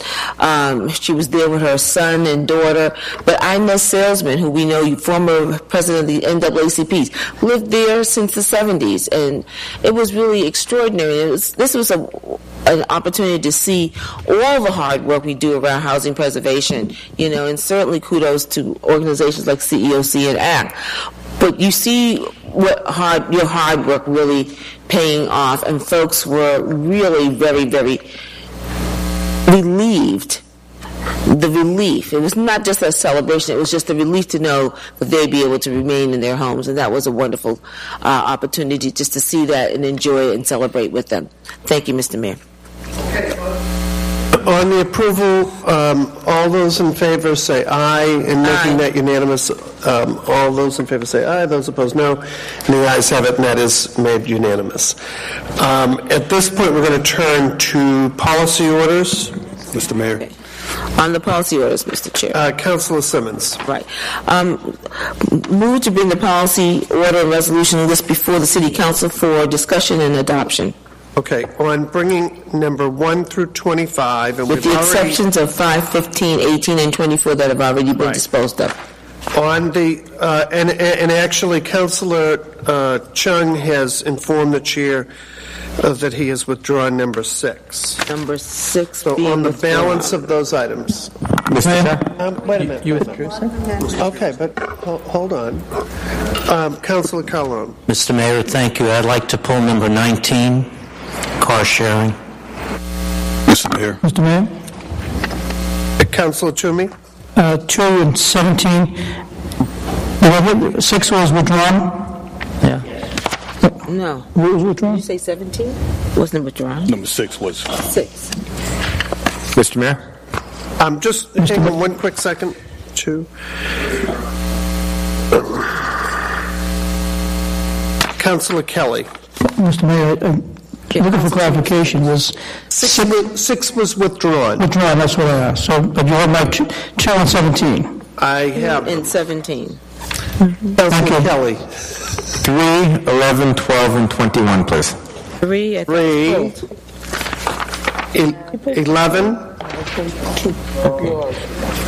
No, thank you. 21. Mr. Chair, can I get 22, please? 22. Mr. Mayor. Number 16. Mr. Mayor? Okay. Mr. Mayor. 13. Hang on one second. 13 is McGovern. Yep. Councilor Simmons? 7. 7? 7. Yeah. We're going to have an amended one. Okay. Move the adoption of the balance. Yep.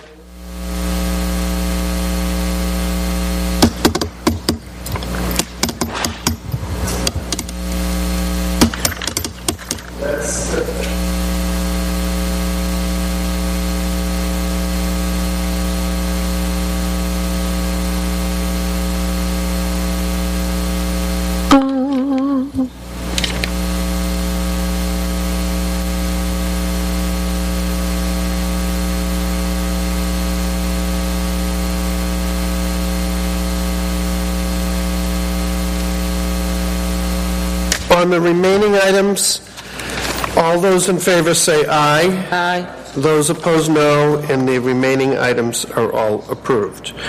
Why don't we just stick with this for a minute? The first item to be pulled is number 2, that the city manager is requested to consult with the appropriate city personnel to determine the effectiveness of the policy of ticketing and towing vehicles that obstruct street cleaning, to determine whether modifying this policy to exclude towing vehicles would have a negative impact on the city's ability to maintain clean streets. This was brought forward by Councilor Simmons and pulled by Councilor Toomey. Thank you, Mr. Mayor. I appreciate the council bringing this forward. I will be voting no against it and urge my colleagues not to have the city staff expend any time and energy to examine this. I think the policy has worked well for many, many years, and I think to tinker with it right now would cause a lot of confusion around the city.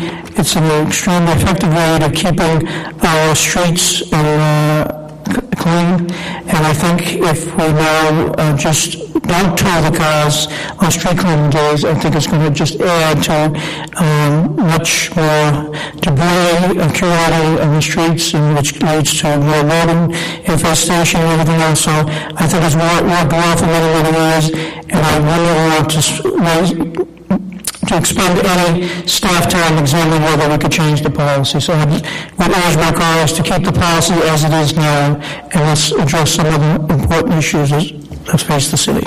Thank you. Thank you. Councilor Simmons. Thank you, Mr. Chair. I certainly appreciate Councilor Toomey's thoughts on this. But like any policy or practice, one should review it to make sure it's still effective. And I certainly agree with Councilor Toomey that we do want to keep our streets as clear as possible, particularly in our more dense communities. Councilor Toomey and I both live in a very densely populated area. area. That being said, the reason why I'm looking at this is the tow aspect is burdensome. The money from the tows do not go into our pockets. It goes to the tow company. You get a ticket. Now, first of all, clearly, I would like us to increase street sweeping to twice a month. So I'll be bringing that before you, and I hope everybody will say, yeah, that's a great idea. But that being said, you get a ticket, you get towed. The tow is a huge fee. Oftentimes it has to be paid in cash. They take your car to the east side, to East Overshoe. So you have to find your way to get it. Excuse me? East Overshoe. You have to find your way to get it. So there's the burden of taking the taxi to get it. In other cities and towns, you're not towed. I'm saying to look into it, maybe even pilot it. If the money were going into the city of Cambridge's pocket, where we would fund community schools or arts programs for children, I probably wouldn't tamper with it. But it's not going into our pocket. It's going to support a private entity, yes, for the better good in terms of having our streets clean. I'm just saying, let's look at it and see if there's a better way. If people, they get the warning, most people move their cars, just a few. And so, again, I think it's worth looking at. Thank you, Mr. Chair. Mr. Chair?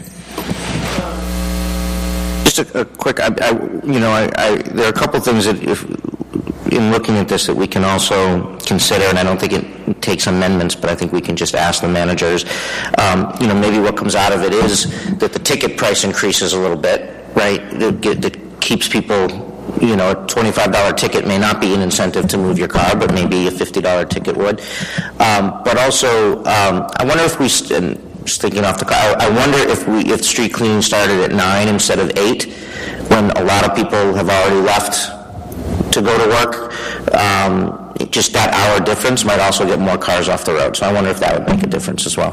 Mr. Chair, I don't have an opposition to that. All I'm asking is, we've done this for years. The biggest piece of me is the burden of getting your car back, the cost that you pay for it, and that revenue doesn't come back to us. So if we increase the ticket price, it might be a very sobering thing. Your car's still there, but you have a $50 ticket, and that'll make you think about, wow, this is street cleaning, I have to move my car. Maybe so, but I think it's worth looking at. Whatever my colleagues decide. But again, this is a policy, practice, and procedure that we have been following for a very long time. We should look at it. Thank you, Mr. Chair. Mr. Mayor? I'm just going to add my 2 cents that I don't support changing the existing.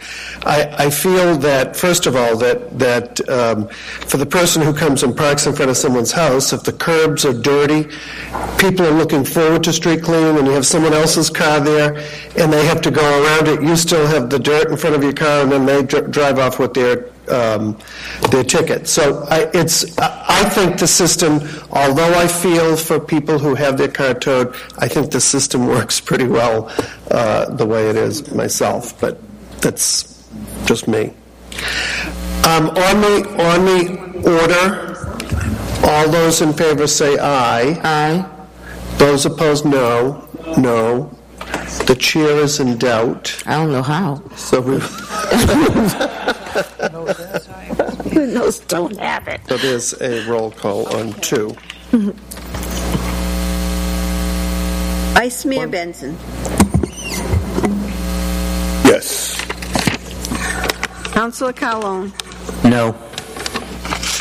Councilor Chung. Yes. Councilor Kelly. Yes. Councilor Mazin. Yes. Councilor McGovern. Yes. Councilor Simmons. Yes. Councilor Toomey. No. Mayor Ma. No. And the order is adopted on the affirmative vote with 6 in favor and 3 recorded in the negative. Okay. The next item to be pulled is number 3, that the city manager is requested to reach out to Eastern Coach Peter Pan in Brush Hill Tours to relay the concerns raised regarding tour buses operating on restricted streets and determine what action should be taken against these companies to determine how to enhance efforts to prevent tour buses from parking in multiple metered spaces in Harvard Square. You could tow them. I'm sorry? Councilor Simmons. I've been towed? Councilor McGovern, Councilor Chung, and Councilor Toomey all brought this forward.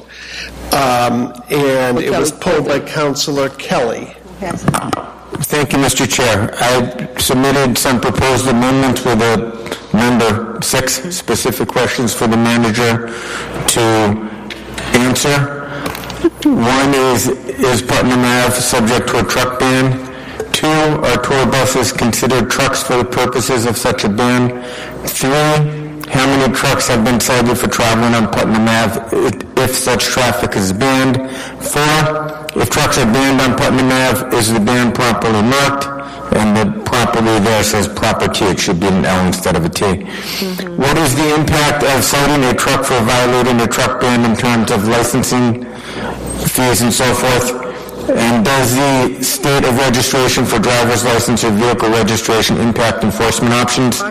These are huge trucks coming from all over the place that are going down a street that's not made for huge vehicles. When the King Putnam Ave School opens, which may be as early as January, we're going to see a lot more pedestrian and cycling activity on the street. I don't know what the answer is, given trucks and big tour buses tickets may create more problems there on that narrow street than it solves. But I would like to have the answers to these 6 questions at least to figure out where the discussion should go. There was a woman killed, actually a Cambridge resident, tragically killed the other day in Boston by a tractor trailer. It just highlights how incompatible some forms of transit are with others. So I would appreciate your support on this amendment. Thanks. Mr. Chair. Councilor Simmons. Thank you, Mr. Chair. I certainly support your amendment. 2 things. This order is not the first time we've asked this or raised this. We had a very long discussion. I want to say Sheila Headley, who lives on Putnam Avenue, came a couple of years ago because she was so concerned about the trucks coming down Putnam Avenue, and Miss DuPont, I think, who was a crossing guard, testified to her concern about it. And you're right, Councilor Kelly. The school will be opening soon. It's going to house the upper school, but it will have a lower school as well. Small children trying to negotiate crossing a narrow street with trucks and buses going down. I think we certainly should have some very serious surveillance and some ticketing. So I certainly support the questions that you've asked. My only question to you, Councilor Kelly, is that you did remove the second, you changed the order, and I would, or maybe, never mind, I take it back. I see you add an order between the 2 orders. I thought you removed the order. So I certainly, I'm the sponsor of this order, but I certainly would support it as amended. I would defer to see if my colleagues are of the like mind, and if so, I would certainly move to have it adopted. Mr. Mayor? On the 5th point that I noted, it says licensing powers. I would get rid of the word powers that was in there as a drafting error. So, Mr. Chair, I would move the adoption as amended. Okay, on the adoption as amended, all those in favor say aye. Aye. Those opposed, no, and the item is approved as amended. The next item to be polled is number 7, that the city manager consult with the Community Development Department and other city personnel to determine what kind of incentives could be provided to landlords who choose to refrain from increasing rents on their tenants and to report back to the City Council in a timely manner. Councilor Simmons. Thank you, Mr. Chair. As we had talked earlier, I think it was the Vice Mayor that said there's no one solution to trying to keep Cambridge affordable. It is the use of many different strategies that will keep Cambridge affordable. And it came to my knowledge that one, maybe 2 landlords that I know have kept their rents well below market for a number of years. Their property is in good condition, it's paid for. They could easily charge higher fees, and they elect not to because they do want to make sure that Cambridge stays affordable, and this is their way of doing their part. Is there a way, do other cities and towns have a way of supporting these landlords that keep their rents low? And if so, we should exercise some way of acknowledging or rewarding it. Is there tax relief? What can we do to encourage other landlords to follow suit by keeping their rents low, and by in so doing increase the number of low, but particularly moderate and middle income residents in our city, because they are now able to afford, because we have landlords that are willing to keep their rents low. So I hope my colleagues will support this and allow the city manager to find out there's something that we can do to work with landlords that are willing to keep their rents low. Thank you, Mr. Chair. Mr. Mayor? Councilor McGovern. Thank you. I want to thank Councilor Simmons for this, because we actually, I forget when it was, but Councilor Toomey had put in a similar order, was more specific to tax breaks, and we actually discussed it in governance, and the information that came back from the city was regarding tax breaks, and was saying that's really not feasible for a whole host of reasons, but we should be exploring other things. It's not just about possible tax. There may be other ways that we can get creative about this. So I certainly would hope I appreciate this and hope that the city can look at really creative ways that we can encourage landlords to keep rents low. And again, it's just another tool in the toolbox, another weapon in the fight to keep the city affordable. So I appreciate it. Thank you. Mr. Chair? I'm sorry, Councilor Mazin. I also want to join the chorus of people commending Councilor Simmons for a great order. This is an important idea, and I want to note that in the background I've just been trying to work with city officials to figure out the extent to which we could kind of do a progressive real estate tax, which is kind of similar to this, actually. It's asking what methods are available to us to extract more value when we can, but also to ask less from those who have less. In this case, adding incentives into the mix would be another thing that would have to be tied explicitly to some kind of monitoring of rents, or to some kind of, on the other hand, with what I'm trying to do with the actual personal income of a property owner. I just want to bring that to the attention of the group, because if that actually goes anywhere, if we're able to approach the state, or if we're able to do that solo, I think that could be an important tool that also furthers what Councilor Simmons is trying to do here. On the order, all those in favor say aye. Aye. Those opposed, no, and the order is adopted. Thank you. That was 7. The next item to be polled is number 11, that the city manager confer with appropriate city staff and report back to the city council with plans to address existing striping deficiencies, and also to minimize confusing or missing street striping during ongoing construction projects. This was brought forward by Councilor Kelly and Councilor Chung, pulled by Councilor Kelly, who I believe has an amendment. Thank you, Mr. Mayor. This was also supposed to be sponsored by Councilor McGovern, but I messed that one up. The amendment is to add at the end of the order to update striping after construction projects and to repair striping after winter's depredations. It's not all about construction projects that are ongoing where we have our striping problems, and we've got some really confusing traffic layouts as a result. Thank you. On the order as amended, all those in favor say aye. Those opposed, no, and the order is adopted as amended. The next item to be pulled is number 12, that the city manager confer with relevant city staff to design, fund, and implement an ongoing noise management program in the current budget year. This was brought forward by Councilor Kelly and Councilor Chung. It was pulled by Councilor Kelly, who has an amendment. Thank you, Mr. Mayor. And this also was to have been co-sponsored by Councilor McGovern, but I messed that one up as well. This is somewhat like an order that we filed and passed in, April, having to do with a noise management plan. This is more specific to aircraft traffic. I think perhaps aircraft traffic is getting worse, noisier. Certainly I'm getting more complaints about it.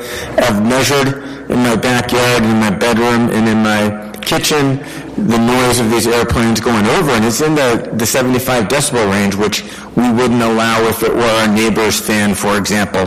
I don't think we have any power directly to do much about it, but it's hard to have discussions about helicopters or banner planes or Lufthansa or any of these other types of noise-producing aircraft if all we can say is they were noisy and they were noisy a lot. So the hope is to be very clear with the manager that what we're looking for is some really solid data points so that we can go to people at the FAA or people at Logan or people wherever and say, this is what you're doing here. And they may not change it, they may change it, but at least we could have a better discussion about what works. Thank you. On the motion as amended, all those in favor say aye. Those opposed, no, and the item is approved as amended. The next item to be pulled is number 13. That the city manager confer with relevant city and school staff to determine the best locations to install 3 new bike corrals in the immediate vicinity of the entrances or exits to CRLS, and also to have the new bike corrals in place before the start of the school year. This is brought forward by Councillor Kelly, Councillor Chung. Was Councillor McGovern part of this? Yeah, I'm about to be. And it was pulled by Councillor McGovern. Thank you. If it is okay with the sponsors, I've heard from parents over the years also about the elementary schools that there aren't enough bike corrals there. We're really promoting with all of our work around safe streets and everything else. Really, there are far more kids that are bicycling to school. So I would just ask that we add, after the first ordered that the city manager be and hereby is requested to confer with relevant city and school staff to determine if additional bike corrals would be beneficial at the elementary and upper schools. And the clerk has that amendment? Okay. First of all, on the amendment, all those in favor say aye. Those opposed, no. On the order as amended, all those in favor say aye. Those opposed, no. And the bike corrals will be everywhere. Number 16 is the next item, that the appropriate city departments in conjunction with other stakeholders such as the Salvation Army, Cambridge Overcoming Addiction, and other nonprofits conduct a survey of opiate-related deaths and persons struggling with the epidemic that are frequenting our squares, particularly Central Square. This is brought forward by Vice Mayor Benzin and Councilor McGovern. It was pulled by Vice Mayor Benzin, and there is an amendment to this. Thank you, Mr. Mayor. 2 things. One is we have an amended order. I'd like to substitute this order with the amended order. Everyone should have a copy on their desk. And 2, if we could just add Councilor Simmons' name to the order as a co-sponsor. Okay, on the order as amended, all those in favor say aye. Mr. Mayor, we just want to make a couple of comments on the order before adopting it, if possible. Go ahead. Thank you, Mr. Mayor. As you know, Mr. Mayor, the opiate drug abuse crisis is becoming bigger and bigger. Just today in the Boston Globe on the front page, there's an article about this particular issue, and it's impacting a lot of families in our city. It's impacting a lot of families in the region and in the state and across the country, and we need to really begin to address it. And this is an opportunity for our city, through your leadership, Mr. Mayor, to meet with all the stakeholders, including the Salvation Army, the Cambridge Health Alliance, Overcoming Addiction, which is one of the programs in our city that's really been working with this population, and also an opportunity to hear from perhaps the security personnel at the Cambridge Health Alliance that has communicated to me some of the challenges they face with the merger of the psych unit as well as the emergency services unit, and how difficult it's been to deal with this population is struggling with drug abuse. So this is the number one public health issue in Massachusetts.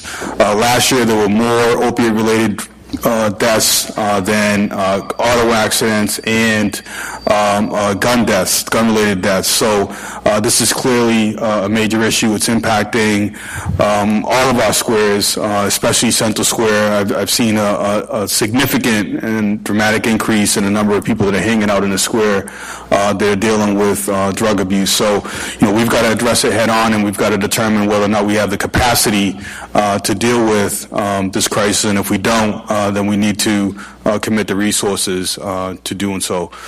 Thank you, Mr. Mayor. Thank you. Before I make a comment, I just really want to thank the Vice Mayor. He's been relentless on this issue this term, and it's in making sure that this is on the forefront of our thinking. So I really want to thank you for your leadership on that. In addition to doing this work, you all know I'm a social worker, and one of the things that I do is I do a lot of consulting with different juvenile courts in Massachusetts, and it's probably 90% easily of the families that I work with now where you have seen their children removed from the home or some kind of abuse and neglect that's happened has been as the result of addiction to heroin or opiates, and it's it's just horrible, and it's obviously the individuals who are struggling with the addiction, but it's their kids, it's their parents, it's their siblings. It just destroys families and lives, and it's just, I see it on the front lines all the time, and it's just devastating. And really, again, thank you, Mr. Vice Mayor, for making us really pay attention to this. And it's a very serious issue, and we really need to do everything that we can, because it's just a horrible circumstance for everybody involved. Thank you.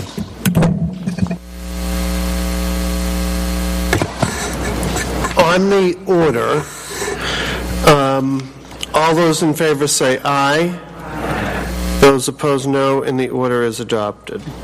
The next item to be pulled is number 17, that the city manager confer with the acting assistant city manager for community development with a mind towards informing new property owners of the desire based on planning studies to expand Ahern Field, and for the planning staff to keep these desires in mind as a vision for this site is developed by the owners and report back to the City Council.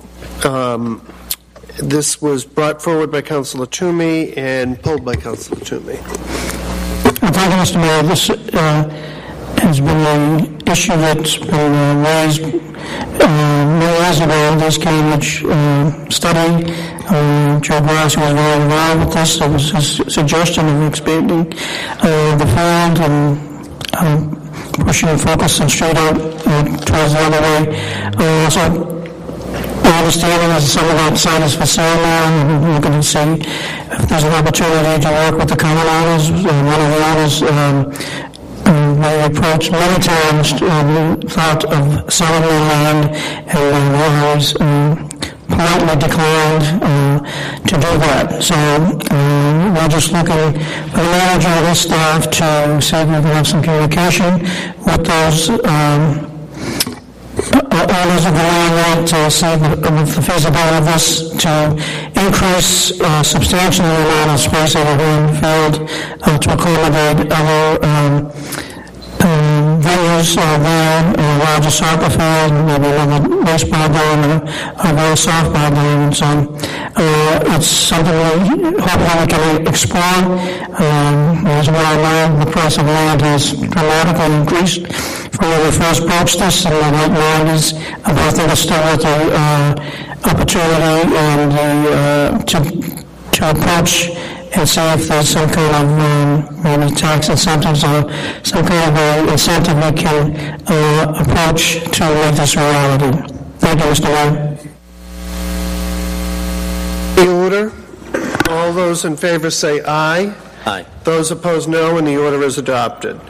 The next item to be pulled is number 19, that the City Council go on record refiling, as of September 16th, the attached proposed amendment to the zoning ordinance amended Article 6.000 of the zoning ordinance to create a new section 6.24 car sharing provisions that will create a definition and general provisions for car sharing and allow limited use for parking spaces for car sharing as a means to provide mobility options for Cambridge residents, employees, and visitors. This was brought forward by Councilor Chung and pulled by Councilor Carlone.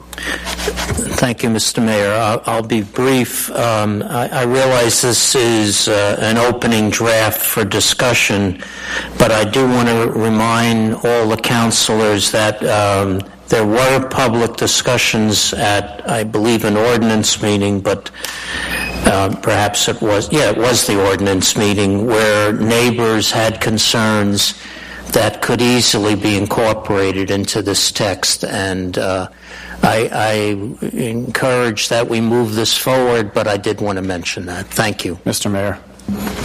Councilor Chung. Just wanted to quickly say, I received a communication by the clerk from CAD we'd asked to make some amendments to this in response to what neighbors were saying, and CDD was continuing to work, but it didn't have the finalized language ready for tonight. So they suggested I refile, and they will anticipate having finished their work by our next meeting.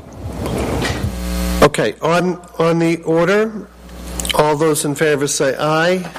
Those opposed, no, and the order is adopted. The next item to be pulled is number 21, that the city manager is requested to confer with relevant city staff about the feasibility of implementing a truck ban on Harvey Street. This was brought forward by Vice Mayor Benson and pulled by Councilor Kelly. Thank you, Mr. Mayor. I will yield to Councilor McGovern.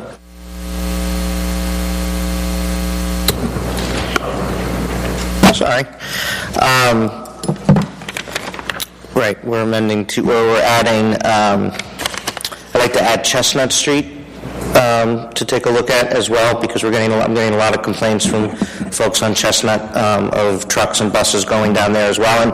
And this does sort of lead to I brought in an order not too long ago about some of the streets off of the small side streets off of Western Ave. So I do think we do at some point have to think about a better way to sort of do this and to look at this, because there seems to be an issue that's across the city of trucks and buses that are going down really narrow, small residential streets. I've heard stories of cars getting sideswiped.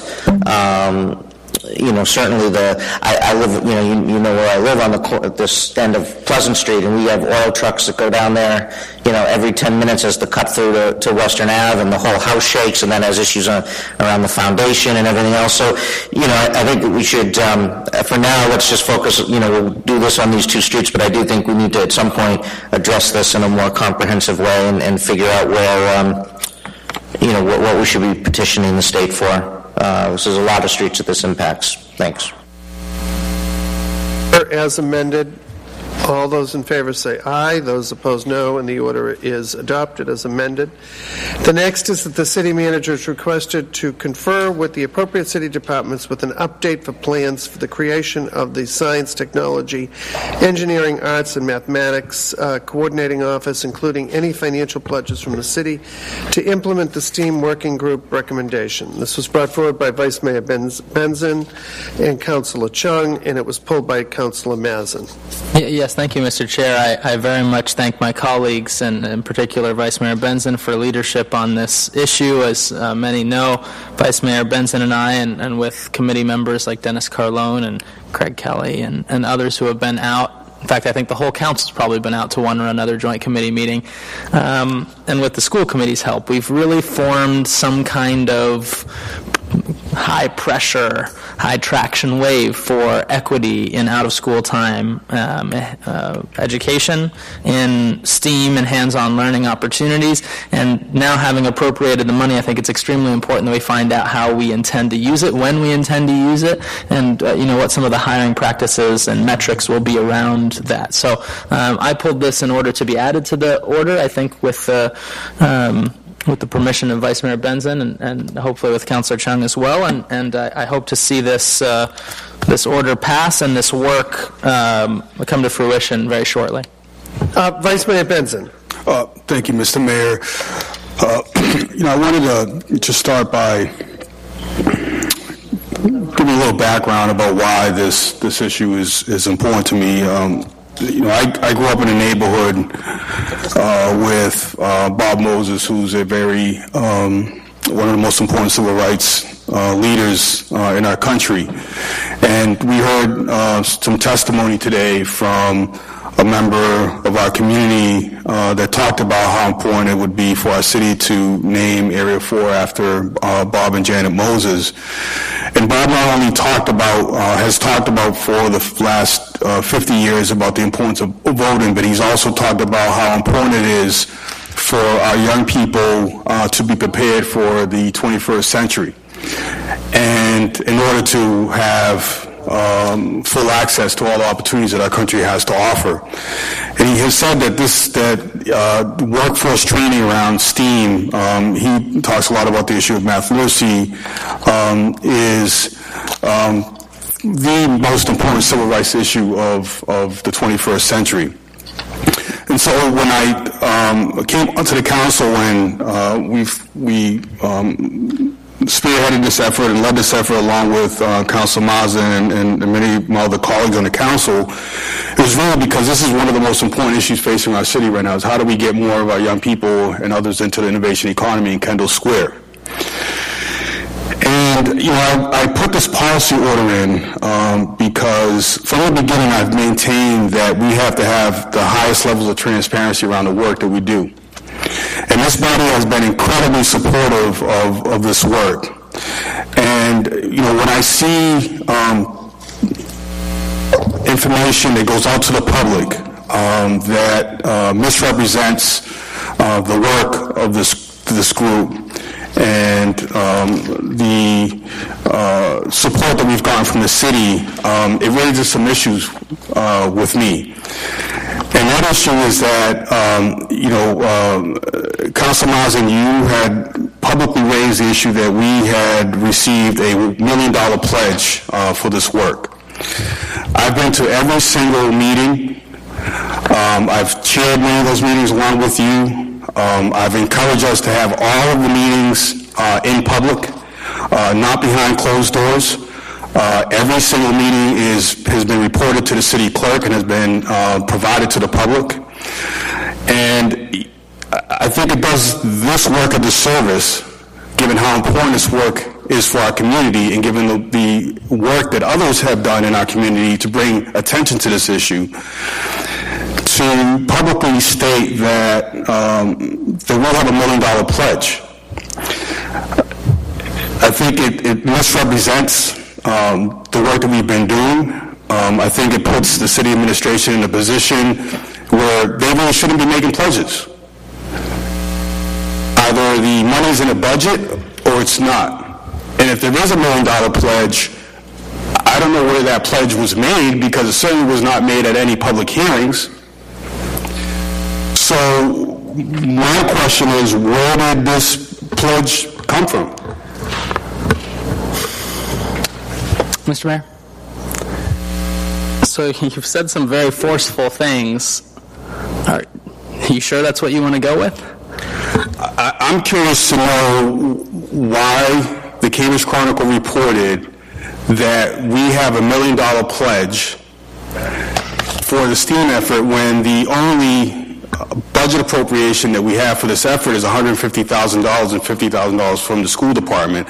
And so my issue with this is that I've encouraged us to have these meetings in public, and it does this work very little justice when we have information that is not reported to the rest of us on the council around an issue that I find to be one of the most important issues facing our city. I think what we have here is probably a simple misunderstanding, but the place where that was pledged, you were there, and it was a public meeting. Prior to starting this work jointly, we were working on this separately. You had an economic development committee meeting. I had a neighborhood and long-term planning committee meeting. I put out a 4-page document with plot points after having probably hundreds of meetings with community stakeholders, and in response to the meeting I was chairing before we merged, the city manager said, I'd like to commit $1 million over 3 years in cooperation with the school department, and that's the work we achieved together. It wasn't $1 million now, it was $1 million over 3 years. That's the public meeting where it was stated.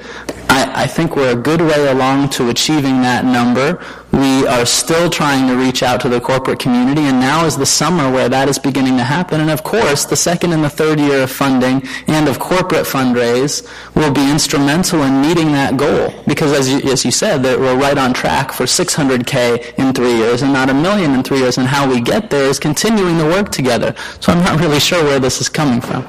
Well, Mr. Mayor, if I may, through you to Council Mazin. So again, the spirit of the order is to get this information back for the city manager. The city manager is not here to respond to any questions. I have not seen this information, $1 million, in any of the reports that I've reviewed. In my conversations with the city manager, again, it's unfair to raise any conversations that I've had because he's not here to speak for himself. But the only pledge that we have, which is in the budget, it has been appropriated in the 2016 fiscal budget, is $150,000 for a STEAM coordinating position for that individual to go out into the private sector and to help us leverage more funding for this effort. But again, I'm not aware of any $1 million pledge. And the spirit of this order is for us to get this information back, because if we're going to be reporting information about the work that we're doing within this body, then we've got to make sure that we report the work as accurate as possible. I think that's important too, Mr. Mayor, through you to my colleague Vice Mayor Benson. What I hear you saying is that it's important to get information back on how we're going to achieve the $1 million in 3 years. I also hear you saying, although maybe we can just tighten this up later when we go back to the record, that maybe you're not aware of the $1 million. I know you're doing a lot. I'm doing a lot. We're all doing a lot. These are meetings that you were there for. And these are numbers that we discussed a few times afterwards in meetings with the city manager and on phone calls with one another in order to get there one day. I don't think we've done anything wrong here in pointing out the need for clarity from the city manager. I don't think we've done anything wrong in setting a lofty goal that we've begun to meet with pretty rapid timeline. So I will respect very much your order and your opinion, but I will continue to hark back to the number in the meeting that I chaired and that I witnessed. On the order, Mr. Mayor? Councilor Kelly. I will say something, I'll bring it up again when we talk about the committee report, but it's not all about the Kendall Square innovation economy. And the A in STEAM stands for arts, and oddly enough, it turns out I have an arts family, as does Councilor McGovern and perhaps other people in the room. Being able to talk in front of 300 people, being able to sing in front of 300 people, understanding how to build a stage for a complex musical, knowing what to do when the lights go out at the wrong time or the mics don't work, all those skills are things you learn in the performing arts. You learn different skills in the visual arts. I'm not a visual arts family, so I don't know exactly what they are, but it's that creativity, the ability to build something out of nothing, something that the Cambridge public school system does stunningly well in my experience. We can't lose sight of the importance of just general arts for everyone, for people that are going to go be accountants or police officers or really anyone. They don't have to all work in Kendall Square, because honestly, we can't all work there. Thank you. Thank you. On the order, all those in favor say aye. Those opposed, no, and the order is adopted. Mr. Chair. Oh, and Councilor Mazin is noted as a sponsor. Councilor Simmons. Thank you, Mr. Chair. I would like to request unanimous consent to speak on something that's already been voted, number 23 of the policy order and resolution list. 23? 23. Okay? Got a problem. 23 on the policy order. It has to do with the renaming of Area 4. Okay, go right ahead. Okay, thank you. Through you, Mr. Chair, I co-sponsored an earlier order, I believe, asking that we go forward with the renaming of Area 4. And this order asks for a process of voting for that at Area 4 Day. The only problem I have, and I have to figure out how to address that, is that as Ms. Gray had spoke earlier, a couple of council orders prior to this, we asked for the renaming of Area 4, and I think it's the understanding of people that already participated that they had voted through the school, Fletcher Maynard Academy, and through Area 4, I can't think of the stabilization committee, but that the name would be Area 4. So the problem herein lies is if there's a process and it's named something different, how does that make the folks that have already participated feel? And so it's a difficult place because it's now adopted. It says to go forward and there should be this voting process. But it may be more problematic if, say, they decided to call it the place that has no name. It kind of dishonors the process that happened before. And so I'm in a bit of a quandary because I want to call it the port, and I would hope that everybody else wants to call it port, and people that show up on Area 4 Family Day, Back to School Day, every 4 day voted to do that, but what if they didn't? So I think we have a quandary, and now we've adopted it. So I look to my colleagues and the maker of the motion to help us out of it. Thank you, Mr. Mayor. Through you to Councilor Simmons. So this is a follow-up to a previous order that was adopted by this body, and I can't, Madam Clerk, I don't know if you could help me with the date, but I believe it was sometime in the spring. And we requested that the city manager work with the Fletcher Maynard Academy and develop a process for a vote on renaming Area 4 that would take place on Area 4 Pride Day. So in looking at the timeline last week, I realized that we have just this meeting and no other meeting before September 12th, and which means that we would not be able to accomplish the goal of renaming Area 4 on September 12th. And as you know, this is an issue that's been before this body probably more than once, and it appears that there has been a process, but that process has not been clear to me. And today was the first time I actually heard that there might have been a process where the name port name was selected, but I had no idea, and that wasn't raised at the last city council meeting where we adopted the previous order. So what I'm asking, and I met with the manager and the staff who were not able to prepare a report for us with regard to the previous order in time for this meeting, was that we were going to ask the community and all of our community organizations, including the Community Arts Center, Margaret Fuller House, the Fletcher Maynard Academy, Area 4, Bishop Green, and others who have been very much interested in this process, that we were going to ask them to help us spread the word, have members of the Area 4 community particularly submit not names for the renaming, and the hope is that those names, the majority of the names that we receive are going to be the port. That's the hope, and that we would open up a voting process that would probably last about a week, that could be done over the web, similar to what was done with the participatory budget. But it sounds like we need to figure out a process for this to happen, and I'm okay with that. The issue that I have is that we continue to kind of move this process further and further out, and we don't close this out, and we don't close this out in a manner where the majority of the people who are in the neighborhood are happy with the process. And I think that's the issue that I have, because I had no idea that, as Renee explained, that there was a process. But how does the renaming become binding on the city. And so this particular policy order asked the name not be official until the entire majority of the city council votes on the new name. So that's a new element to all this. Through you, Mr. Chair, I would say to my colleague that he and I need to chat and chew over this one a little bit, because I just have some concerns. It's been adopted, but it doesn't necessarily mean it has to be implemented on the day in question. I just think we need to talk about it a little bit more. And I meant to pull it, and my mind was on something else, and so I didn't. So while it's been adopted, the Vice Mayor and I will talk a little bit about it. I think we're in the same camp. We just need to figure out how to.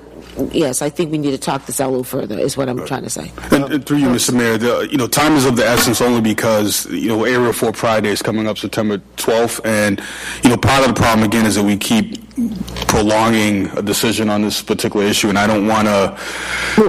I want to take advantage of Area 4 Pride Day, primarily because there are a lot of people from Area 4 that go to that event, probably more than any other event that we have in Area 4. And this is an opportunity for our young people and everybody else who lives in the neighborhood to take part in a very important vote. And if individuals like Renee are want to see it named the port, then some of us have to do some lobbying, right? We have to go around the community and get others to come on board for the port. So, Mr. Chair, through you to the Vice Mayor, I understand and respectfully disagree.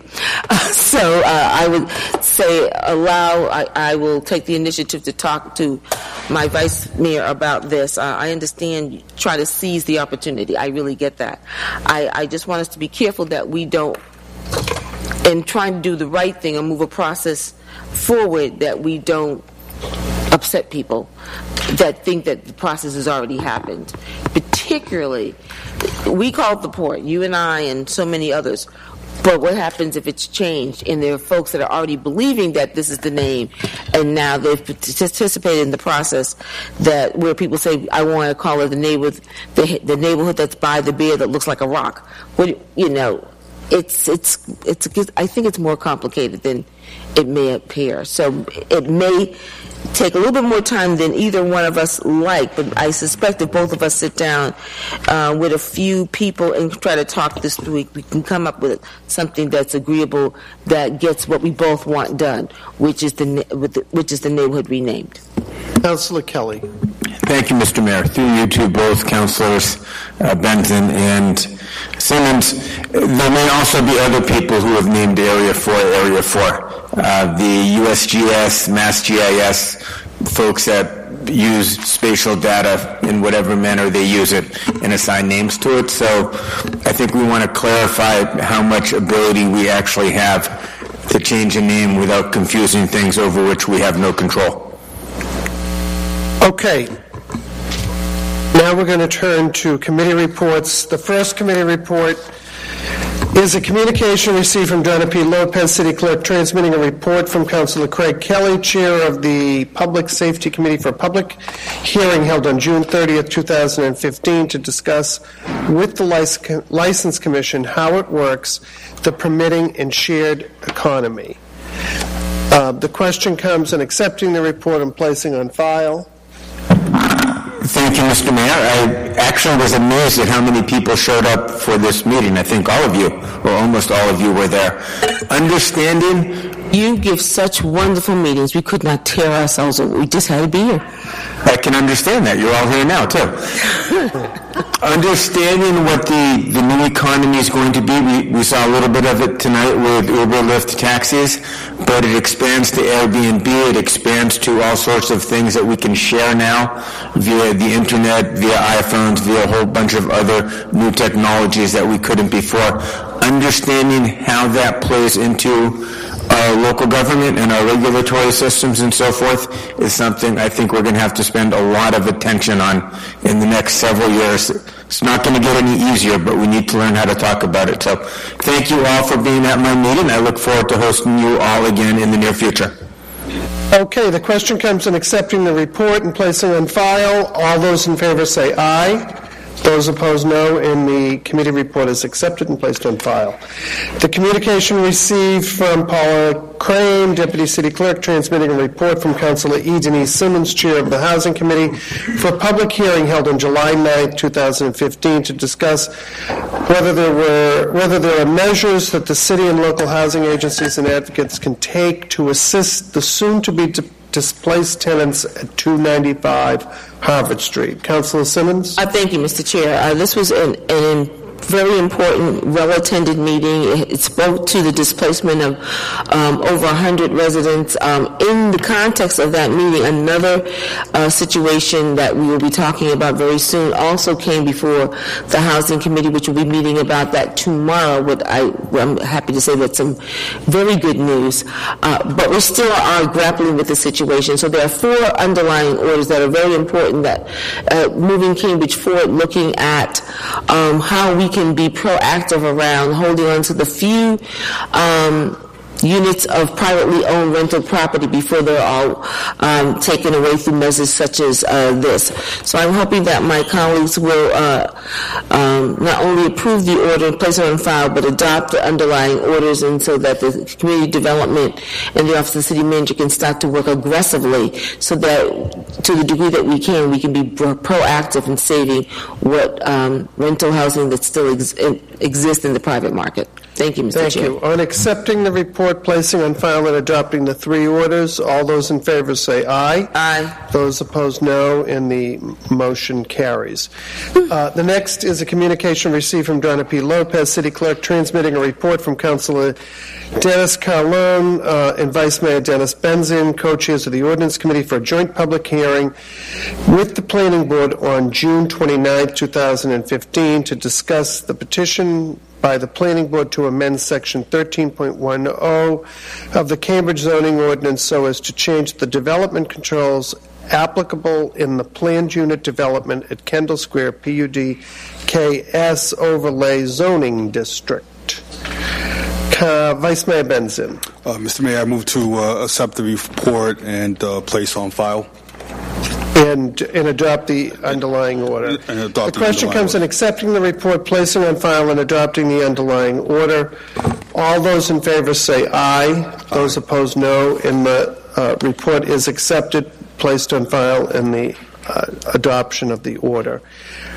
The next is a communication received from Donna P. Lopez, City Clerk, transmitting a report from Councilor Dennis Carlone and Vice Mayor Dennis Benzin, co-chairs of the Ordinance Committee, for a public hearing held on June 17, 2015, to discuss a City Council petition to amend Article 6.000 of the zoning ordinance of the City of Cambridge to create a new section 6.24, car sharing provisions. Mr. Mayor, as discussed earlier, there was a good discussion at this meeting, and some issues came up that will be incorporated into the final draft. So I please move that we accept this report and place it on file. On the motion by Councilor Carlone, all those in favor say aye. Those opposed, no, and the committee report is accepted and placed on file. The next is a communication received from Donna P. Lopez, City Clerk, transmitting a report from Councilor Dennis Carlone. Who did that? Oh, 6? 5. We're going on to 6.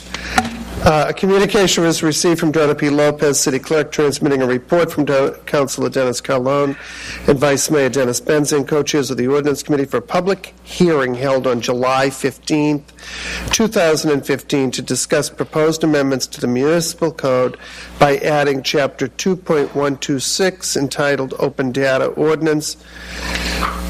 Councilor Carlone. Thank you, Mr. Mayor. Once again, there was a lot of discussion as we continued tonight, but I move that we accept the report, place it on file, and adopt the order. Mr. Chair, I have a few changes I'd like to introduce by way of communications from city officials. Number 2, there are about 4 changes, as John Hawkinson said in his public comment, and as Code for Boston sent in letters, and other people sent in letters. 2 of them somewhat uncontroversial. The other 2, in my mind, also more or less uncontroversial. The city retains the power to regulate its open data procedures quite closely. And so explicitly in Section F at the very end, basically saying that they can claw back data, or in an earlier part, essentially making certain parts of data explicitly mentioned in the ordinance is too much. I think if the city ever wants to limit its own the type of data that it actually wants to disseminate, then it's welcome to do that as part of regulations that it operates and it manifests, and I think they will do so as part of the Open Data Review Board. But the presence of such restrictive language in ordinance doesn't seem to be in keeping with what other cities do, and doesn't seem to be in keeping with where Cambridge will go with open data in the future. So we have to leave that option open. So would you like to ask for suspension to bring in number 2 from communications and reports from other city officers at this time? So on the suspension, all those in favor say aye. Those opposed, no. And the rules are suspended. On referring number 2 to committee report number 6, all those in favor say aye. Those opposed, no. And those are referred to the committee report. And Councillor Chung? I was just going to say that I was going to refer these to the committee report. I think as we discussed during the meeting, these are all areas where I think the city is moving towards this, but the ordinance that we have now is something that the city solicitor, the IT department, the staff feel very comfortable with and have already started implementing. And I think while as we discussed in the committee meeting, all agree that these are places we want to go, and I think we should refer them to the committee report and ask that the city manager through our IT department continue to look at these. I don't think that these are ready to be amended, that we're ready to amend the petition tonight. I think that's a little bit of a sloppy way to do ordinance, especially given that we had such extensive meetings with a lot of public participation and the staff all there to comment in real time. Yes. I think hearing the comments we had last time, actually amending it in this way is probably one of the only ways to do it. Those comments were apropos. They'd come on the heels of many months, I think, of negotiations around the ordinance itself, where we landed, I think, almost pretty much where the city wanted it. These are the minimum. Of course, Code for Boston and many of the advocates for this type of thing want a lot more than this, but these are the minimum, these are the basics, these are the easy things. And these are the things also, when you look at Amendment 2 and Amendment 4, that don't actually restrict the city much or at all. These are latitude. This is latitude that the city already has in regulation with 2. With 4 is an interesting one. You don't want that in your open data ordinance. You don't want an ordinance that says to all these programmers and all these people who are going to make our data come alive, the same way that the MBTA transit and timing apps came alive for free. Just because the MBTA put out that data, you don't want to say to those people with this type of clause in Amendment 4, we're going to release the data, put in all this hard work to bring us free apps and free updates and all this stuff as a community, but we might take the data back at any moment. The purpose of an open data portal is to make concrete decisions about what data we'd like to release and then to kind of keep it out there. 4 is the only one that really limits the city, and it only limits the city per the standards that every other city already subscribes to. This is a basic one. 4 is basic. The other ones are pretty easy. Amendment 1 is moving up the statement of purpose from a lower down area to the first statement in a way that the city, I don't think, has any objections to at all. That one's easy. 3 increases the number of members in such a way that Councillor Simmons and the group seem to be interested in last time. And 2 actually doesn't limit the city at all.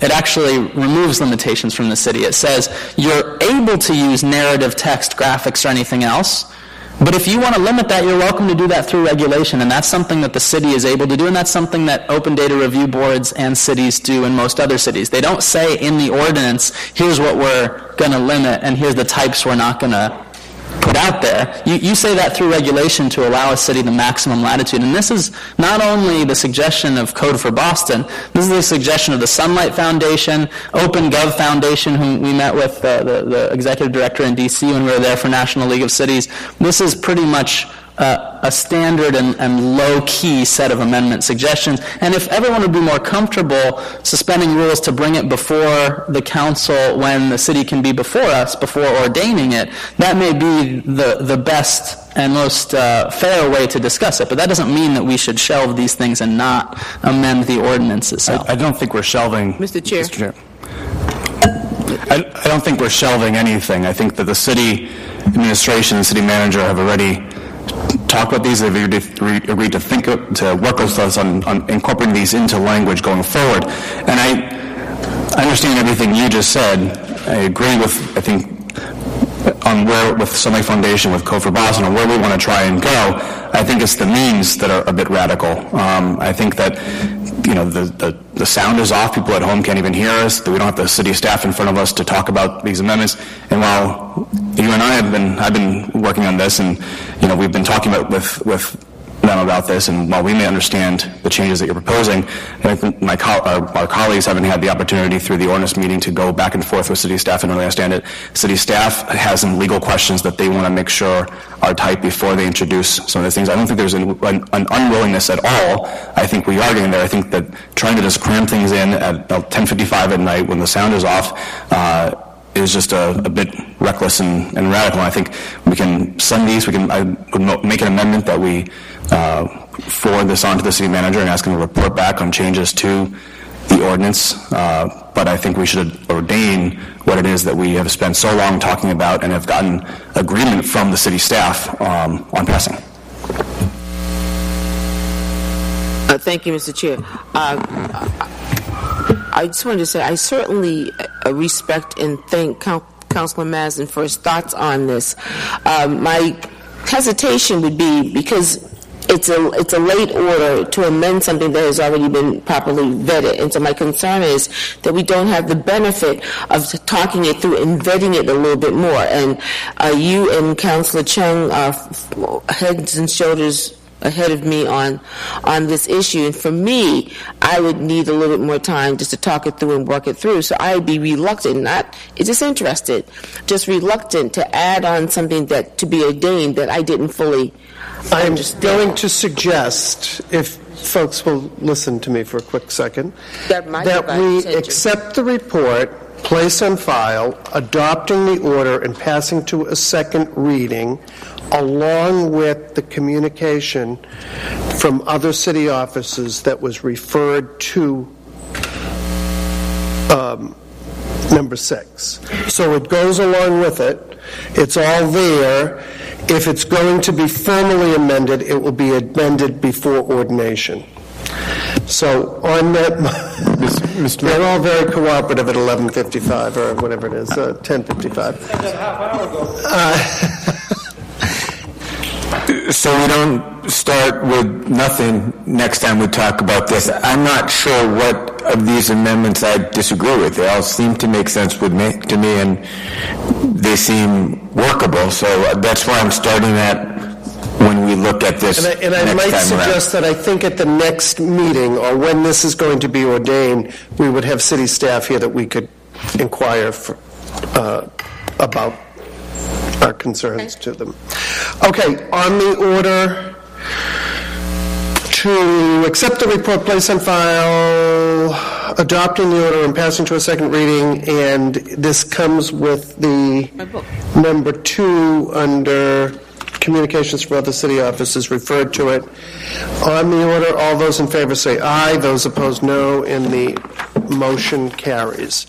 The next item is a communication received from Paula Crane, Deputy City Clerk, transmitting a report from Councilor Nadeem Mazin, Chair of the Neighborhood and Long-Term Public Facilities Arts and Celebration Committee, for a public meeting held on July 15th, 2015, to discuss how emergent out-of-school time programs recruit underserved youth in innovative ways, how programs engage youth in advanced research and professional skill building, and how these programs may present exciting models for other organizations seeking to impact socioeconomic and educational equity in Cambridge. Councilor Mazin. I'll just say very briefly, it was a fascinating and instructive meeting. I wish that we could adopt aspects of these programs to every out-of-school time program, the way that inner-city weightlifting is meeting with people, the way that BioBuilder is instructing people, and the way that people are doing passion-based hands-on learning in this city is absolutely amazing. And if we can just share those best practices, and if we can just increase the equity in the conversation and the breadth of our research, then we'll definitely be in great shape in the years to come. Thank you. Mr. Mayor?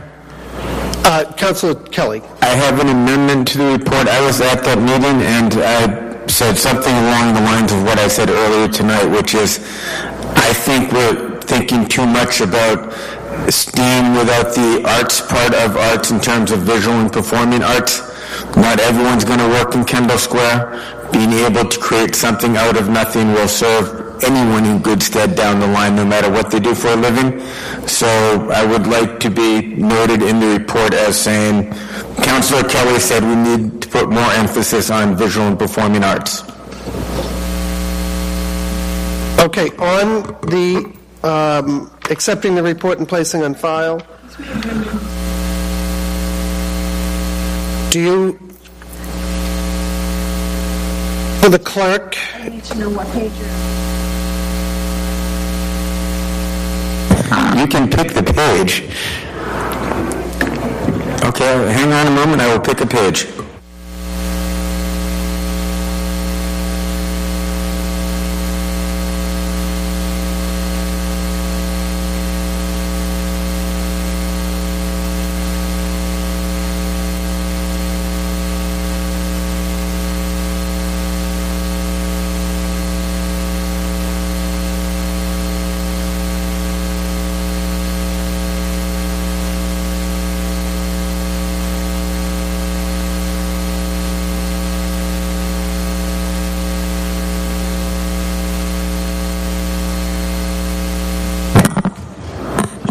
Mr. Mayor, let's put it on page 11 after the first full paragraph where it says Councilor Carlin asked Ms. Richards, etc., etc.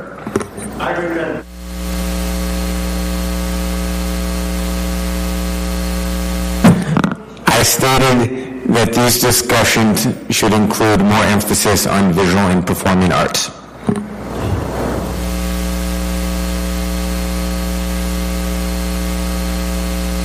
On accepting the report, placing on file as amended, all those in favor say aye, those opposed no. And the item is accepted and placed on file as amended. The next is a communication received from Donna P. Lopez, City Clerk, transmitting a report from Councilor Craig Kelly, Chair of the Public Safety Committee, for a public hearing held on July 1st, 2015 to discuss policing and public safety, community policing, and police training.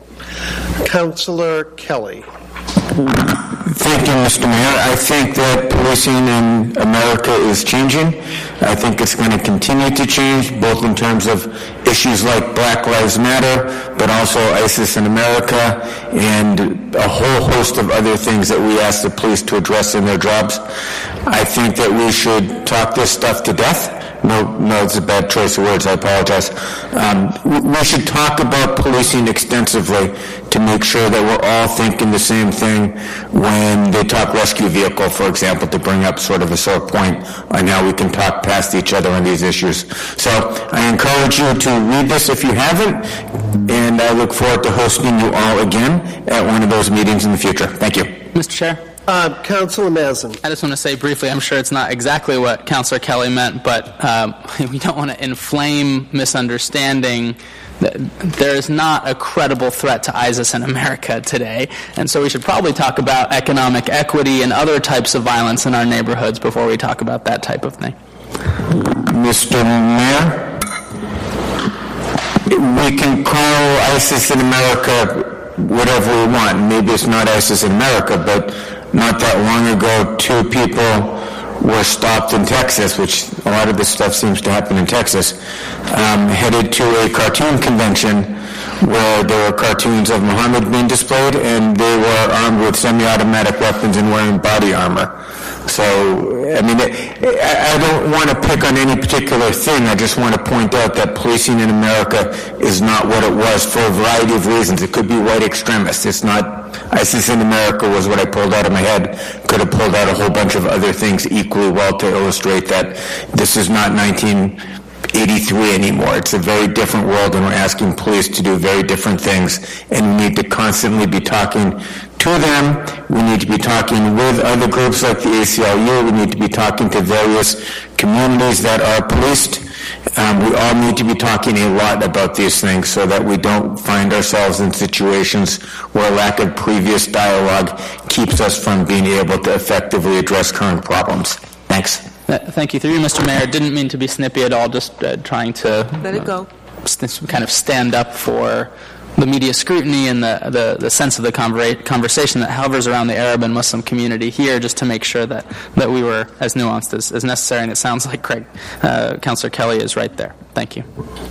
Okay, the question comes in accepting the report and placing on file. All those in favor say aye. Those opposed, no. And the item is accepted and placed on file. We're going to move to communication reports from city officers. There's one communication received from Vice Mayor Dennis Benzin requesting the approval of the City Council to attend the World Class Cities Tour Mazer Foundation in the Netherlands from September 27th to October 3rd. The question comes in approving the request. Although, I think we need to have a roll call. Yeah. Mr. Mayor? Councillor Kelly. I would just caution Councillor Benzin. I think that he will do this regardless, but Amsterdam is not Cambridge. They don't have the same weather patterns. They don't have the same regulatory programs. They don't have a lot of things that we have, and it's important that when we look to other places, whether it be the Netherlands or Davis, California, or New York City, or even Boston, that we pull the things that are relevant from their programs and make sure that we understand what isn't relevant. I hope you have a great trip. I look forward to getting a postcard and learning more about it.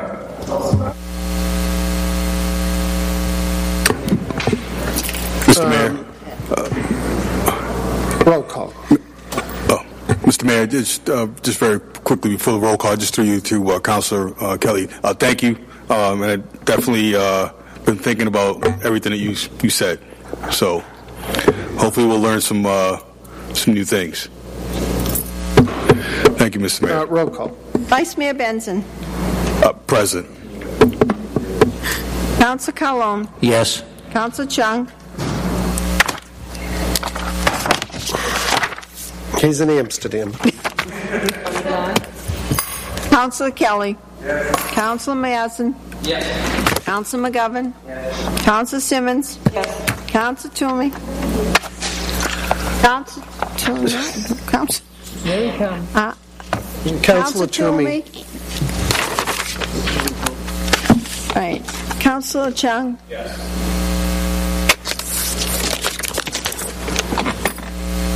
And the order is adopted on the affirmative vote with 8 in favor and 1 recorded as present.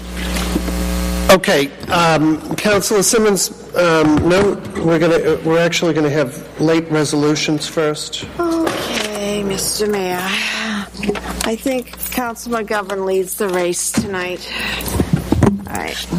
All right, we have late resolutions. Condolences to the family of Dr. Anita Kerman, submitted by Councilor Toomey. Wishing Star Phillips a quick and complete recovery, submitted by Councilor Simmons. Resolution on the death of Mary Frances Seeley, submitted by Councilor Simmons. Okay. Congratulations to the Cambridge U18 baseball hitmen for winning the Middlesex Senior Babe Ruth Tournament, submitted by Councilor McGovern. Congratulations to the U16 baseball hitmen for winning the Lou Thompson A Division Championship, submitted by Councilor McGovern. Congratulations to the West Cambridge U12 Little Baseball League for winning the Bay State Tournament for the Champions Gold Trophy, submitted by Councilor McGovern. Congratulations to Philip Gaines for being part of the Boston Astros Base U18 travel team and winning the U.S. Baseball Championship Triple Crown, submitted by Councilor McGovern. Congratulations to Eric Tajida Ramirez for being part of the Boston Astros Base U18 travel team and winning the U.S. Baseball Championship Triple Crown, submitted by Councilor McGovern. And then congratulations on the 23rd birthday to Damon Eli, submitted by Councilor McGovern. The end, Mr. Mayor. That's it. On the resolutions, I know these are the resolutions. Mr. Chair, on the approval of the resolutions and making them all unanimous, I forgot a late resolution. you have one? Yes, it's very brief. Just happy 60th birthday to a special person, period. There you go. The clerk has that.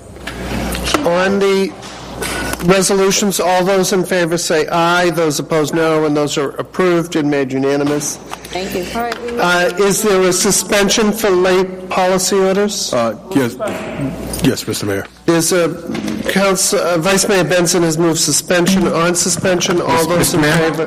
roll call. Mr. Mayor? I've said it before, I'll say it again. This is the wrong way to do business.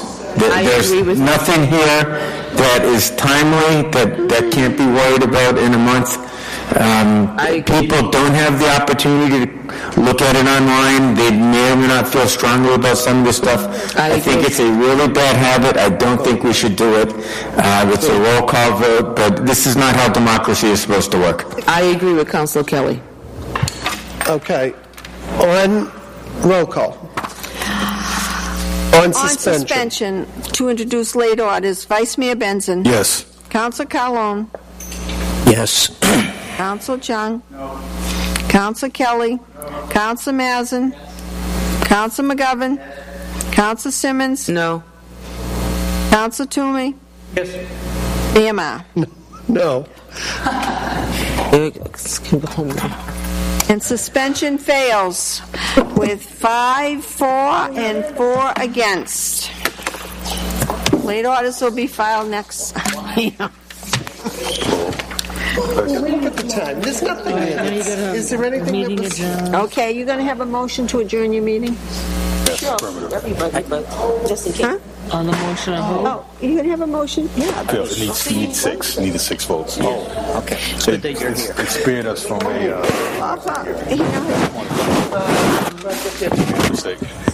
On a motion to adjourn by Councilor Simmons, all those in favor say aye. Those opposed, no. And the meeting is adjourned.